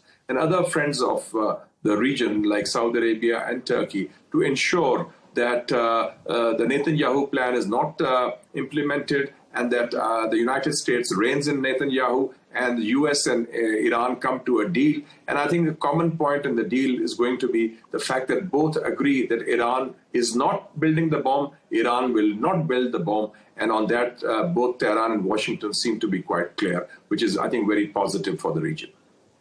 And just lastly, since you mentioned it as well, Pakistan joining President Trump's Board of Peace, what are your hopes for that board? What do you hope will be achieved by Pakistan's membership of the Board of Peace? Well, I think that we took a decision not unilaterally, but we took a collective decision with 7 other Muslim countries, including Turkey, Indonesia, Saudi Arabia, UAE, Egypt, Oman, etc. So it's a collective decision, and the hope and expectation is that this will lead to two important developments. One, the replacement of the Israel's brutal occupation of Gaza by a stabilization force, and also the rehabilitation and relief to the people of Palestine. And secondly, eventual destination is, of course, the purpose is then establishment of an independent, sovereign state of Palestine with Jerusalem as its capital, which is what is enshrined in successive United Nations resolutions over the past decades, to which all countries, including the United States, are strongly committed. So we feel that this is going to be the pathway to Palestinian statehood, to peace there, for rehabilitation there, and also providing some succor, sympathy, and support for the struggling people of Gaza who suffered the worst genocide in modern history. Senator, you've been extremely generous with your time. Thank you very much indeed for joining us here on Al Arabiya English. Senator Mushahid Hussain, former Information Minister of Pakistan. My pleasure. Thank you.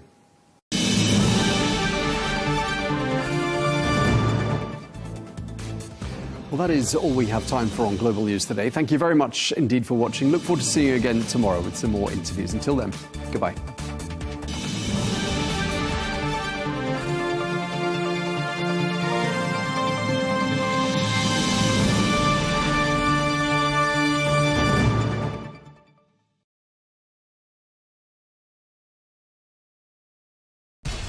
We have to take care of our people, and we're going to take care of our people first.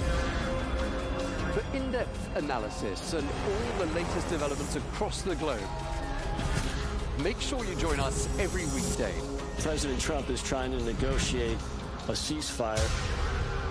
With so much happening, so much information and so much noise, International law will have no part in his administration. it can be hard to keep track.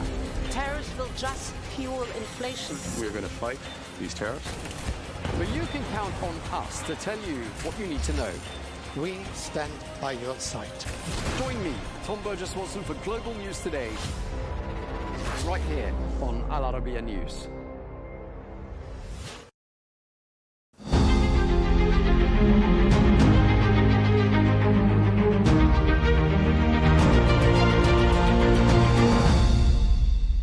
Khabib, thank you so much for your time. As we know, you've stepped into a leadership role now. What do you miss the most about fighting and being in the cage? Honestly, almost nothing.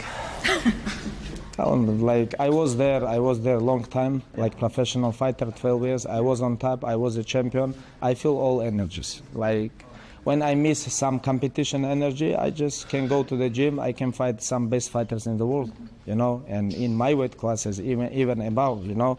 And for these kind of things, I'm fully good.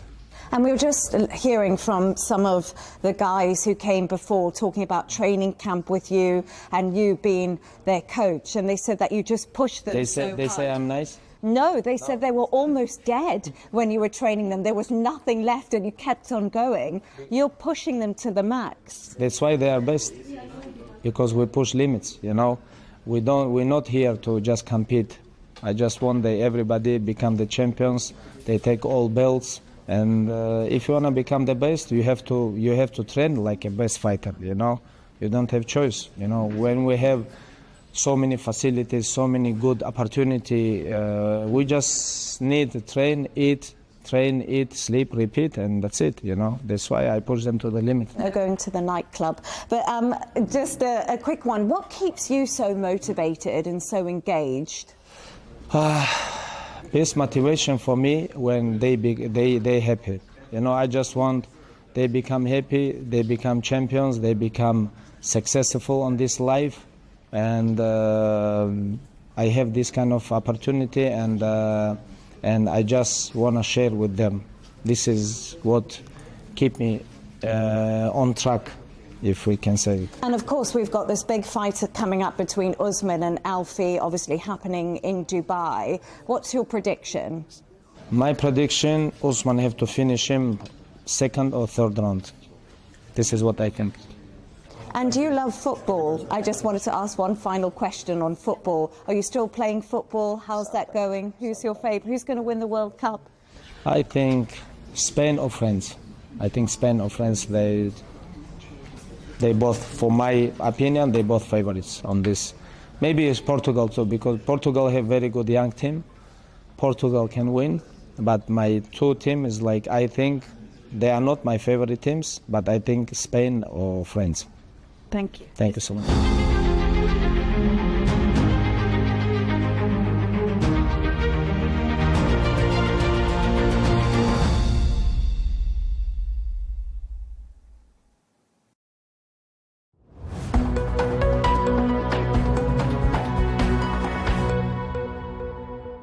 Hello and welcome to America Unfiltered with me, Ellie Cohanim, where we'll be discussing the stories shaping America and reshaping the world.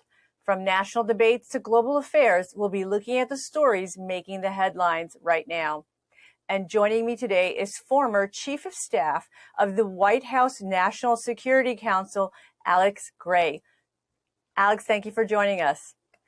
Alex, we've been hearing a lot of confusing public signaling on what action President Trump is planning to take on Iran.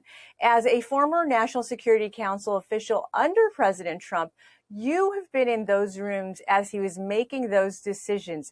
Can you give us some insight on the process? How does President Trump make these history-altering decisions, and what is his management style? Well, I think the thing that we're noticing here that's being so effective at the current moment with Iran particularly is he does value ambiguity. He does value the fact that the adversary doesn't know what he's going to do. And I think he's done two things which are really, really helping on Iran.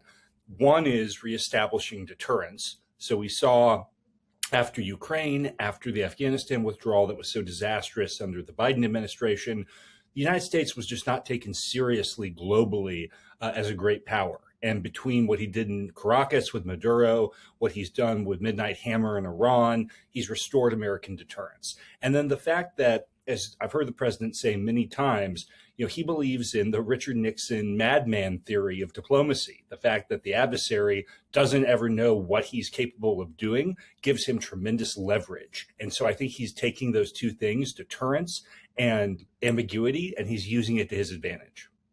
Yeah, that's very interesting insight. And at this point, Trump's repeated warnings have raised expectations among protesters risking their lives. Does the U.S. now have a moral obligation or even a, quote, credibility issue, as some reports indicate Secretary Rubio has stated, to take action against the Iranian government? Well, I think that the credibility issue I'm not so worried about, because we're already seeing the president leveraging the momentum and the gains that he's made in terms of restoration of deterrence and the strategic ambiguity to have real world impacts on Iranian regime behavior. So we saw today the announcement that the Iranian regime has basically said they're not going to execute 800 protesters. When has the Iranian regime ever shown mercy to anybody? They did that because they're in fear that President Trump is going to live up to exactly what he said. So that's deterrence in action. And the second thing is, when the protests first started, the regime did something very different than they did in 2009 or just a couple of years ago. They tried to buy off the protesters by offering them a very insulting $7 a month to leave the streets. Again, when has the regime ever shown that type of leniency to protesters? And I think that's directly attributable to the credibility President Trump has with the regime, that he's not going to go and give them pallets of cash for a promise to denuclearize. He's going to actually potentially do something with American power to change their calculus. Alex, you're also an expert on weapons of mass destruction. As the Trump administration considers its option, can you tell us what role the Iranian nuclear material and missile stocks play in the decision-making for the Trump administration? What might they perceive as a potential threat or risk in carrying out a strike of sorts on Iranian targets? Well, I think we know that the Midnight Hammer operation with the Israelis definitely degraded their capabilities, but those capabilities, they have for 35 years been making a concerted effort to keep both the missile program and the nuclear program continuously moving forward. There's no reason to think that they're going to stop that. And further, there's no reason to think that failed negotiations that had been done under presidents going back to Bill Clinton would have any impact on their behavior without the threat of credible use of force, which the president established in Midnight Hammer. So I think where we are, the president took off, he took negotiations off the table, and he was smart to do that because the Iranian regime, again, they always think that they can use the nuclear program to hoodwink the Americans into making concessions or looking the other way when they repress protesters. The president's made very clear, we're not talking about nuclear denuclearization. We're not talking about concessions. We are focused on using our actual credibility and our deterrence, our use of force, the potential to use force to keep the regime from doing things that destabilize the region and oppress their own people.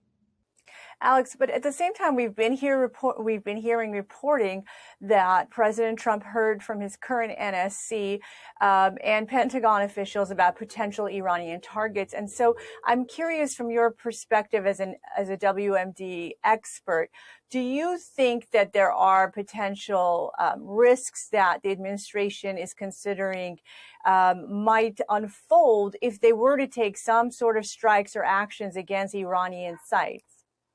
Well, there always are risks when you're targeting potential WMD sites, and those are factored in. And I think, particularly working with the Israelis have shown that they have penetrated the Iranian regime from an intelligence perspective to an extraordinary extent. And I think between some of the very exquisite capabilities we have on the intelligence side and what the Israelis have done on the human intelligence side, which is extraordinary, I think we have a very good understanding of where the current state of the program is. And when you combine that real-time intelligence with some of the extraordinarily precise military capabilities we have, I think there are certainly ways to continue to degrade the program, if necessary, that we can bring to bear on the intelligence and on the kinetic side.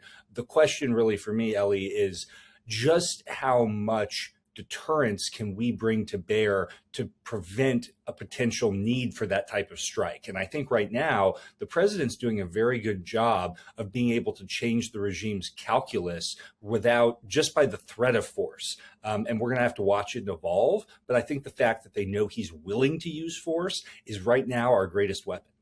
And the media is also reporting that America's Gulf allies, Qatar, Oman, the Kingdom of Saudi Arabia, have made the case against U.S. intervention. How impactful do you believe that is? Well, some of our Gulf allies, obviously, they're in a difficult geopolitical position. Some of them have the Iranians actively trying to destabilize the Shiite populations in their own countries. Some of these places like Qatar, Saudi Arabia, they live under the threat of Iranian influence every single day and Iranian proxy terror every single day. So they have vested interests and understandable interests in many cases in wanting the United States to take a particular line with Iran.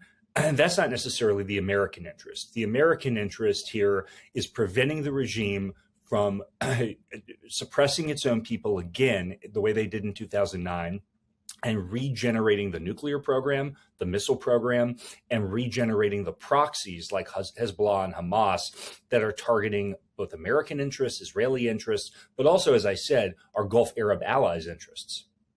Would it not be the case also that a Middle East freed of an Iranian government accused of being a destabilizing influence would make Israel safer and promote President Trump's vision of a wealthy, peaceful, and integrated region, which he laid out last year in Saudi Arabia?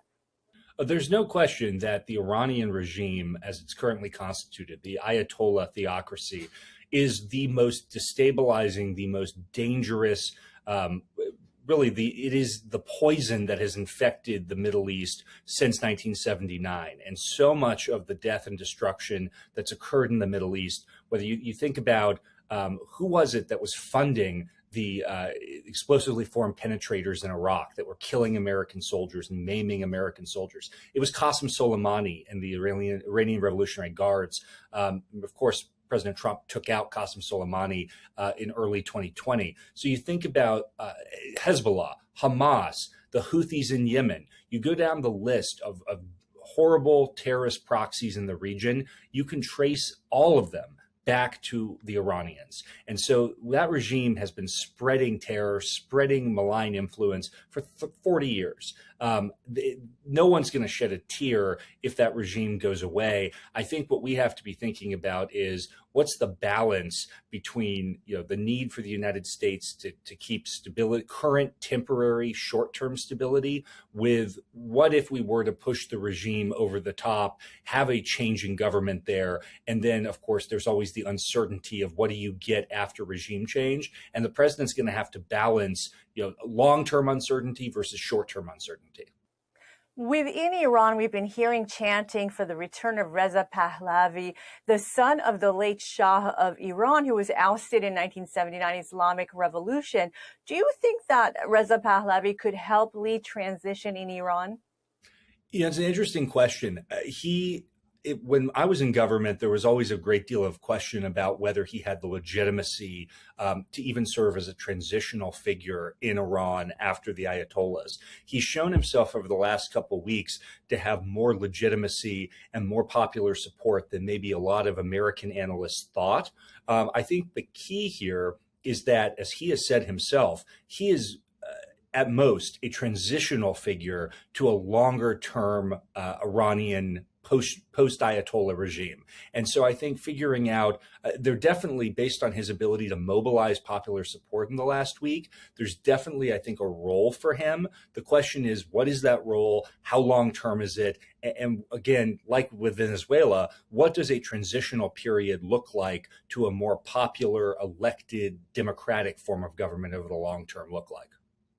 You mentioned Venezuela. The Trump administration has said it plans to control Venezuela's oil resources indefinitely as it seeks to rebuild the country's dilapidated oil industry. What reaction can we expect of allies of Venezuela like Russia and China, which is dependent on that oil? Well, this is all part of the president's broader strategy that he laid out in his national security strategy, the Trump corollary to the Monroe Doctrine, that outside powers like Russia, China, Iran will no longer be permitted to operate in our hemisphere. And so I think, to your question, absolutely, the Iranians, the Russians, the Chinese are petrified that the president is following through on what the commitment he made in that document, that they're no longer going to be able to exert proxies and spheres of influence in our hemisphere. The Cuban regime has been propped up by the Russians, the Iranians. There's a Chinese listening post 90 miles from Key West on Cuba and Cuban shores. Nicaragua, the Ortega regime that's been a thorn in our side for 45 years. It's propped up by the Russians and the Chinese. We know Caracas was crawling with Hezbollah operatives. I mean, we are finally getting to something that I think people like you and I have watched for a long time, which is that these dictatorships in our hemisphere have been proxies of our global adversaries. And the president is finally saying enough is enough. Rather than us focusing on these wars in Iraq and Afghanistan, let's get our house in order in our hemisphere first. And then once we've done that, we can look more expansively, but that has to come first. And Alex, given what a threat that that new Trump approach, the Monroe Doctrine, as you refer to it, presents to U.S. adversary China, do you think that there can be some sort of a potential response from the Chinese, perhaps asymmetrical warfare? Well, it's a real concern. And we saw the week before the Venezuela operation, the Chinese were publicly broadcasting that they were conducting combat simulations of warfare in our hemisphere, in the Gulf of America. This is something they think about. Look, they're buying, as you know well, they're buying farmland all over the United States, not just next to key military installations, but they're buying farmland with the purpose of controlling American agricultural production of key crops in specific geographies.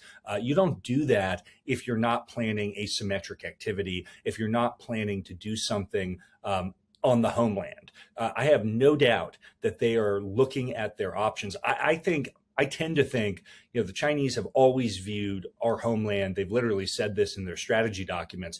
They view our homeland as the soft underbelly of the United States. And they view, they do not view themselves. There was a book called Unrestricted Warfare from the late 90s, where the Chinese military said publicly, you can buy this on Amazon. They said publicly, we look at the United States homeland as a potential target in the event of a war over Taiwan. So the Chinese are thinking very expansively about this sort of thing. I think what's more likely to happen is they're going to take the president's decisive action in the hemisphere as a clear signal that the president's not going to tolerate meddling in the Western hemisphere any longer. And they're going to go project their tendency for malign influence closer to their shores. But as I said, they're going to keep every option open in the event of an actual conflict to try and bring pressure to bear on Americans where we live. And turning to Americans and where Americans live right here in the United States, I'd like to discuss the ICE activity in Minnesota amidst an ongoing Somali fraud scandal there.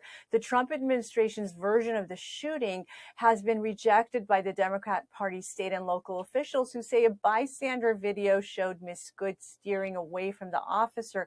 What do you think the safety implications for ICE and Border Control is as they're trying to carry out their work?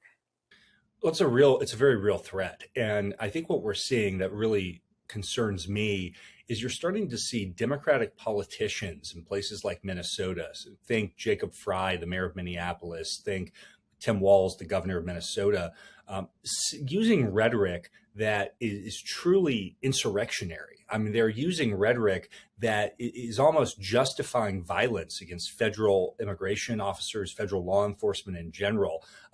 It's really shocking that you have elected public officials in the United States at the state or local level who are setting up this contrast between the citizenry and federal law enforcement officers conducting lawful operations. That is really that's something we haven't seen in a very long time in this country. And so I think you really have to start, either these politicians are going to step back and they're going to recalibrate their language, or we need to start holding them accountable for things like this shooting, because they directly, through painting ICE as a predatory, illegitimate force, they are contributing directly to a climate that is promoting violence. And that's just unacceptable.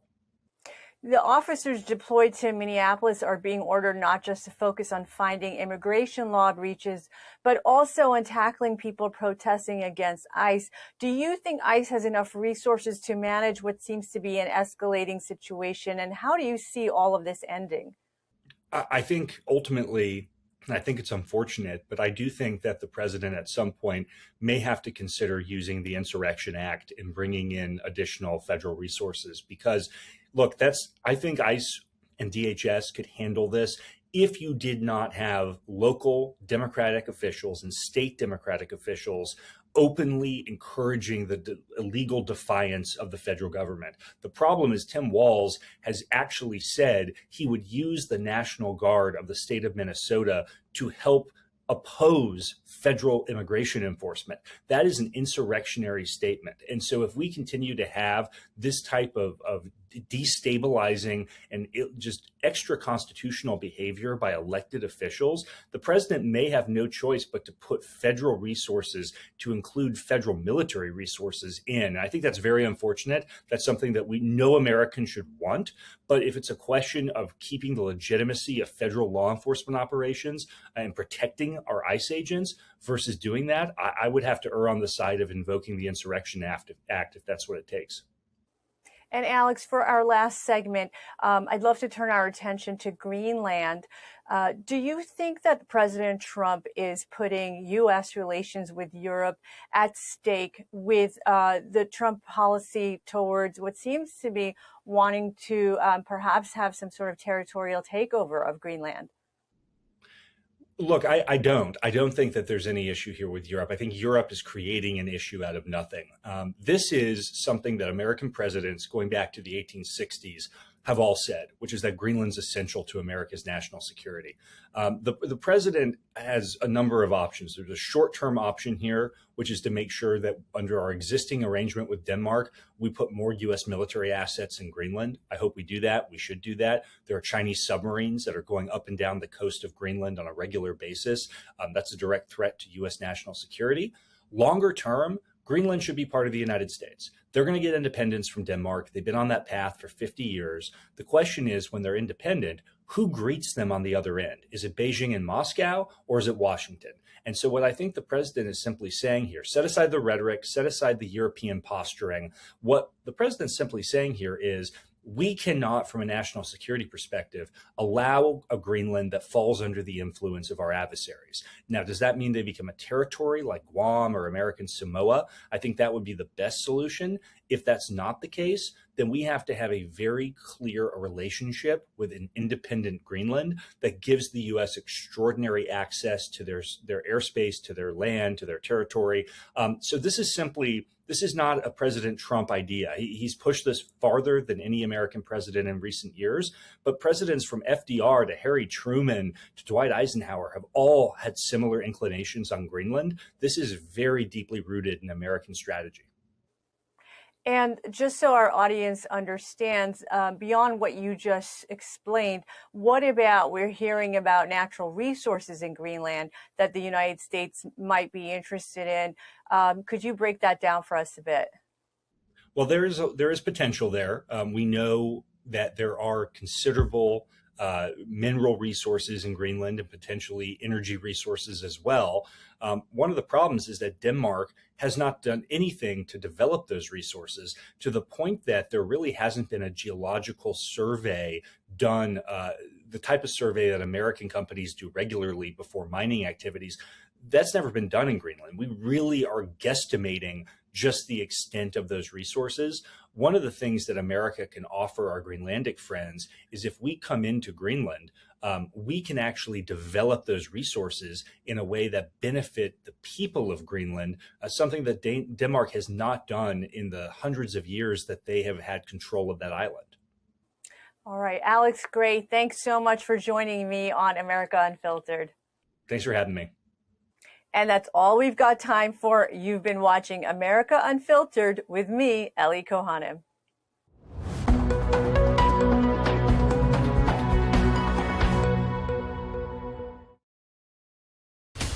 From the White House to Gaza, Kiev to Beijing, elections, economics, and the environment compete with conflicts and other complex issues for our attention. In an age of fake news, deepfake, and artificial intelligence, they've got to have a vote and a say. It's important to look beyond the loudest voice to understand the truth. From newsmakers to groundbreakers, My campaign is going very well. Presidents, prime ministers, princes and peacemakers, and cultural tastemakers. As Arabs, as Middle Eastern, we're too emotional. Join me on The Riz Khan Show for empowering conversation.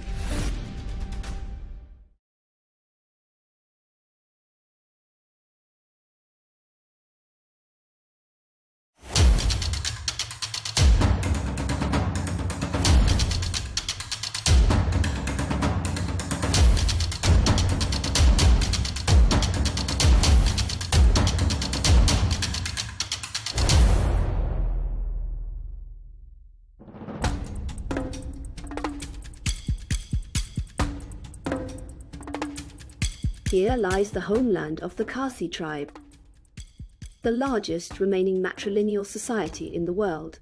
Its population is estimated at nearly 1 million people in India.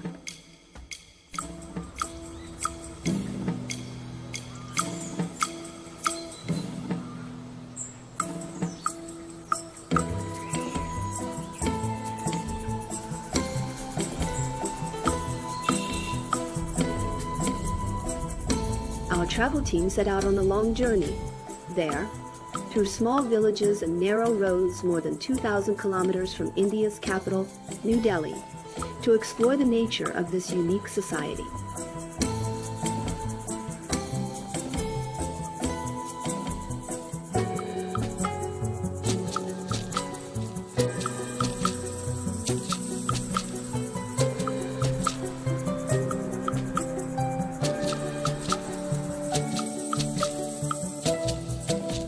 we've arrived at Molinong village, or as its people call it, God's own garden.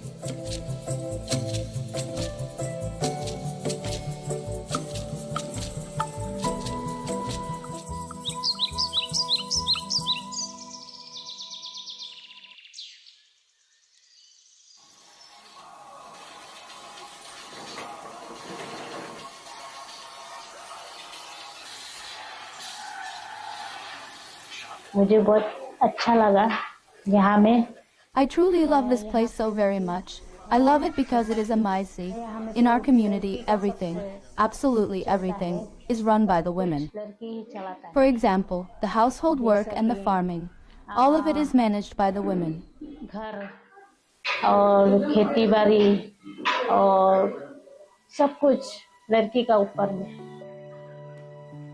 We met Salsalaitha, who told us more about being the youngest daughter in a family belonging to the matrilineal Khasi community. Being in a matrilineal society is a privilege for us women. It gives us inspiration to do more and to contribute more to society. Us girls, we inherited the property of our parents and the business that our parents work also, like the business that they are currently working also, like we get that. Being the youngest daughter or being the only girl, here we get the privilege of getting all the property of the parents. So eventually you're gonna be rich because you need to inherit the lands, gold and everything. So yeah, maybe finding a good husband also.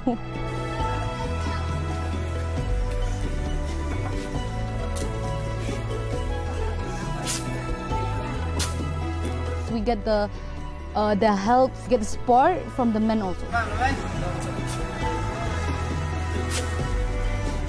Even the surname also to our mother, like to the woman, not like other place in India.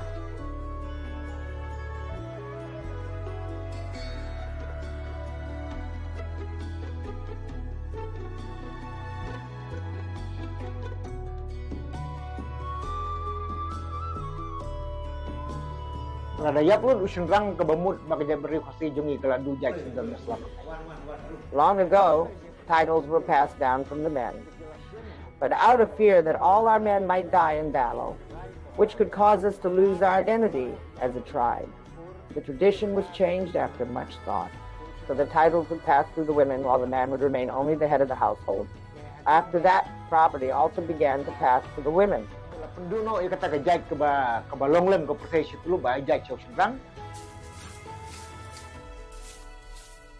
The title goes to the mother. We don't come up so much. Other people know those who have the title to the father, they become rich. Because his man, he takes responsibility to make his family come up. Here, women hold power, property and wealth, raising many questions about the men's role. How do they view the matrilineal system they belong to? And what part do they play in it? The structure of the matrilineal society is still going on very good. Actually, we support it. We have been following this system for a long time, in this, in Khasi, and then in this village also. For me, it's we have been following this tradition, so it's okay for me. The Khasi believe that daughters are the continuation of the family, which deepens the community's desire to have many girls, unlike most other Indian society.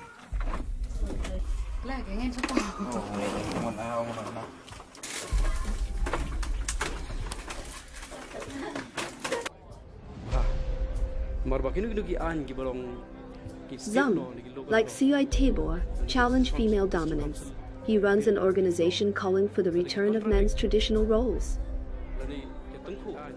Men are not really made or born to be like that. They're born to lead, they're born to control, they're born to have authority on something. But he cannot be under authority of someone. So that itself hurts the ego of man. Till this date, as we have done some research, the lifespan of a general Khasi man is about 35 to 45 years age. Very low. Because most of them die of desperation. Most of them die of irresponsibility, we call. So his roles, his responsibility his dedication is dispersed. For women here, choosing to remain unmarried carries no social stigma at all. Many do so proudly, taking comfort in their independence. And in this place, it is often the husbands who move in with them, joining their families and their homes, rather than the other way around. The Khasi community holds firmly to its historical roots and traditions deeply tied to nature. Some of its legends reflect this matrilineal spirit. On our journey, Cecilia takes us to the Molinong waterfalls. Legends tell of a widow named Kalikai who lived near one of the waterfalls in the Khasi region. She had a beautiful daughter.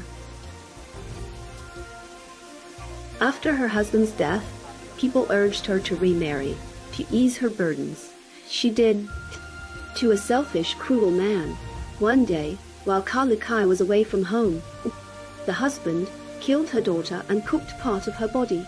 When Kalikai returned home and discovered the horrific crime, she collapsed in grief and ran to the edge of the cliff, leaping into the unknown.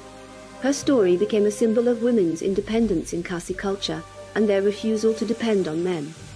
There are many Khasi legends like it, yet they do not conflict with Christianity, which most of them follow today.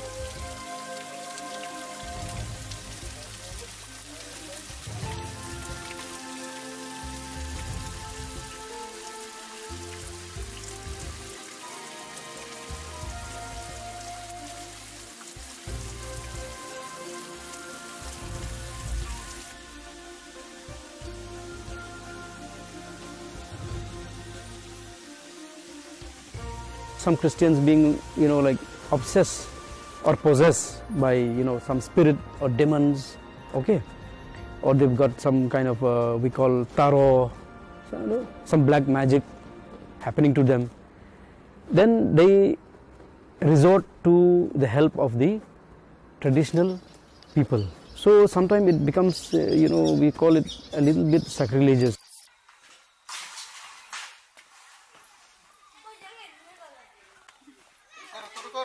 Now it's less that Christian will participate in all Khasi traditional rituals, very less now.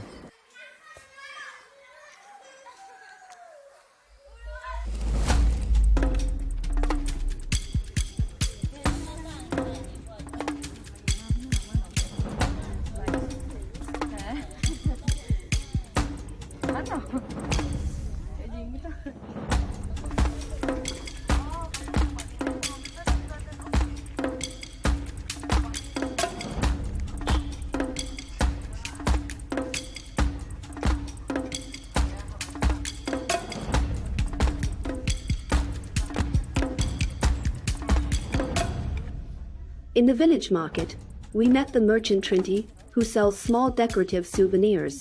She is the head of her household and fully supports her family, while her husband stays home and takes care of the children.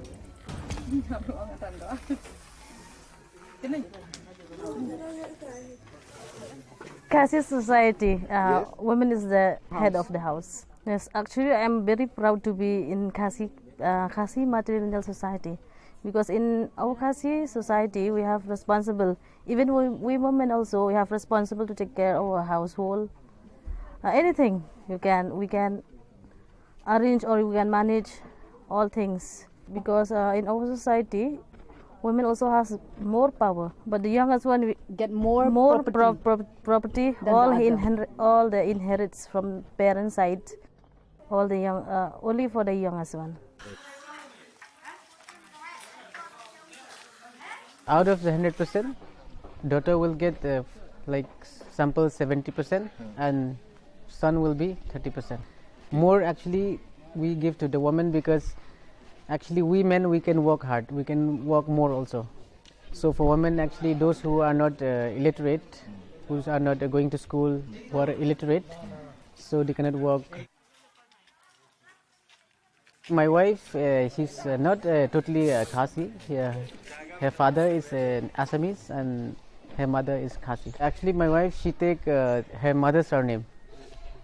She don't take her father's surname. Though he's a non-Khasi also, but still she taken the mother's surname.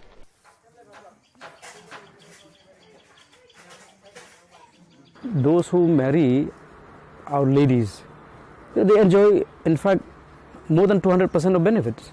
Property goes to the ladies, so whoever marry our ladies get the property. And the business they do in their wife's name. This trend is going through a dangerous phase, that I'm saying. Because if we continue to go in this manner, then one fine day, we will not find pure Khasis anymore. Due to mixed marriage, Khasi blood will be diluted. The social independence women enjoy here, this doesn't mean Khasi women have unlimited privileges or total freedom. Parents still worry when their daughters travel or move away.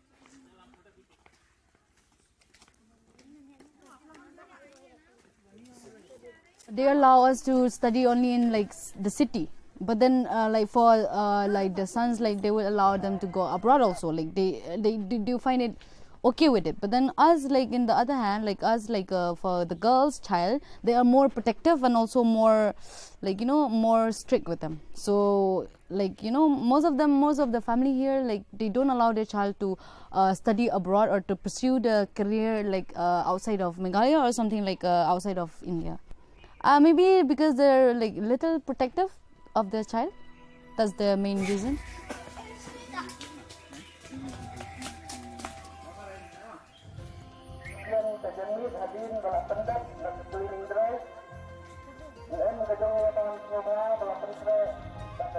Poverty also plays a major role in limiting choices and lifestyles, hindering higher education for many girls and boys alike.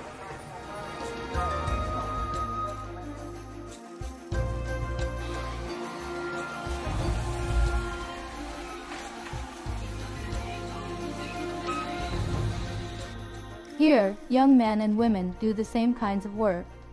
In earlier generations, the wife stayed at home and the husband earned a living. But in our generation, things have changed. Men now do household work, and women take on men's roles. अपना business अपना चलाते हैं आप.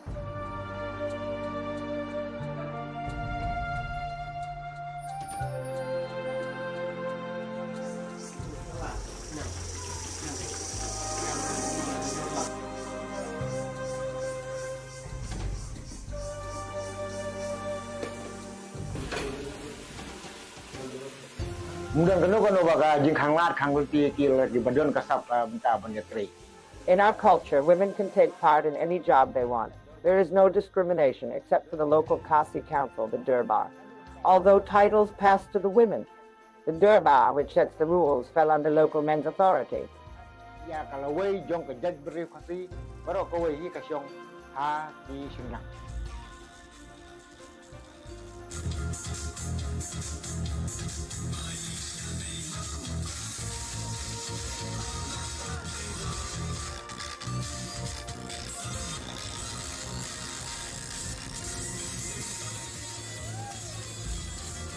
The Khasi community is deeply interconnected.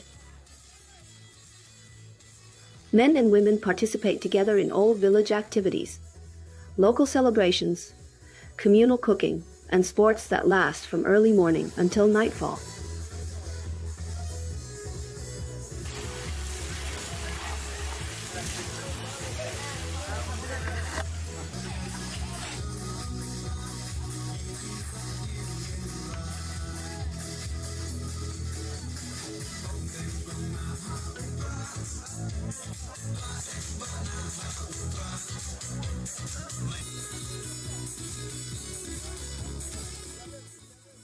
Most of the villagers here are farmers.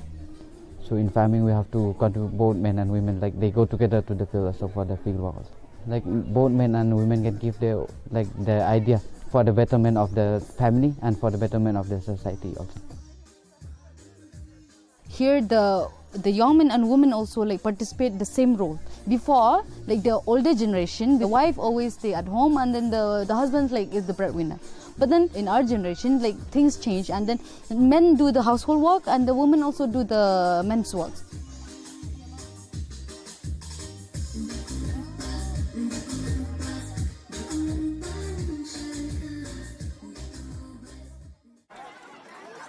Everyone contributes and everyone shares the meal.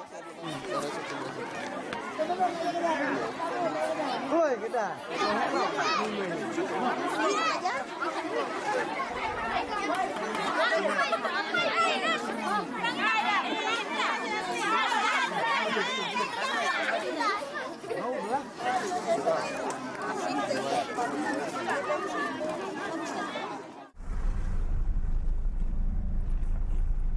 we are having this cleaning drive from Pongtung to Maulnong, which is 18 kilometers, and we are having all the way to Maulnong.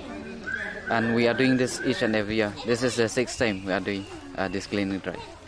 In 23, several local and international magazines named this village the cleanest in Asia, earning it national fame. This is how we are doing the cleaning drive.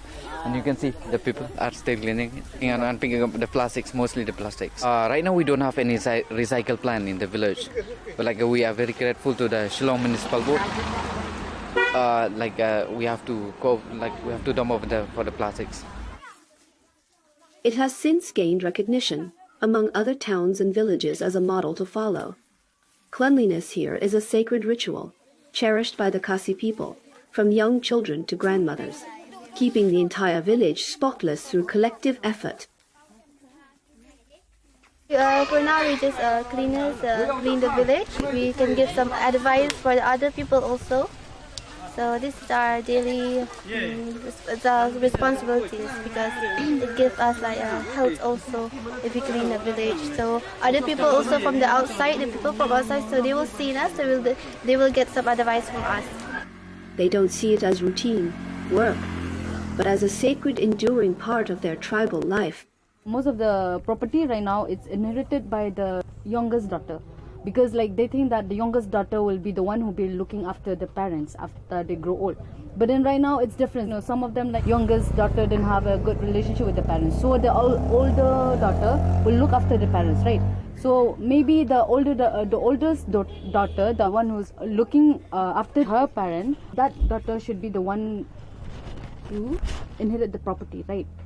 I see, in my areas also, the one who look after the parents after they're old, that one inherit most of the property, like golds and land and houses, because right now things have changed.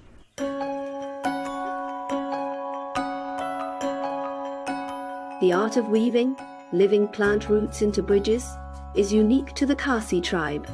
It was created to span rivers. The entire community works together to design, manage, and maintain each bridge. A process that takes more than a decade, shared across generations. The young people caring for these bridges today will walk across them in the future.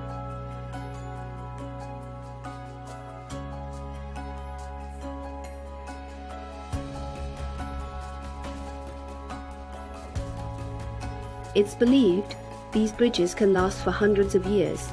But will the Khasi traditions endure just as long? As the organization are trying our level best to fight this head on, so that we say, even if a foreigner, even if a male from another community marries a Khasi girl, they should not give the title of the Khasi. They should give the title of that Khasi male or that male from the other community.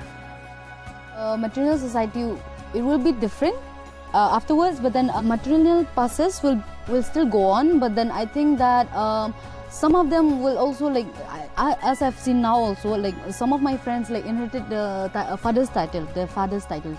But then I think that this will go on and on in our state. I think it will go on for ages, and there will be difference here and there. I mean, there will be difference in sharing property and in sharing the power in the household and in the society.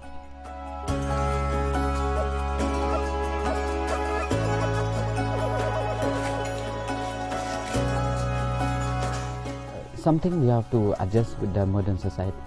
A little bit we have to adjust. I think this system will go on.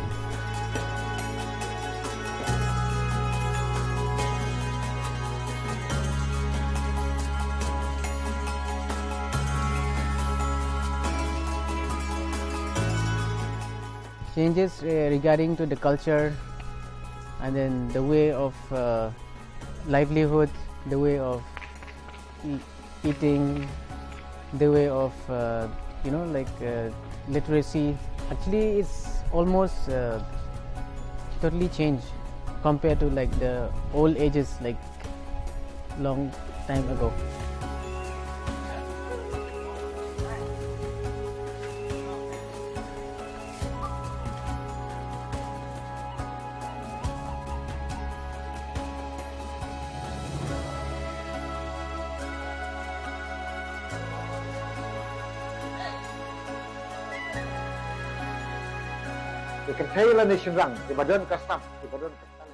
We hope women will come forward to join the village Donbas. We will work hard together to bring change to our community. Women and men can work in all fields, and they will do it well.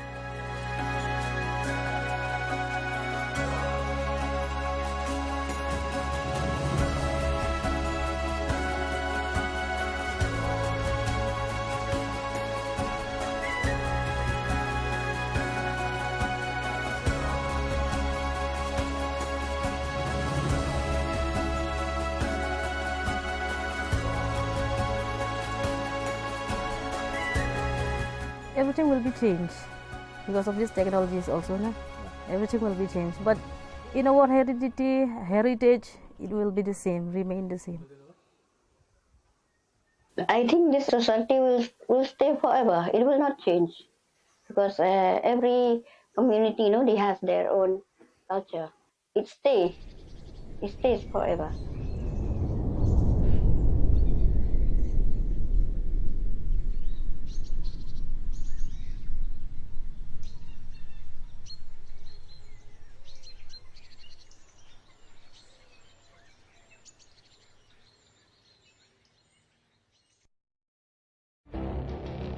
It feels like decades are passing by in a matter of weeks.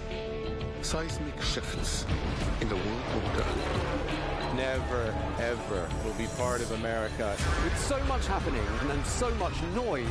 Whether it's political upheaval, Canada has been ripping us off for years. economic shifts or social movements, And no one wins from tariffs. I think America can be more friendly to the rest of the world.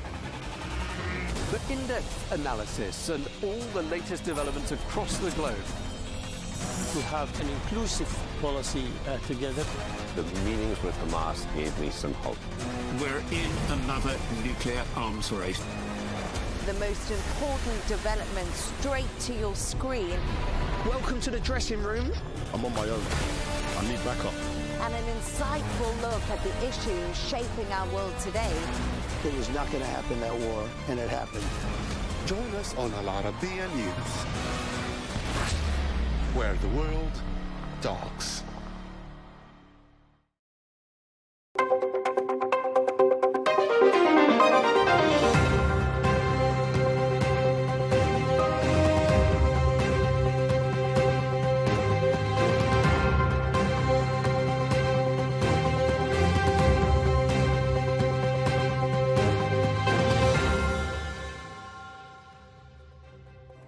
Hello and welcome to this special interview here on Counterpoints with me, Melinda Nucifora. Well, US President Donald Trump has called it one of the most consequential bodies ever created in the history of the world. His Board of Peace has been officially launched, promising not only stability in the Middle East, but also an avenue for broader global conflict resolution. For more insight on the role the board will play, we're joined by US Ambassador to Israel, Mike Huckabee. Ambassador Huckabee, thank you for your time and welcome back to Counterpoints. I appreciate it, Melinda. It's great to be back with you. Let's start with the Board of Peace.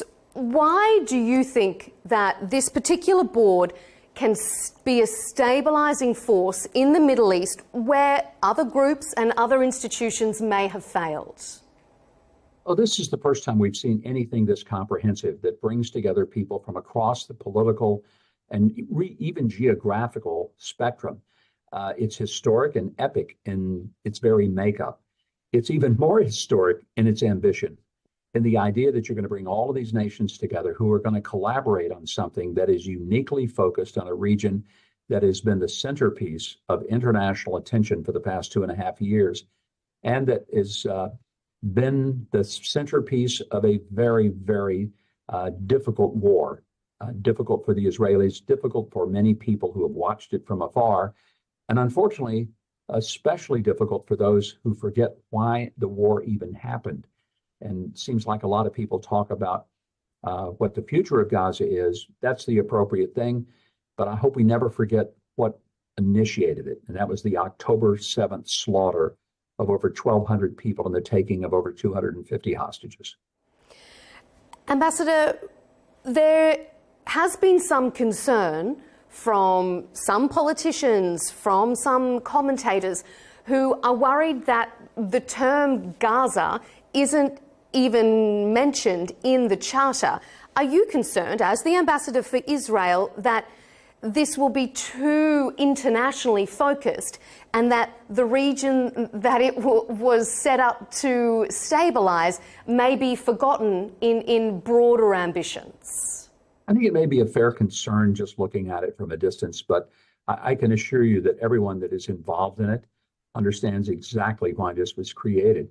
Maybe it's because there's hope that the model of the Board of Peace can serve as a model for other places around the globe where there have been similar conflicts, similar injustices, similar instances in which a lot of people have been caught up in a war.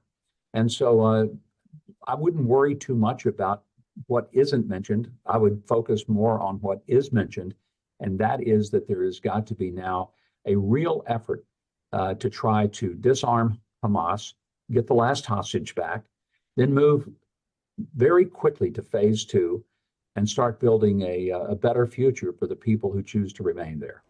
Can you see a situation where the Board of Peace, chaired by the President himself, gives a deadline to Hamas to disarm, gives a deadline to Israel to withdraw their troops? Do you think the Board of Peace will go that far? Whether it's the Board of Peace officially or whether it's President Trump, I not only can foresee it, I would almost be assured of it.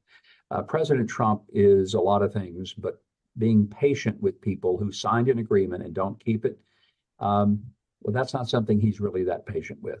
Hamas signed the agreement. Let's never let them forget that. They agreed to disarm. They agreed that they would not have a future in the role of governing Gaza. So for them to violate that, and then to violate the return of all hostages, which they, to their credit, they at least let all the living hostages go, and most of it is deceased, but there's still a remaining deceased hostage that's being held. That too was something they agreed to. So they're the clear violators of the ceasefire agreement, and they've signed on to say they would do it. I think you can count on the fact that President Trump will hold them to that. So you can foresee the President putting a deadline, in 2 weeks, on this date, they must disarm? Yeah, I don't know what that's going to be, and only he could answer that, so I'm not going to try to speculate. Is it weeks? Is it a month? What is that deadline? I don't know. He will certainly tell us. As you know, the president's pretty good about expressing himself. He's not ambiguous when it comes to saying things out loud that he really believes and things that he sticks by. And I think it's one of the reasons that Hamas should pay attention, because he said consistently since he was sworn in just over a year ago that Hamas has no future there and they've got to disarm. And that was before the ceasefire agreement. He's never wavered from that, never even an iota. So the idea that they're going to somehow wait him out, it's not a good calculation on their part. Seeing as we're talking about the President, let me put this to you. He sits at the head of the Board of Peace, and he alone has full veto power. Is that fair, that the veto rests with one person? I would ask this: is there anyone else in the world who could lead this effort and bring it to where it already is? I would say the answer to that is an emphatic no. I can't think of anyone leading any nation, any organization, who has the moxie to pull off what he has already pulled off. The agreement at Sharm el-Sheikh itself was something that I think maybe went beyond what people would have ever expected.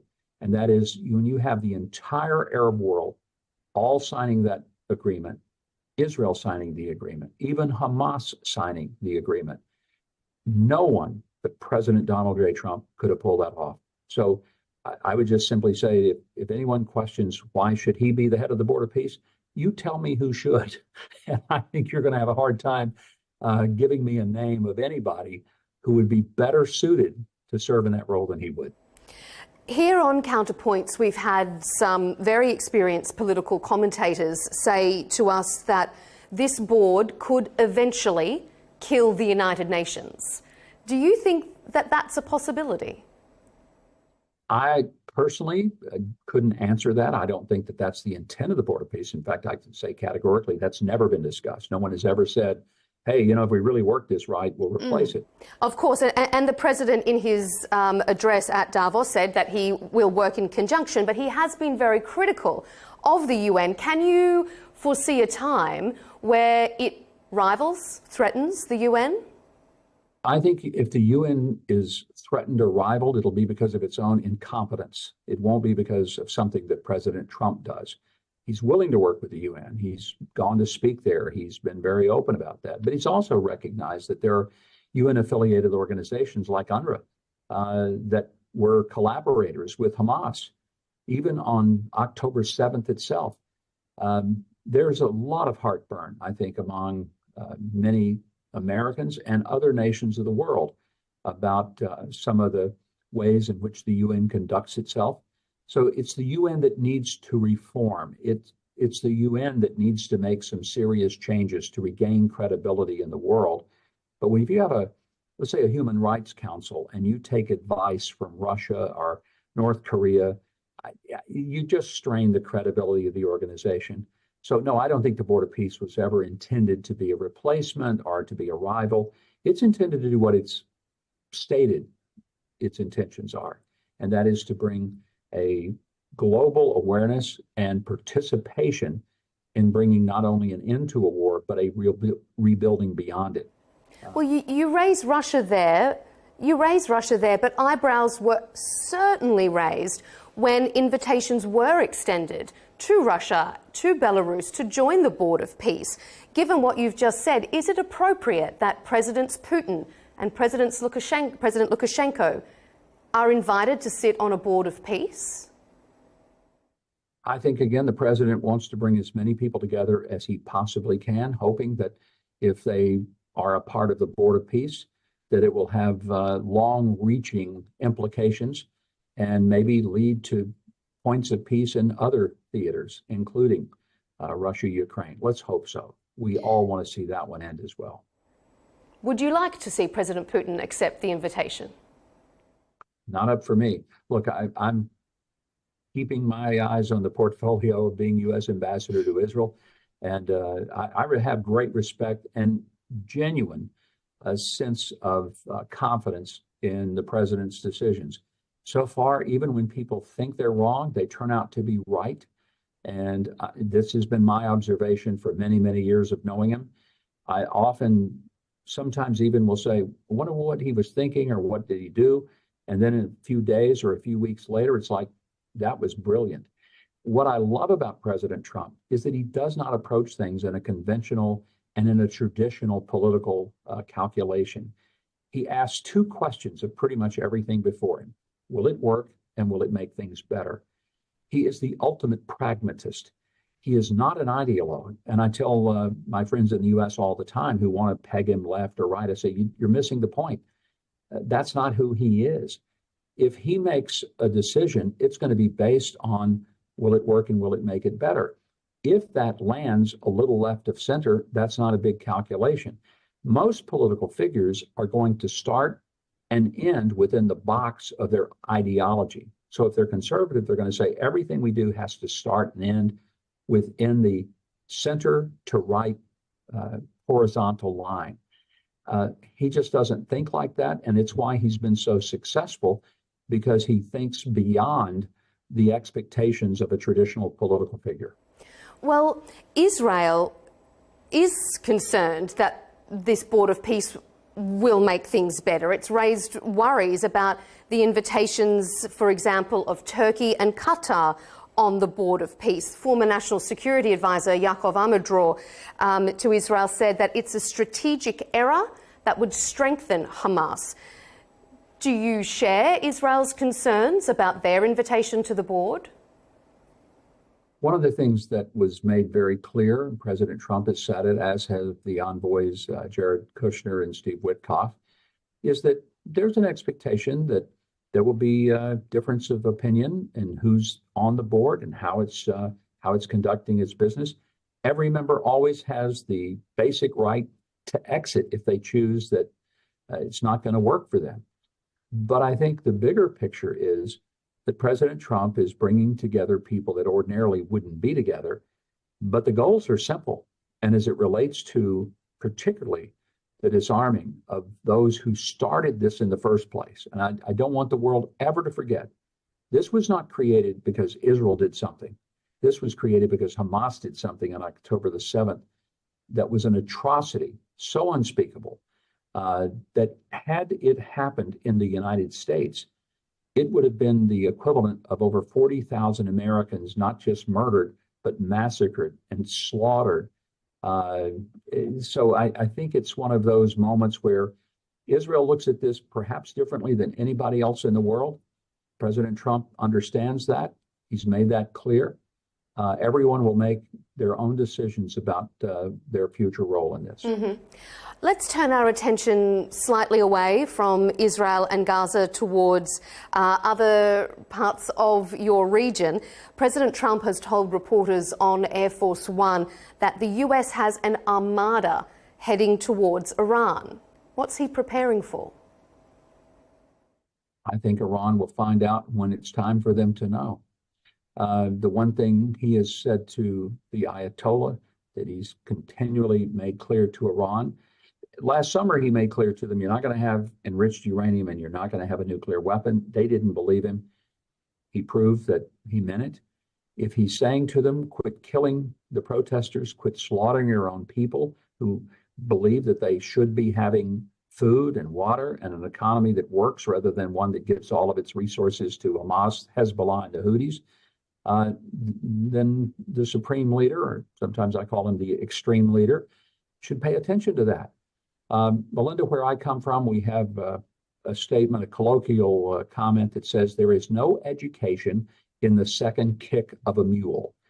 Well, what that simply means is that the mule kicks you the first time because you stood behind him, not understanding what the mule could do, and you go and you stand behind him again, you're probably not going to have much education in the second kick of the mule because you didn't get much out of the first one. I would say to the Iranian leadership, you got kicked pretty hard last summer, and President Trump did exactly what he said he was going to do. He's saying to you again, you can choose a better course. I would strongly suggest that the Iranian leaders do that. Is there underlying in that, you know, when you say Iran will find out when it's time for them to know, is the underlying sentiment then that perhaps President Trump isn't convinced when the Iranian authorities say that they aren't executing the protesters and that they have restored calm order? I think President Trump is a person who is naturally skeptical when people have a long history of murdering their own people, that he's going to just believe that they've had a change of heart. So he's going to want evidence of that. If he doesn't get it, then I think that will be one of the bases upon which he will make whatever decision he will make. But he and he alone will make that decision. It won't be made by me, won't be made by anyone here in Israel. It will be made by the President of the United States. And when he makes that decision, it will be one that it will be carried out. But I don't know when, I don't know what. I just know that anyone who does not believe that President Trump makes promises that he keeps, they haven't been paying attention. Do you think then that people in your region should be preparing seriously for another US intervention? You know, I don't know that I would say that people ought to be preparing like they ought to be stocking up on water and bread and canned goods right now. I don't think we feel a sense of imminent threat. I'm not sensing that here in Israel. But look, we live in a part of the world that is volatile. There's a fragility, if you will, about what peace looks like on any given day. I think most Israelis went to bed on October the 6th, 2023, thinking life is good. Tomorrow's a religious holiday. It's going to be a wonderful day. Everything changed within a few hours. So people expect that you're prepared for anything. You hope for the best. Nobody's sitting around curled up in a fetal position right now, thinking that the opening salvos of Armageddon are about to happen. People are always on alert, and I think that's just being smart. Let's, as we wrap up our interview, let's circle back to where we started with the Board of Peace, because part of that announcement, part of that official launch on the sidelines of the World Economic Forum in Davos included Jared Kushner presenting a reconstruction plan for Gaza, and in that it suggested not just stable and economically prosperous Gaza, but a Gaza governed and controlled by Palestinians. Do you think that that sits comfortably with the people of Israel? As long as there's going to be serious reform within the Palestinian culture and mindset, that's going to be a real key. But that's been true within the Palestinian Authority governed regions in Judea and Samaria. So will they change their textbooks and make it so that children are not taught that it's a wonderful thing to kill a Jew? That's going to be a part of it. Will they stop paying people who are terrorists for having murdered people who are Jewish and conducting all kinds of acts of terrorism? And if they die, will their families stop getting pensions for that? That's a part of the reforms that really need to happen, and I think the expectation is that it will. Let's hope that there's a massive reformation. There is a very different kind of culture that takes root in Gaza, and that, as the fairy tales say, let's hope that we all live happily ever after. That's the hope and the goal. But it's in the hands of the people who will have to make it in order for that to be true. Well, on that, as we wrap up, one last question to you. If we are to live in that fairy tale of all living happily ever after, what is the first thing you would like to see the Board of Peace do? I know that you don't sit at the head, but if you could advise President Trump on day one, this is the first thing, what would you like that to be?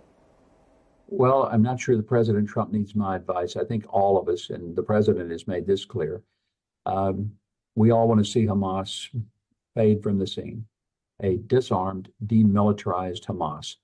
They're the ones who are the root of this evil, and it really can't go forward as long as they are still holding weapons and as long as they're still holding the hate and the animosity in their heart toward the people who are so close to them.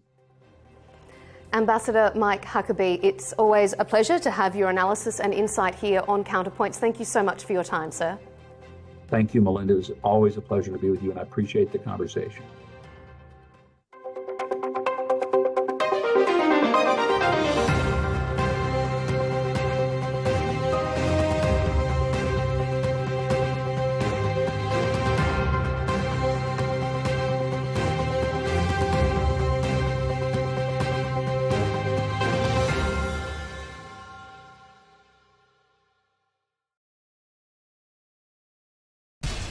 We have to take care of our people, and we're going to take care of our people first. For in-depth analysis and all the latest developments across the globe, make sure you join us every weekday. President Trump is trying to negotiate a ceasefire. With so much happening, so much information, and so much noise, International law will have no part in his administration. it can be hard to keep track. Tariffs will just fuel inflation. We're going to fight these tariffs. But you can count on us to tell you what you need to know. We stand by your side. Join me, Tom Burges Watson, for Global News Today, right here on Arabiya News. Our allies, in many cases, are worse than our enemies. Stay informed and connected with the latest international headlines. There obviously is a risk. From breaking news to in-depth analysis, It would appear that this war is coming to an end. Who buys this stuff? Investors, pension funds. we deliver the most important developments straight to your screen. Iran always wanted to deal with militia. Join us for compelling, expert-driven conversations A curfew order has been established. And an insightful look at the issues shaping our world today.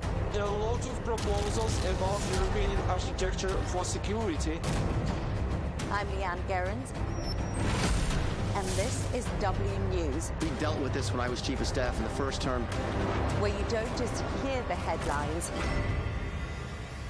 you get the full story.